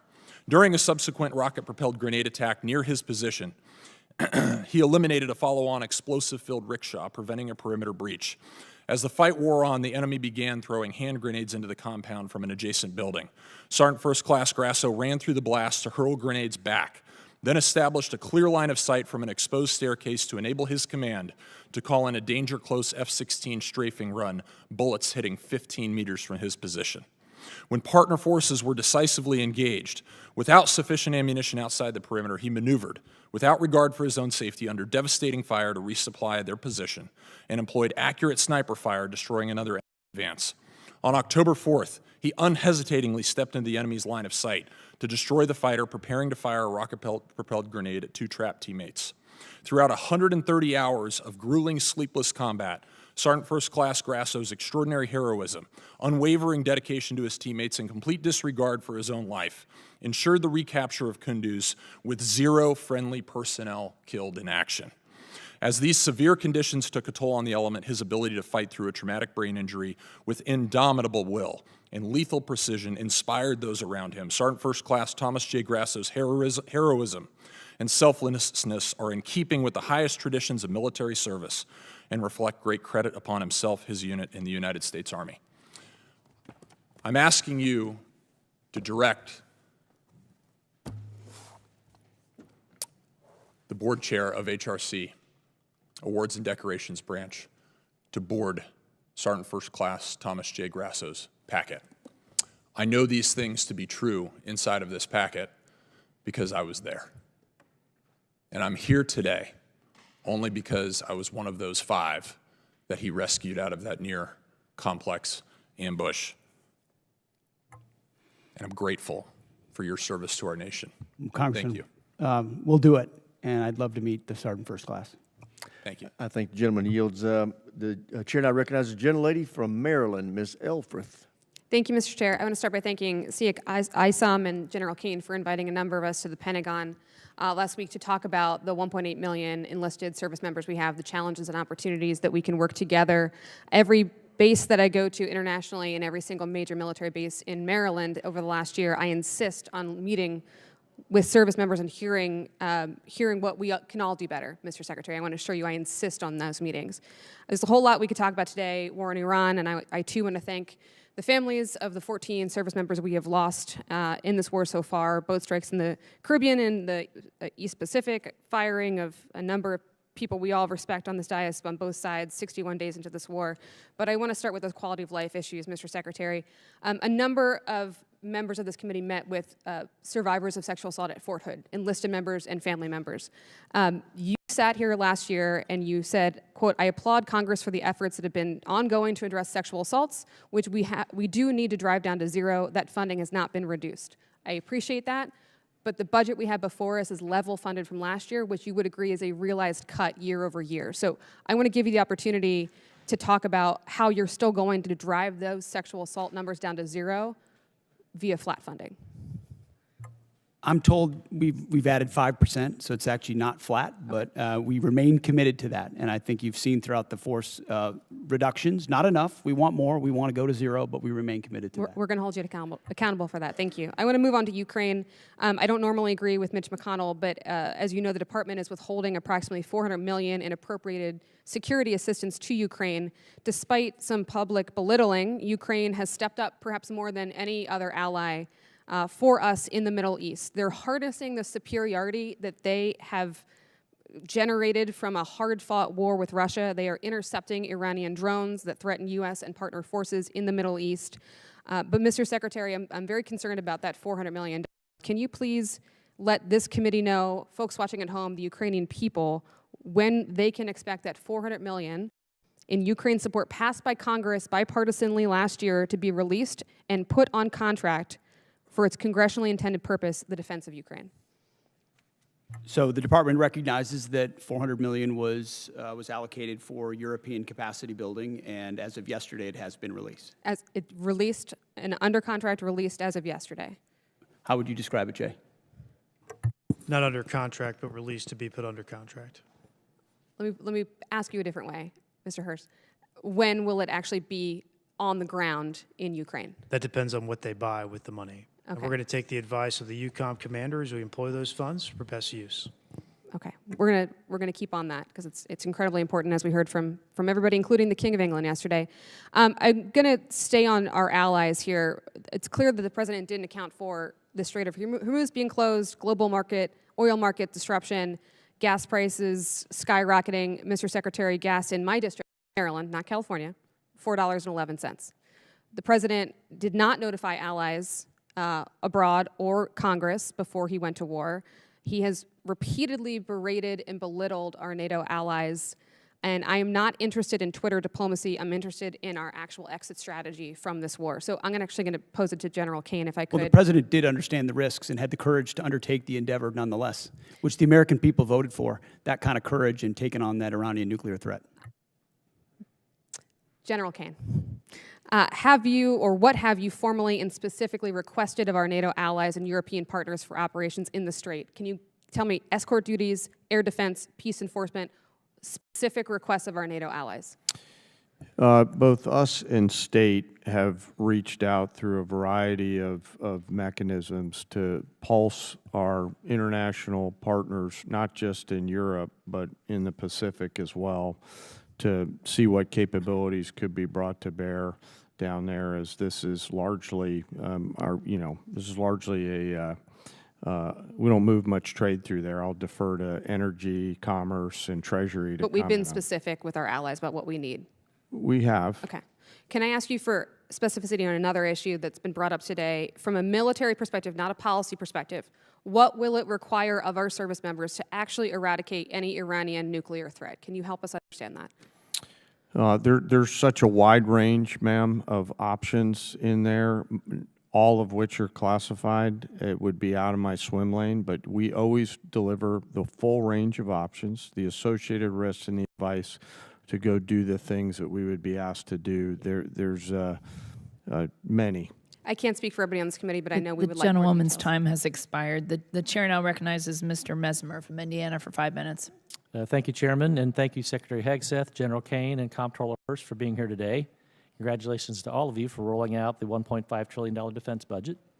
I'd like to offer special thanks to Mr. Hurst and his Comptroller team for the work that it takes to put this budget together. It's a monumental task and important for our nation and our well-being. Secretary Hegseth, as you know, the theme of this year's NDAA is expanding the defense industrial base, and one of the key bottlenecks to that expansion is our workforce size. We are not producing enough skilled young workers, and too many regions with strong manufacturing potential remain underutilized. Would you support Congress working across committees on a national defense strategy a workforce strategy that promotes technical training, apprenticeships, and proven school-to-industry pipelines? Absolutely. I think you'll find our budget fully aligned with the theme of the NDAA. And when it comes to skilled workers, whether it's DOEA schools, whether it's the Patriot Pipeline or any form of trades, we're investing in that because we need those folks invested in our industrial base. Excellent. I'd look forward to working with my team to ensure those efforts align with the Department of Defense and the industrial workforce priorities. So my office will be reaching out. Also, Secretary Hegseth, we are in a shipbuilding crisis as the department implements President Trump's vision for a larger fleet. Should the Navy leverage a model of distributed modular shipbuilding that taps industrial strength outside of traditional shipyards, such as in the Midwest, in the Great Lakes, and Ohio and Mississippi Valley regions, to help expand capacity, to ease pressure on overburdened shipyards, and cut down on maintenance backlogs? In short, yes, and including international options where we can work with partners who have specific capabilities that would speed up the timeline on shipyards that are behind in our own country. But you'll find $65 billion in this budget on shipbuilding, a lot of which builds on those types of capabilities. Excellent. Would you also agree that platforms like unmanned surface vessels, tenders, and other support ships seem well suited for production outside traditional shipyards? Absolutely. And in fact, some of those facilities were precisely the ones we visited on the Arsenal of Freedom tour, USVs, UUVs, where you don't need the same capabilities you would in a traditional shipyard, or you can invest in a new type of shipyard, specifically tailored to those more bespoke capabilities that can be scaled for the fight of the future, for sure. Perfect. Thank you. Secretary Hegseth and General Caine, many from the department have reiterated support for the nuclear sea-launched cruise missile, and I believe President Trump needs more support options in the form of expanded theater nuclear capability. From your perspective, what specific deterrence problem does SLCM solve that current capabilities do not, and what risk do we assume if that capability is not fielded? Take it first. SLCM provides, it's part of the multiple layers of nuclear deterrent that any president has to have at their disposal that creates dilemmas for enemies who are either nuclear capable or not, and ensures the kind of leverage required and defense required, deterrence required, that the nation that sort of underwrites everything we do. So more options on that the adversary can't account for is only good for us. Only thing I'll add is, as we mentioned a little bit earlier, sir, we continue to modernize the full range of the triad. This is another tool in that regional normally, so it's something I support. Thank you. As we look beyond the current program, should the department be thinking about a future sea-launched nuclear system with greater survivability, maneuverability, and potential hypersonic capability? Yes, and I know we are. Okay. Thank you. Secretary Hegseth and General Caine, one of the major bottlenecks in expanding the defense industrial base is test range access. Companies are waiting too long for range time, and that slows fielding at speed modern conflict demands. What is the department doing to expand and modernize the testing architecture?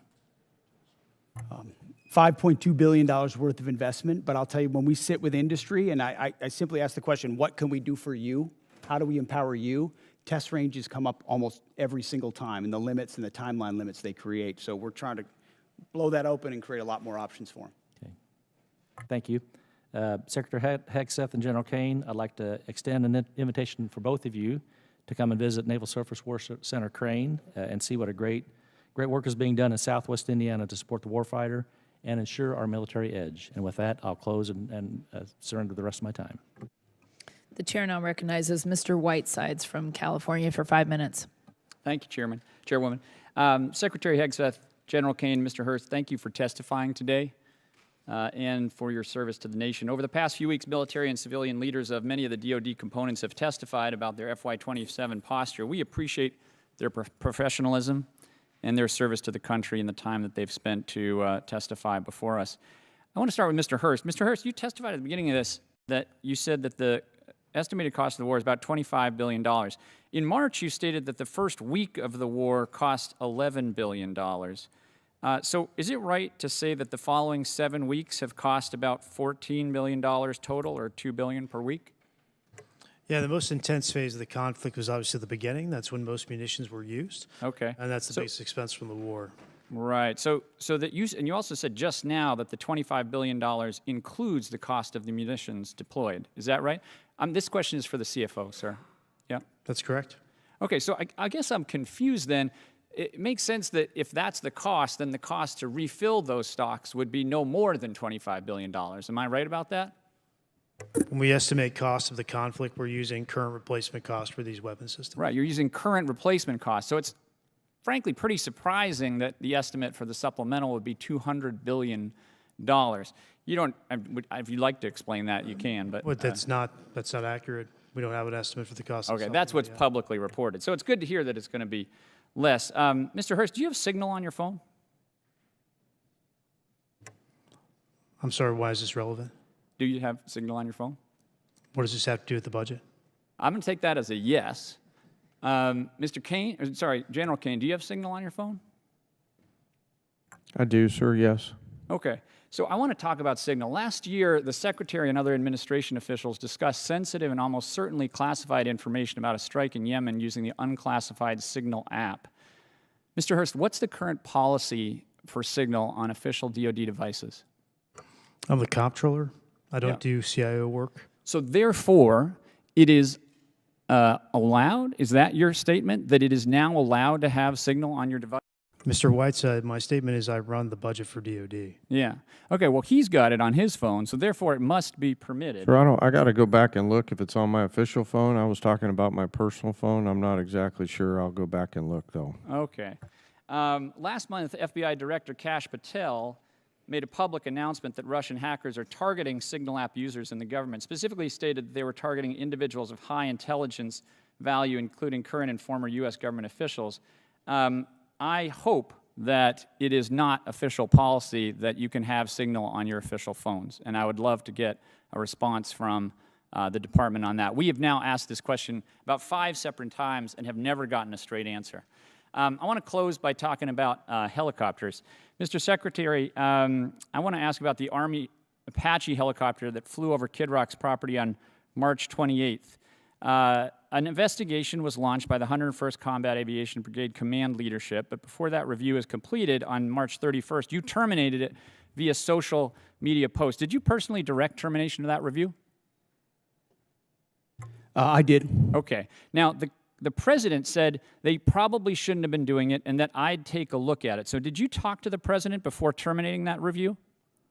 Well, I don't relay what I talk about with the Okay, I president. think unfortunately that means that you did talk to him, which in turn means that you've just confirmed that the president himself overruled the leadership of the 101st Airborne. Mr. Secretary, you yourself have affirmed not what I said. repeatedly the need for higher standards and higher accountability at every level of your agency.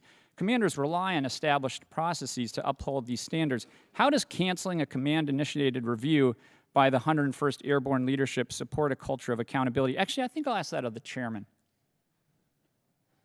Sir, back to my earlier comments about the importance in my role of staying in the middle. What you're alluding to is, in my assessment, with deep respect for your ask, is a partisan question, and I think it would be inappropriate for me to answer that. Sir, I actually don't think it is. I think it is actually a very fundamental principle of accountability in our department, and I think it was the wrong decision. I'm going to close by just saying one thing. Mr. Secretary, you started this hearing by politicizing it, and I want to make one point. Poll after poll shows that the American public does not support this war, and support is dropping every day. We are all representing our constituents, which is our constitutional duty. And to state that we are politicizing it is an affront to Congress and every member in this House, and I yield back. You are time. politicizing it, Congressman. The gentleman's time has expired. The chair now recognizes Mr. Schmidt from Kansas for 5 minutes. Thank you, Madam Chair, and I want to thank all three of our witnesses for being here today and answering our questions. Mr. Secretary, let me start with you. A little bit off topic for today, but relevant. We are now more than 2 months into the funding shutdown for the Department of Homeland Security because folks at this end of the avenue have not yet been able to get to yes. I hope we're going to get to yes here shortly. I think we made some progress here today while we've been in this gathering. It's been necessary, as I understand it, for the administration to scrape out the pennies under the couch cushions in order to keep DHS running and honestly running not at full speed. Has your department had any role in contributing to the ongoing operations of DHS while things have not been funded?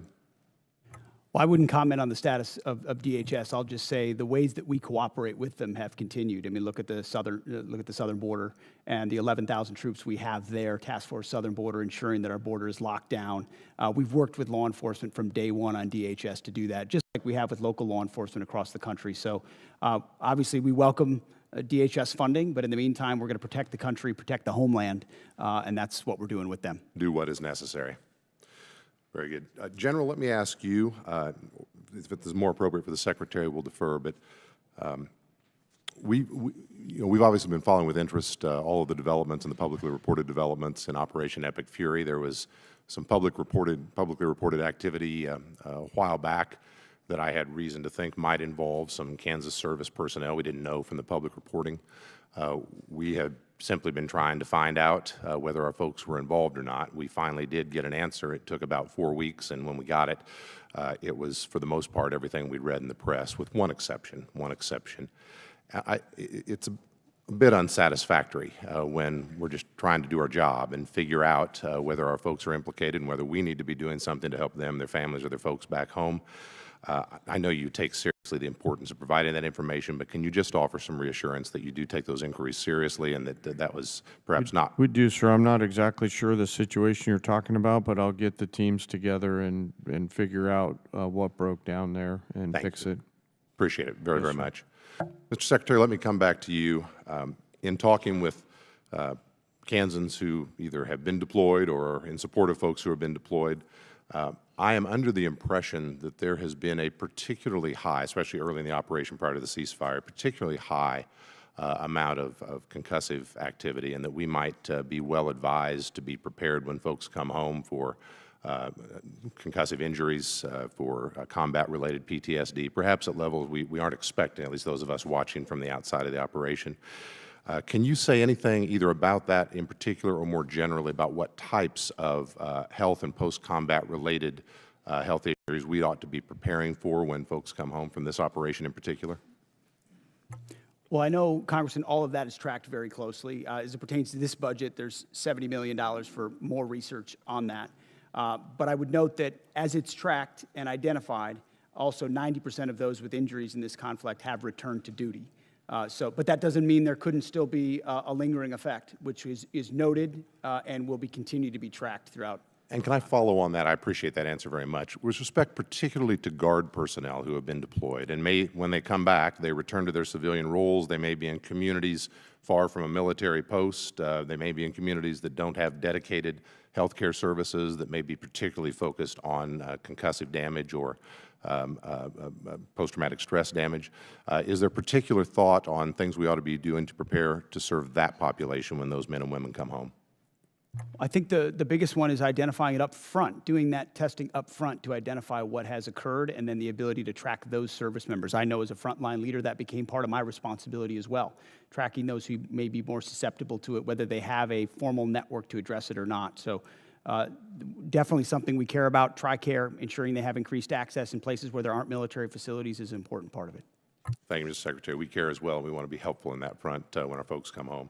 Last question, particular to some folks in Kansas. When you were here last year, Mr. Secretary, I talked about cooperation between the Veterans Health Agency and DHA and some work we've been trying to do at Irwin Army Community Hospital at Fort Riley. This committee and the Congress and the President enacted into law a provision that causes some cooperation between the two to happen, and we are very excited to report they're looking very good out at Irwin. The reason I raise this with you today, some of the folks who made that happen were the commanding general at the 1st Infantry, General Roan, who's about to deploy to Europe, I believe in early June. His chief medical officer, who's about to leave for a different assignment. The gentleman's time has expired. Can we get those things signed before they leave? The chair now recognizes Mr. Tran from California for 5 minutes. Thank you so much, Chairwoman. Thank you, Secretary Hegseth, General Caine, Mr. Hurst, for being here today. You know, after I was honorably discharged from the Army Reserve, the GI Bill helped me go to school and ultimately become a lawyer. My focus was representing clients who were wrongfully terminated or faced discrimination and harassment at the work. Mr. Secretary, if I were in the courtroom trying to prove that you discriminate against our military heroes, I wouldn't have to look very far or very hard. In just 16 months, you have fired more than a dozen senior military leaders. You've delayed or canceled the promotion of even more. Your chief of staff told the Secretary of the Army that President Trump would not want to stand. That's not true. That was totally false reporting. I'm not getting you to know my it. question yet, Mr. Secretary.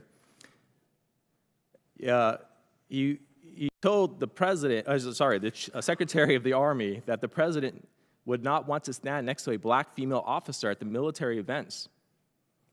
But, you know, despite all of this, I remain very hopeful that you can and will do better for the men and women who have dedicated their lives to protect our great country. You're here to ask for $1.5 trillion. That's a huge budget, and I want to make sure that you have the ability to manage it. Secretary Hegseth, you would agree with me when I say that we want the most qualified people in every position of our military, correct? That's a question. Yes. Thank you. General Caine, you would want the same? Yes. Thank you. You know, I share the bipartisan concern about the firing of General George. And what I and the American people want to know from you is, did you ask the President for his permission before you fired General George, Secretary Hegseth? It is my responsibility to confer with the Commander-in-Chief on especially high-level personnel matters. And ultimately, I won't relay what was discussed, but he was aware of the action that would be taken. Okay, great. Thank you for that. And when you made the decision to fire General George, did you consult Secretary Driscoll? There had been multiple consultations over a year, yes. Do you and Secretary Driscoll have a good working relationship? Yes, I appreciate the work he's doing for the Army. And for the record, would you agree that Secretary Driscoll is doing a great job as the Secretary of the Army? I appreciate the work that the Secretary is doing and made the personnel change based on the Chief of the Army. In fact, he was so good that at his job that the President sent him to Ukraine to negotiate a peace deal. Do you know why the President chose to send him over you? I'm grateful that the President puts in players at key moments to advance policy priorities, and that's what occurred there, and I was very supportive of it at the time. Recently, Secretary Driscoll testified in front of the Appropriations Committee that he refused to strike the names of 2 female and 2 black officers from a promotion list due to their exemplary service, names which were ultimately removed. Did you order him to strike those names? I know we removed those names. I did. Okay. Why? Because we review every general officer. You mentioned 12 general officers have been reviewed. The number's much higher than that. I would also note that under Barack Obama, 197 general officers were removed. So this is not something specific to this administration. The every officer serves at the pleasure of the president. And when they need to be removed in order to ensure we have the right leadership in those services, I will make those calls regardless of what you might say from the dais.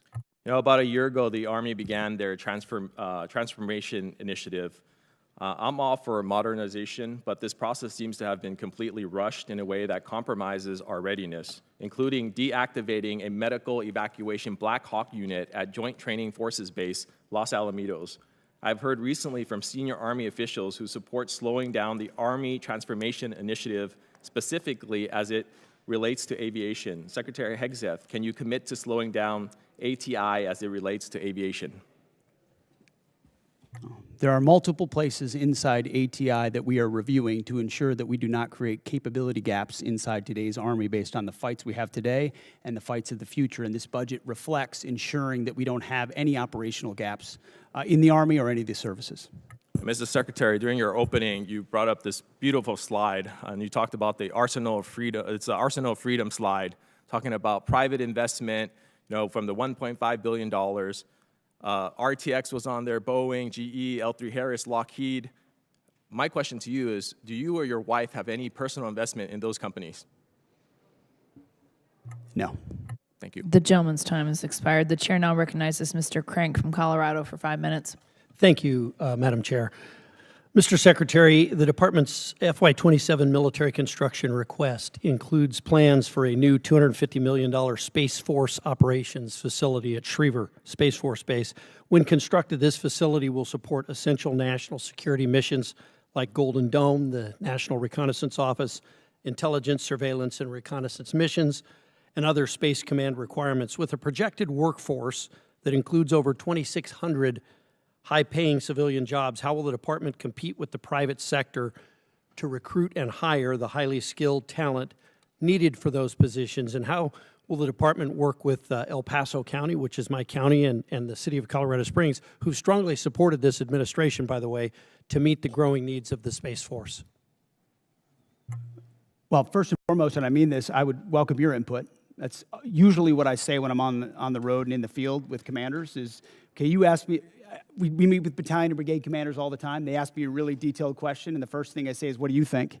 And usually they know the problem set much better than us, and we take that feedback back to HQ and we action it. So I would welcome how we can ensure that that workforce is properly cared for and competitive, considering how important the Space Force is, which is doubled in this budget in size. Right. That domain of warfare we have to get right. Yes. Okay. Mr. Secretary, sometimes here in Congress and on these committees, sometimes we do oversight, but sometimes we just overact. And there's been a little bit of that today. There's been some overacting. I would hope that when I look back on my congressional career, I've only been here a little while, I do know that when President Biden did some military operations, I supported him. I wasn't here, but I supported those operations because it's important to support the men and women of the military, and it's important to support our commander-in-chief when he makes the decision to deploy those troops. And I'd hope that when I look back on my career years from now, I will say the same thing, that I didn't choose what to support based on who the party was in the White House, but based on whether it was the best thing for our national security. And I hope that some of my colleagues who don't seem to hold that same standard would introspectively look at what they do. But I want to give you a minute. There's been a lot said about Iran and about the mission in Iran. And I think there's been a lot of misinformation here, and I want to give you the opportunity to correct the record. Well, I appreciate that. We are fortunate to have a president who understands the nature of the threat we face from a nuclear-armed Iran. Full stop. We know what they say they would do, we know that they were pursuing, and we know that at their weakest moment, we had an opportunity to do something about it before they had a conventional shield of missiles and drones so large that they could never be contested. And then without inspections and from a bad deal, they could possibly race to a bomb. So the threat was right there in front of us. All it took was the courage to act, which no other president had done. And he gave us a clear set of objectives, which the chairman and I talked about from day one. In pursuit of ensuring that Iran never gets a nuclear weapon, you degrade their missile program, defeat their missile program, get at their conventional Navy, and ensure they don't have a defense industrial base so they can rebuild those capabilities. That's what we briefed from the podium. That's what we talked about. That's what we were focused on. and in service of that had overwhelming military victories in pursuit of it. I mean, we've never seen an air campaign like what we did alongside the Israeli Air Force, not to mention the rescue of those 2 pilots and the professionalism of that joint force that went downtown twice, once in the day and once in the night, to leave no man behind. That is a call the commander-in-chief makes, and he had the guts to make it. And as a result, we're in a ceasefire, in the middle of negotiations, in a very strong place with a blockade that will ensure that when this is done, when a deal is set, it's a deal on the president's terms to ensure Iran never gets a nuclear weapon. That's a fight worth having. And if the American people remember 47 years, Americans remember 47 years of what the Iranians have done to us, targeting and killing Americans. If they had a nuclear weapon, they would use it. This president has unleashed his military to do something about it. We've had historic successes. And if we need to go at it again to ensure that success, we are prepared to. But we're hopeful over time that a deal will be compelled and compelled quickly. So this talk about endless wars or forever wars, the president points out rightfully what this town tolerated in Iraq and Afghanistan and Vietnam. That is not this. This is a discrete mission to pursue U.S. objectives, and we're doing it in a historic fashion. I support this president's operation right now in Iran. I supported President Obama when he said he opposed a nuclear Iran and would do what was necessary to do that. And I supported President Clinton when he did the same. It's time to act, and I'm glad that this president did. Thank you. The chair now recognizes Mr. Vindman from Virginia for 5 minutes. Thank you. Earlier, Secretary Hegseth, you talked about flexible realism. So let's see if we can figure out how much of it is realistic and how much of it is just flexible. Secretary Hegseth, last year I asked you some questions about Indo-PACOM and threats in Europe, and you had a hard time answering those questions. I'm sure you prepped better this year, and I'm hoping you can answer some of these basic questions since now we are at war. Do you know what the price of oil is today? I don't know where it's gone as of this time of this hearing, but roughly $100 a barrel. It's actually closer to 120, 117. Well, it depends on the index you're looking at. I'm looking at Brent. Do you know what the price was the day before of Brent, the day before we went to war? It was certainly lower. You understand you're taking some economic risk. But I would note, a lot lower. The energy dominance this president has Let unleashed me has put us get in an to incredible my question. position. Thank you. So it's $72, and so now we have a 62% increase. By the way, the department obviously will be paying those extra fuel costs. That's going to be not insignificant, but so will the American people. Now, at its narrowest point, how wide is the Strait of Hormuz? I think it's about 12 miles, but I'd have to check. It's 24 miles, but 12 miles is actually the relevant number because that's the navigable channel. That's So the international water navigable channel point. And do you know how many barrels of oil transited the Strait of Hormuz each day before the war started? I don't know the exact number, but you're looking at over 100 oil tankers usually transited a day, or 120 a day would transport the strait. Yeah, and so 20 million barrels a day, and right now they're at an 81% reduction. So it sounds like you've done your homework. You're tracking pretty well what the strategic situation is. So a couple of questions. Were you aware that if we struck Iran, that they would most likely close the Strait of Hormuz? Of course, our department was prepared and planning for every possible contingency, being front and center as something they may do in a desperate state to attempt to Which is what they've done, some kind of control. and I appreciate that. And earlier you told Mr. Moulton that this department has looked at all aspects of the risk and that the president got every possible perspective. And then recently you just said that the president did understand the risks and had the courage to undertake the endeavor nonetheless, and that's leadership, or words to that effect, pretty close. And so I just want to kind of give you the state of play right now. It's been 2 months of war. We have hopes for a resolution, but the war continues, really. Iran has closed the strait, and we've now gone in and blockaded their ports.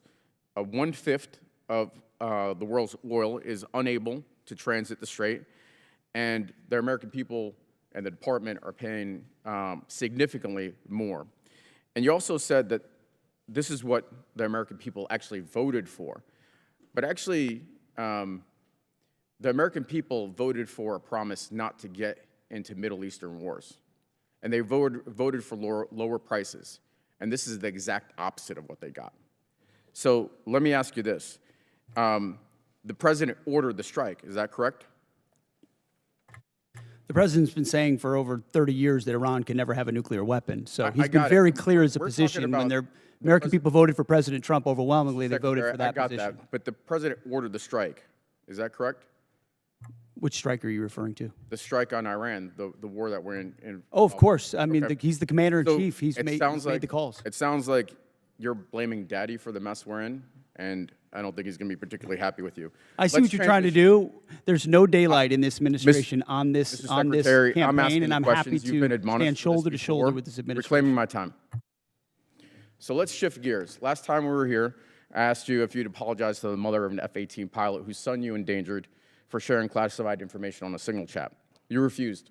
On March 1st, 6 Army soldiers, including a constituent of mine, were killed by an Iranian drone strike. Do you take any responsibility for those deaths? I was there at Dover when they came back. Of course, I take So was I. responsibility for every aspect Well, of I this appreciate mission. that, because you also complained about the fact that tragic things happen. The news makes it front-page news. The press only wants to make the president look bad. Is it about the soldiers, or is it about the president looking bad? It's not just the president who wants, or the media that wants to make him look bad. It's you. It's actually about the soldiers, and it's frankly reprehensible that you would make that statement. And so, you know, Truman had a sign on his desk that said the buck stops here. And this The gentleman's time has expired. The about chair now passing the buck. recognizes Mr. Van Orden from Wisconsin for 5 minutes. Thank you, Madam Chair. Mr. Secretary, it's great to see you. General Caine, Honorable Mr. Hurst, of course, my dear friend of over 3 decades, Master Chief Isom. How are you doing? Hey, I have to be very clear here. I spent my entire adult life training for war, training others for war, or at war. And you very astutely mentioned to some of my Democrat colleagues that our generation has been involved, was involved in an endless war, a morass. And I've had, with Matthew Burns, I've had 22 of my friends commit suicide. And I know that you have recently instituted a specific office to help lower active duty and veterans suicide in conjunction with my great friend, Secretary Collins. So I want to thank you for that. 2 months does not a morass make. However, it could be the start of one. And the difference between this administration and many previous administrations, I think that you understand, particularly because of your background and your SCA back there, and General Caine, you understand what it means to fight to win. And we didn't fight to win in Afghanistan. We didn't fight to win in Iraq. And it's palpable. I have more friends than I can count that are still on active duty in every branch of service, including the Coast Guard. And for a Navy guy, that's a big stretch. The morale of the men and women in the Department of War, and in their case, the Department of Transportation, is exponentially higher than I've ever seen it, ever. And that comes from leadership, starting with President Trump, going through you, to General Caine, and through your SCA. And what some of my colleagues refuse to admit is that that's how you win. It starts with the man. It's the first soft truth. Humans are more important than hardware. And I want to thank you for setting that environment. I don't want to be at war, but Iran declared war on the United States of America 47 years ago, and those bastards are responsible for killing and maiming many of my friends. So this is not some esoteric political argument for me. This is a fact that President Trump, by using you as the Secretary of War and General Caine as CJCS and Master Chief Isom, what you're doing is you're going to end a war that was declared on us. And of all times when we should unite as Americans, especially in this puzzle palace up here, is when we're at war. And it is a war of choice by the mullahs. That is who chose to fight this war, and we're going to end it. I don't really have a question for you. I trust your judgment. General Caine, I trust your judgment. Master Chief, I trust your judgment. And when you're coming here with a request for a tremendous amount of money, I understand that there's no fluff in there, that this is what's required to end this war that the mullahs chose to declare against us. And I'm telling you right now, we have your back. And there are a lot of my Democrat colleagues that do also. They're just afraid to say it out loud because they'll be crushed by the left of their party. And that is reprehensible. So with that, whatever you guys need, you just holler. Okay, Mr. Secretary? I couldn't say it any better. Thank you very much, Congressman. You're welcome, sir. With that, I yield back. Gentleman yields back. Chair, and I recognize the gentleman from Missouri, Mr. Bell. Thank you, Mr. Chair. Mr. Secretary, I don't trust your judgment. You made the comment to my colleague that there's no daylight between you and the president, which calls into question your role and, again, accountability. And so I got to ask, has there ever been any time that you disagree with the president on this war or anything in general? I would never betray conversations that we've had. Okay, The so commander you can't in chief even deserves acknowledge candid that discussion you've ever in even private. disagreed with the man, like his choice of tie, that dance, anything. You haven't disagreed on anything. I've never relayed the discussions I have with the commander in chief. Okay, because it seems to me that rather than being Trump's Secretary of Defense, that sounds like you're just being Trump's secretary. And we need someone who's going to be there that is actually advising, that is also pushing back when necessary and serving the country as opposed to the president. So you said you've never called him out privately or publicly, because we know that hasn't done. But have you ever said the words, and you don't have to tell me what it was about, have you ever said the words, Mr. President, I disagree with you? As I said, I don't relay the private conversations that a commander in chief You can't even acknowledge deserves. that, like if you've just said, Mr. President, you're wrong about this or you're wrong about that. You can't even acknowledge, you can't even admit that, if that's happened. You can ask it again if you want, but I don't relay the private Okay, fair conversations enough. that a commander in chief The deserves. objectives of this war have constantly shifted and changed. You see that though, right? Like you can acknowledge that, because 1 minute it was to dismantle the Iranian nuclear program. But how, I don't know how that objective has not now been the listed objectives as far as I understand. Then there was regime change. Trump even said when announcing the start of the war, the hour of your freedom is at hand. It's yours to take. He also posted on Truth Social in January, help is on the way, to the Iranians posting in the street.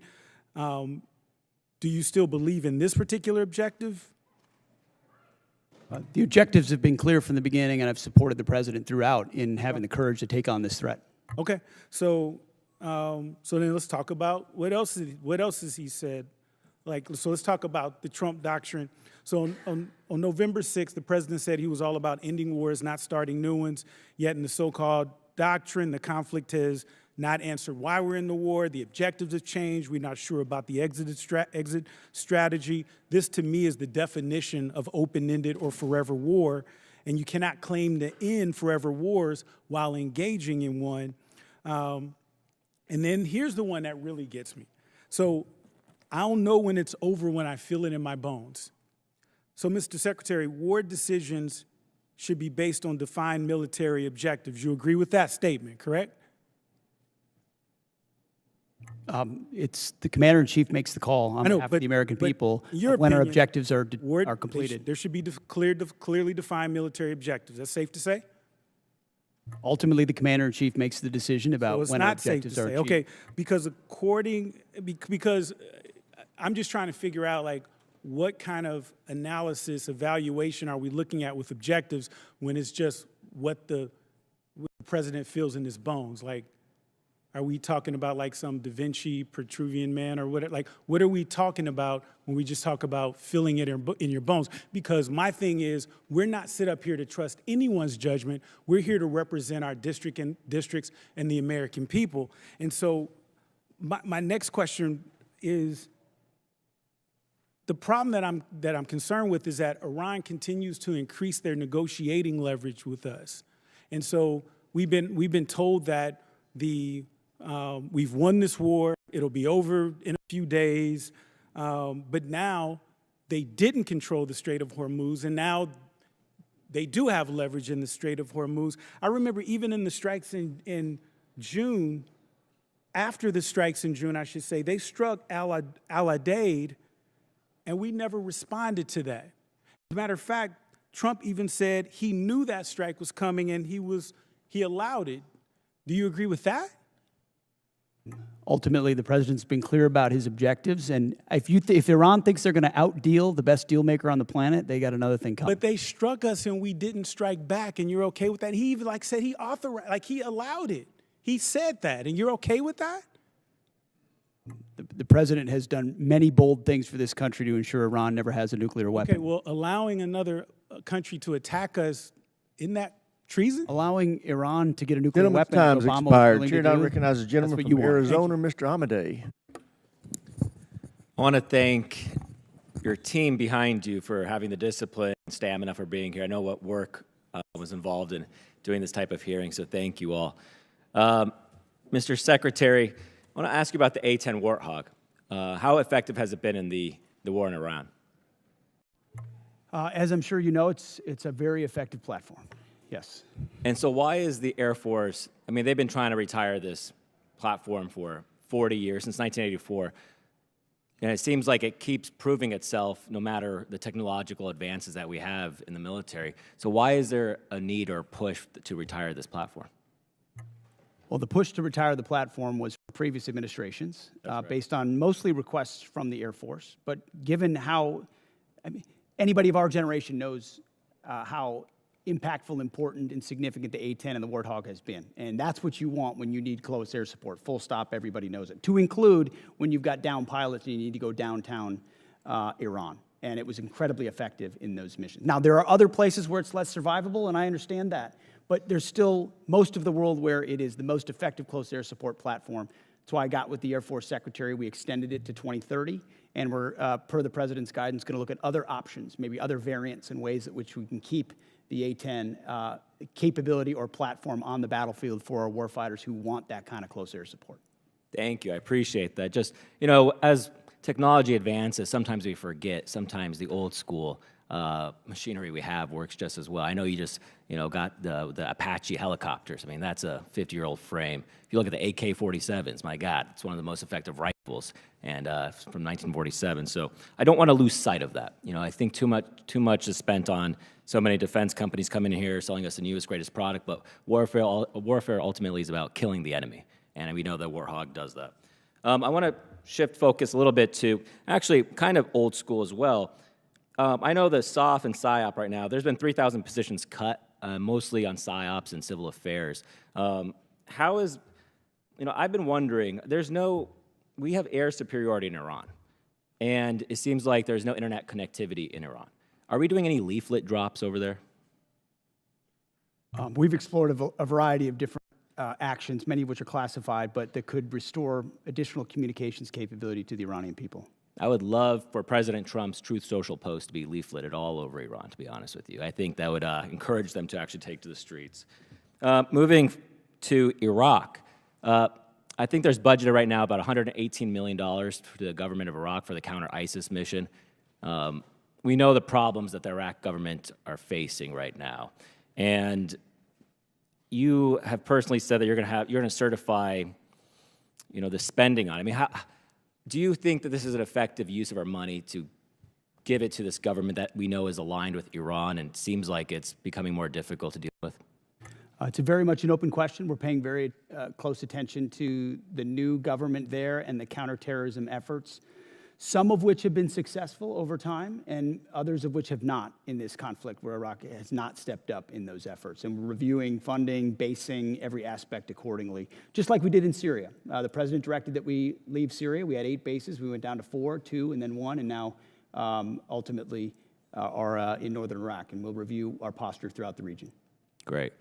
With that, I yield back, Mr. Chair. Chair now recognizes a gentleman from New Jersey, Dr. Conaway. Thank you, Mr. Chairman, and thank you and Ranking Member Smith for holding this hearing today. Thanks to the witnesses for presenting themselves to us to answer questions. At the outset, let me say that I'm proud of the work that our service members do every day to keep our nation safe, and I have profound respect for those who voluntarily put on the uniform to serve and protect our country. The Trump administration's reckless military actions are driving up costs for everyday Americans. This war, as you know, is not supported by a significant majority of the people in this country. The administration has increased military operations around the globe, including strikes in 8 countries, and the war in Iran is costing taxpayers billions of dollars. Estimates are by the time it's over, it could cost $1 trillion to the American people, a lot of that off budget. It's estimated that the first 6 days of the war cost around $12 billion alone, and we are now hitting 60 days of war fighting without a plan to exit this conflict. The administration has failed to transparently tell the Congress or the American people what the costs of the war are and why we are at war, and expects Americans to keep footing the bill. The comptroller has, and thank you for coming, sir, given us an incomplete number, and I understand we're in the midst of war and there's some, you do have some challenges in that regard. But Congress, I think, my colleagues would have appreciated a more thoroughgoing cost estimate so that we may properly conduct oversight as is our duty. I would agree with my colleague, Ms. Goodlander, about the Department sharing the full breakdown of the cost of this war and understanding where every dollar is going. That number does not likely reflect the full costs of war, as you know. There are many estimates out there that say that this war will cost much more than you and the administration are putting before the American people. If you look at our past conflicts, when we went to war in World War I, and this has been mentioned, Wilson went to Congress and called for the American people to help pay for the war. Franklin Roosevelt went to Congress, asked for a declaration of war, and the Americans pitched in to pay for this war. Conflicts after that, sadly, too many of them are off budget and are leaving Americans with trillions of dollars in debt. Average Americans are suffering the consequences of this war in Iran, including increased fuel prices in my home state of New Jersey, where gas is now on average $4.20 a gallon. Diesel is almost $6 per gallon. In addition to increased fuel prices, everything costs more: groceries, housing costs, and the people have to pay for it, have not asked for this war, and I think are a little bit bewildered as to why we're in this war. I'm not disputing the fact that the Iranian regime is a malignant, dangerous regime that has killed its own people and indeed has killed Americans over the decades. I think where we disagree is what's the best way to get at Iran. Do we negotiate with them and control their access to nuclear weapons in a multilateral way that included even Russia in the deal and the agreement that President Obama brought forward, or do we go and try to and engage in a costly war in order to get at those nuclear weapons? I think that's where the principal conflict lies. How do we achieve the same goals? Costly war or through negotiation? And we've seen that apparently there wasn't a plan to deal with the action that Iran had to take, that is to close the Strait of Hormuz, because it's the only thing you can do when you are the weaker country in an asymmetric conflict. Of course they were going to do that, and I wonder whether or not the President was apprised of this before he took the actions that he has taken. So let me just ask this question. And before, let's make this comment too. This war is just 60 days so far. And this thought that Americans wish to bear the consequences of increased fuel prices, I don't think is borne out by the fact that, those costs impact people on a weekly basis, bi-weekly basis. Mortgages come and have to be paid. Groceries have to be bought on a weekly basis. And those gas prices are squeezing the American public. So can you tell us whether or not there was planning to deal with in advance, to deal with the closing of the Strait of Hormuz, given the likely impact on world fuel prices? That will have to be for the record, because the gentleman's time has expired. Chair now recognizes the ranking member for any closing comments he may have. Well, first of all, I want to thank the chairman for conducting this hearing. Obviously, there's a lot of passion on both sides, a lot of partisan stuff being thrown around. I think on this committee, we're all trying to serve the men and women who serve us as well as we possibly can. You handled it very well in a difficult time. I appreciate the fairness of that. And yes, we have a lot of issues, but at the end of the day, the Iran war is the biggest issue that we face. And I hope that you gentlemen, would take seriously the concerns we have about where it's going and how it's going to end. Yes, it has not yet lasted as long as Vietnam or World War II, but we're also told it was going to last 4 to 5 weeks when it started. We were given an idea of what the mission has been. It's clearly gone beyond that.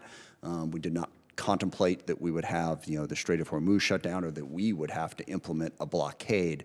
So how we get to the result is something we really are going to want to hear from all of you about on a regular basis, and what role the service members who are over there, some 50,000, are going to play in that. And we all agree, Mr. Secretary, that Iran should not have a nuclear weapon. Is this really getting us there? That's the connection we want to see. And you can say, well, we had to start a war to stop the nuclear weapon. That in and of itself doesn't make it true. How is the war and the military action actually stopping that nuclear weapon? How does it put us into a better position? I think that's what we really need to hear, and what we'll have to continue to work on long after this hearing. But I thank our witnesses for coming before us. It is the democratic process. We're all part of a representative democracy. I have never met too many people at the Pentagon who loved coming over and talking to Congress. I get that. But I hope you understand how important and how necessary it is that the people's voices are heard, and we do have an opportunity to question and challenge the decisions that are made by our executive branches. We have a right to do under the Constitution, actually an obligation to do under the Constitution. So look forward to continuing the conversation. I thank the chairman again, and I yield back. I thank the ranking member, and I thank the witnesses. Thank you for your service to our country. Thank you for 6 hours of tough duty, and you've done a great job. I want to end this hearing the way I started it. This is a historic budget request by this administration. We are in unacceptably low levels of spending historically, and this president is meeting the moment with a budget request that meets the requirements that we have to meet if we want to remain at peace. This is about peace through strength. This budget will help us have peace through strength, and I urge my colleagues who are not in this chamber to pay attention to what we talked about today. This department, I think, is done an admirable job of defending the budget. And with that, thank you for being here. This hearing is adjourned.